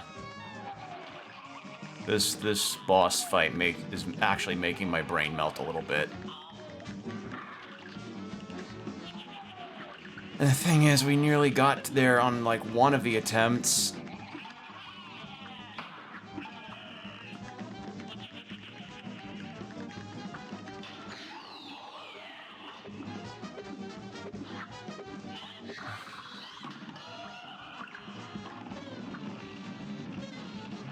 Okay.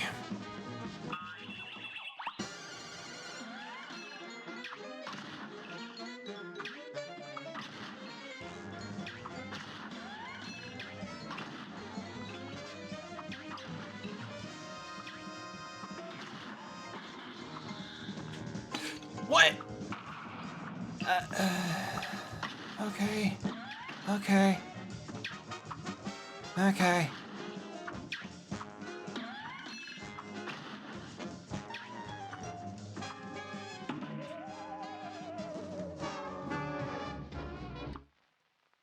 Oh.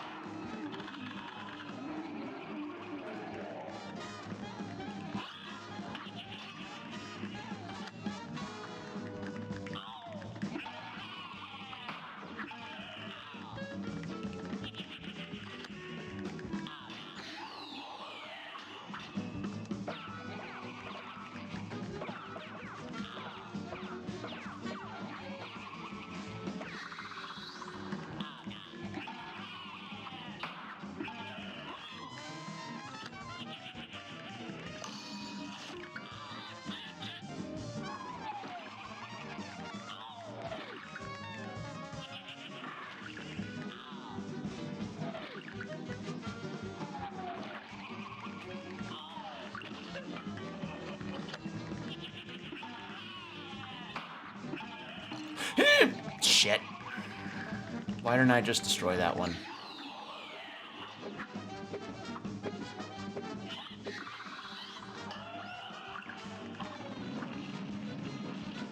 Oh, this is one hell of a finale.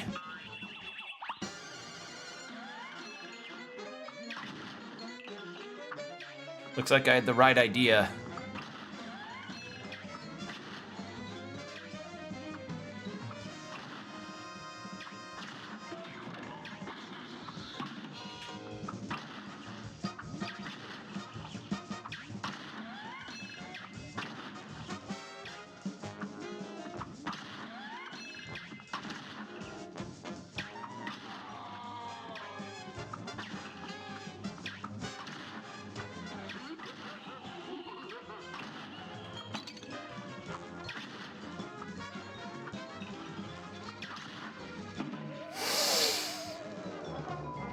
Okay, so the charge shots, yeah, I'm getting rid of the charge once I reach that phase. The regular shot it is.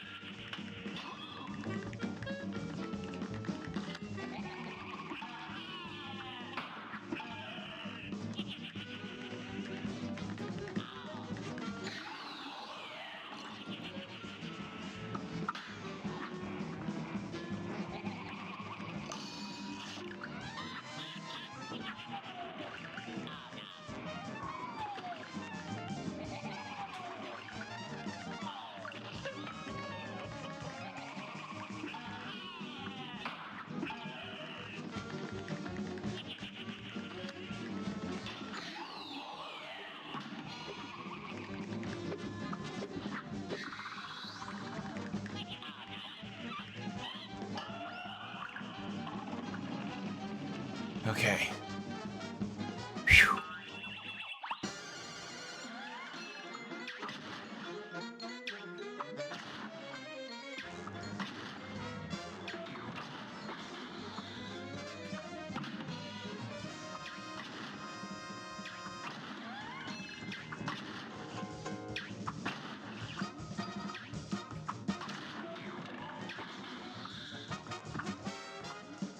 Oh, come on. I was...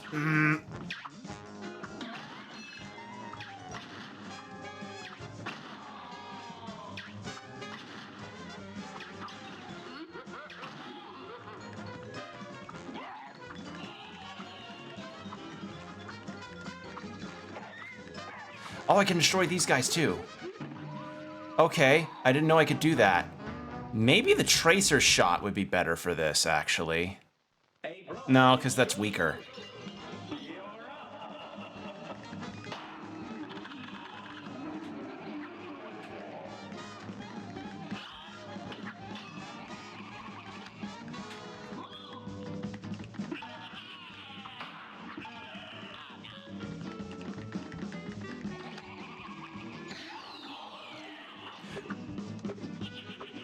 I'm sorry, does the swing of his trident like sometimes damage you and other times doesn't, or did something hit me and I just didn't see it? I'm genuinely curious there. I have no idea.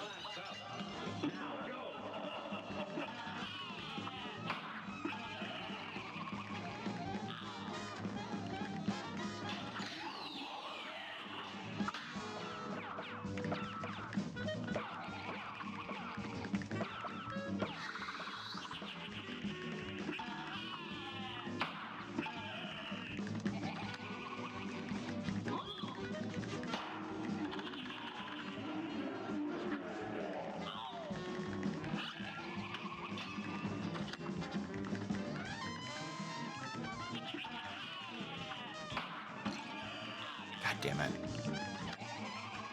I mean, I'm barely ever gonna no-hit this fight ever, like, full on. I'm never, like, getting no-hit on this phase in particular is, like, it can happen, but it's like, holy shit, it's really tough.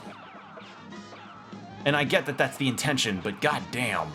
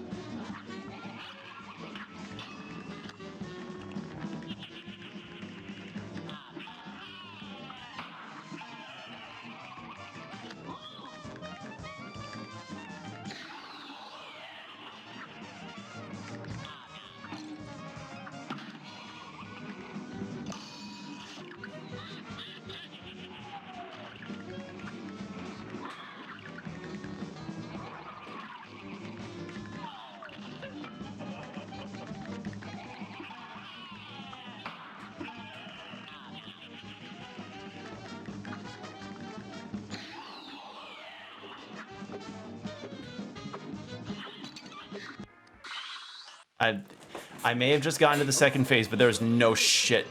No shot. No shit, no shot that I'd be able to make that. At all. No chance in hell.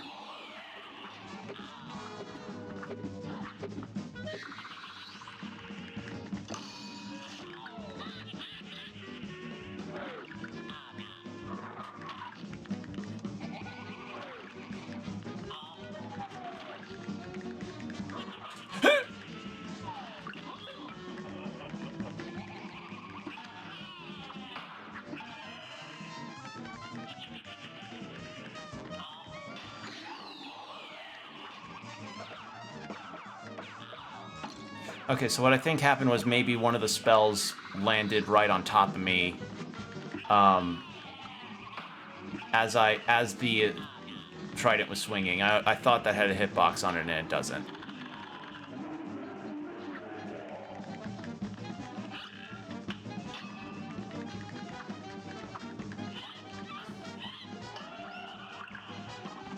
Oh, okay, that time the skeleton didn't damage me. Huh?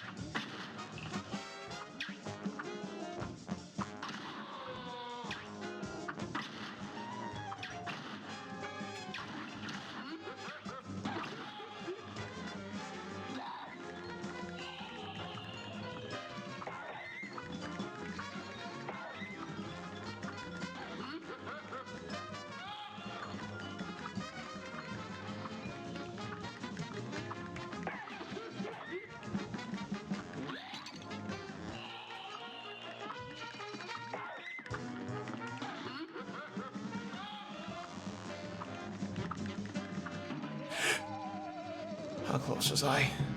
Ah. A great slam and then some. And begin. It's possible.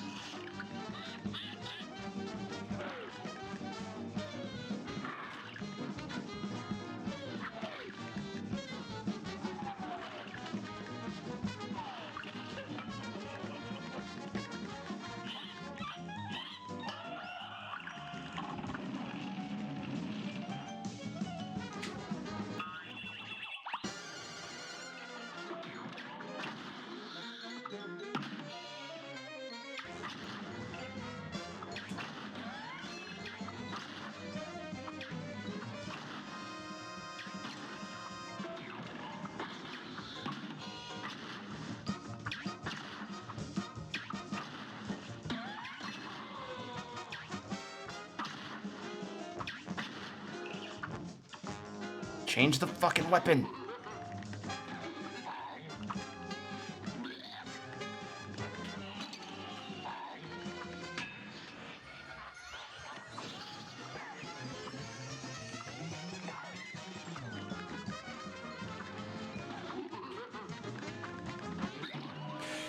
I had no hit through the whole thing, and for some reason I was hitting L, but the weapon, I guess I can't do it while it's charging.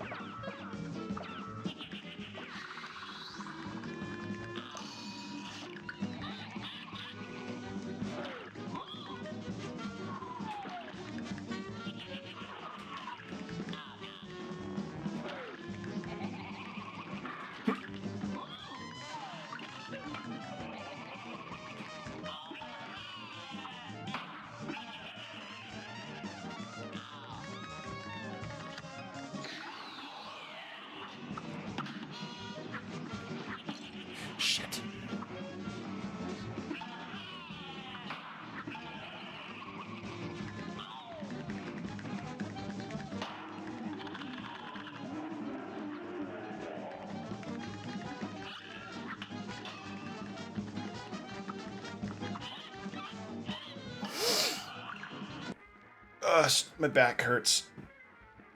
Oh, my back.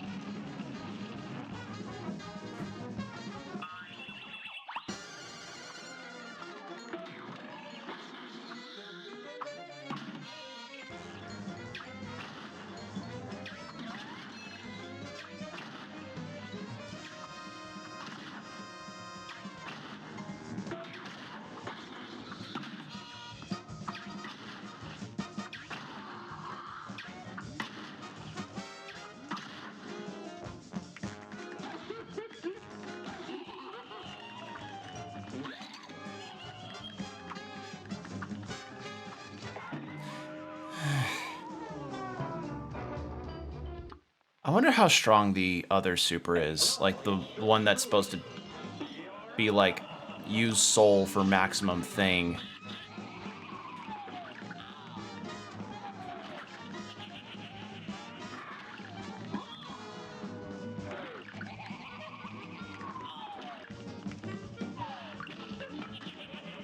Would that be better for this fight? I have no idea. I've never used... Well, I tried to use it in the train fight, and that was not advised.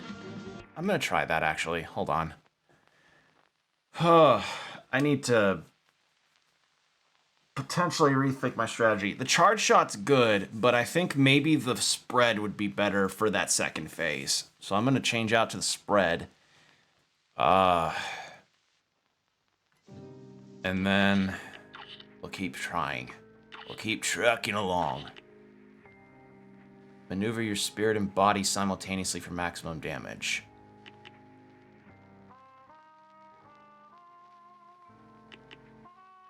Yeah, let's try that.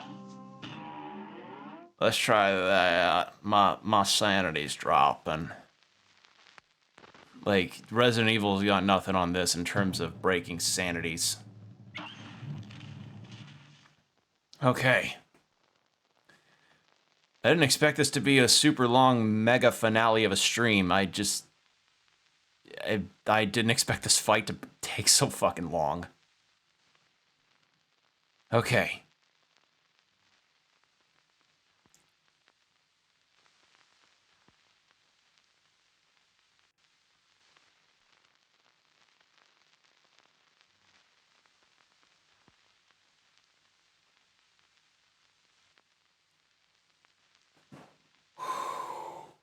A brawl is surely brewing. It's on.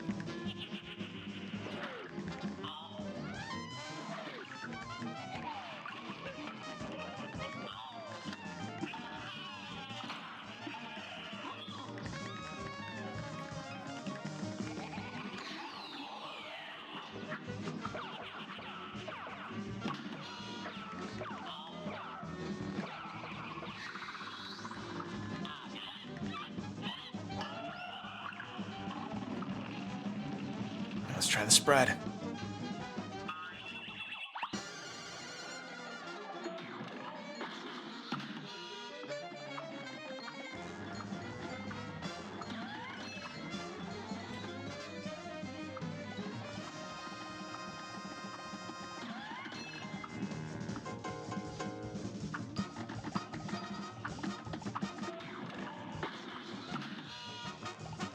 Why did I fall off the ledge there? Why did I not jump like an...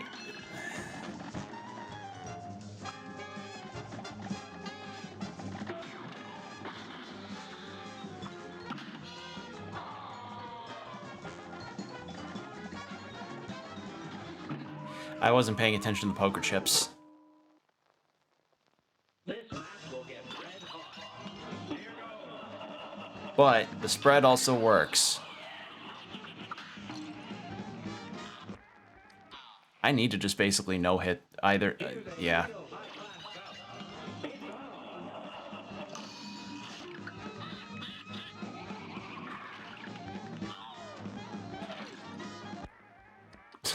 God, I'm slipping, actually.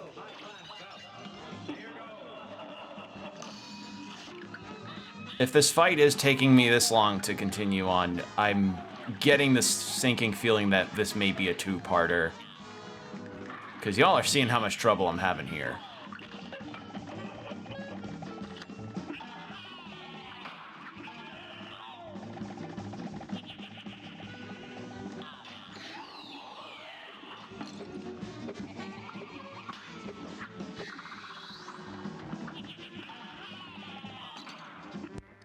No, that was just, I don't know what was that, what was that, what, blah, blah, blah, blah. Oh, wow, wow, wah, wah, wah, wah, wah, wah, wah.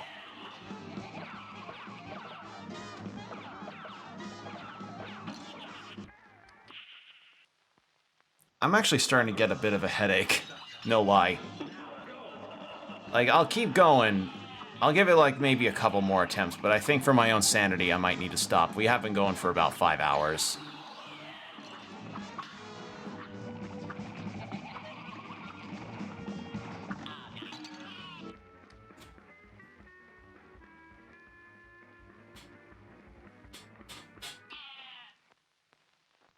Good day for us.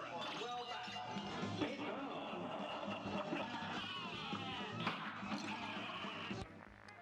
done. It's just, like, you ever feel that part of your brain that just starts to go, like, I'm starting to really not be able to perform as strongly now because you've been at this for so long? I'm at that phase of the fight now. I've had it many a time during a Soulsborne game, and I'm having it here.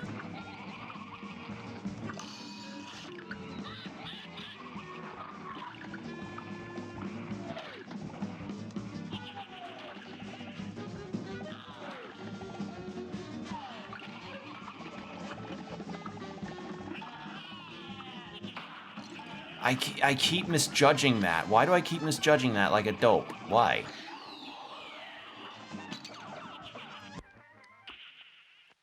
Alright. I'll do one more good attempt at this, but I think I am gonna probably stop soon, because 5 hour mark and mentally I'm actually getting a bit of a migraine.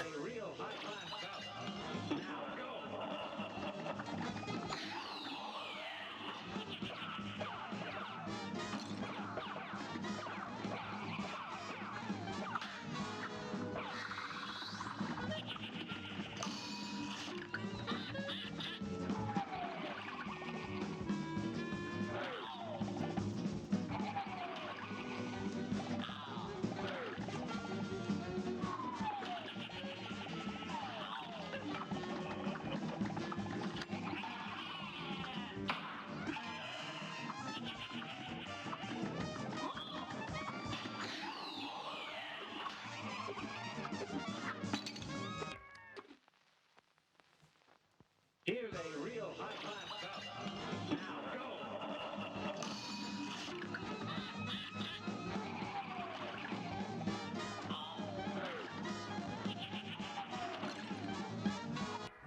go.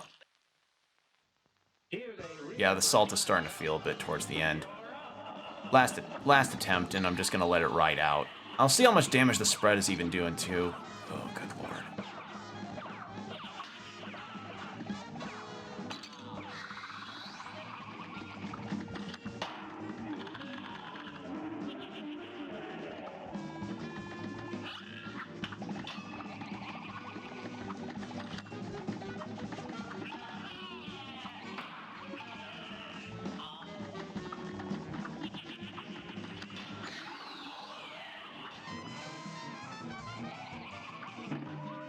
Yeah.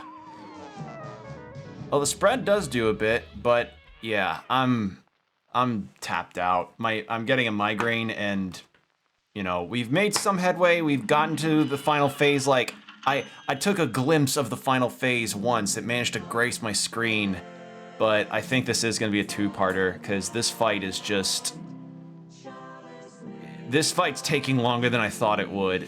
well, I don't. It's the final boss. It makes sense, but I'm slipping, and I've been at this for a bit, and King Dice already was draining me a little. So, yeah, I'm gonna stop for now. I'm tired, and I'm ready to quit for now. I'll return to it. I'll try to beat it next time, but we'll see how it goes. But next time will be the finale for certain because, you know, it's one boss left. It's just really, really tough. So, yeah, I'm gonna stop for now. Thank you all for sticking around for all of the talks and the sanity drops and the salt. And again, sorry for stopping shy like this, but you just know you've reached a certain point in a boss, in ramming your head against a boss where you're just like, I need to cool off and come back to this another time. I mean, it happened with the Doctor earlier, and I managed to beat him within like 3 tries, or 5 tries, I think, the next day. So, well, not the next day, but like the next time I streamed it.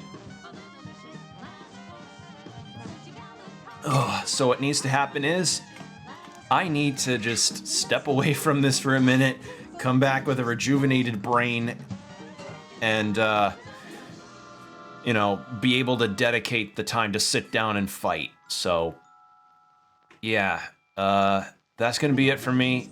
I don't know, trying Miss Chalice's fight. You did your best. Thank you, gamer. I apologize for not beating it this time, but I did what I could, but there's just only so long I want to keep fighting a boss before I'm like, I need to just, you know, not for a little bit.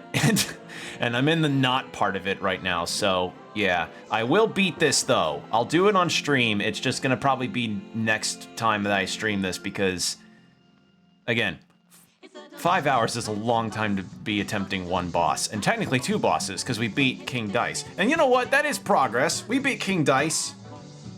You know, that's something.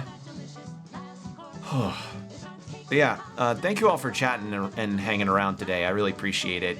It means a lot that you all come by, even if I'm not talking and trying to be in focus mode and getting salty over.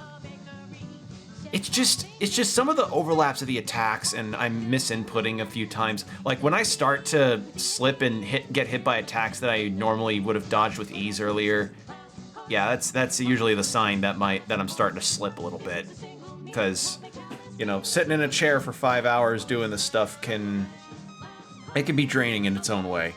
So, yeah, I'll make sure to let you all know when I stream next. Again, appreciate you all for coming by. Make sure to follow my socials to see when I go live next. And if you're seeing this on YouTube, hi. And if you are interested in when I go live next, again, socials. Brain's not functioning. I need to go decompress. But yeah, thank you all for joining me tonight. I appreciate you all a lot, and I'll see you in the next stream. Stay hydrated, keep your postures checked. Take care.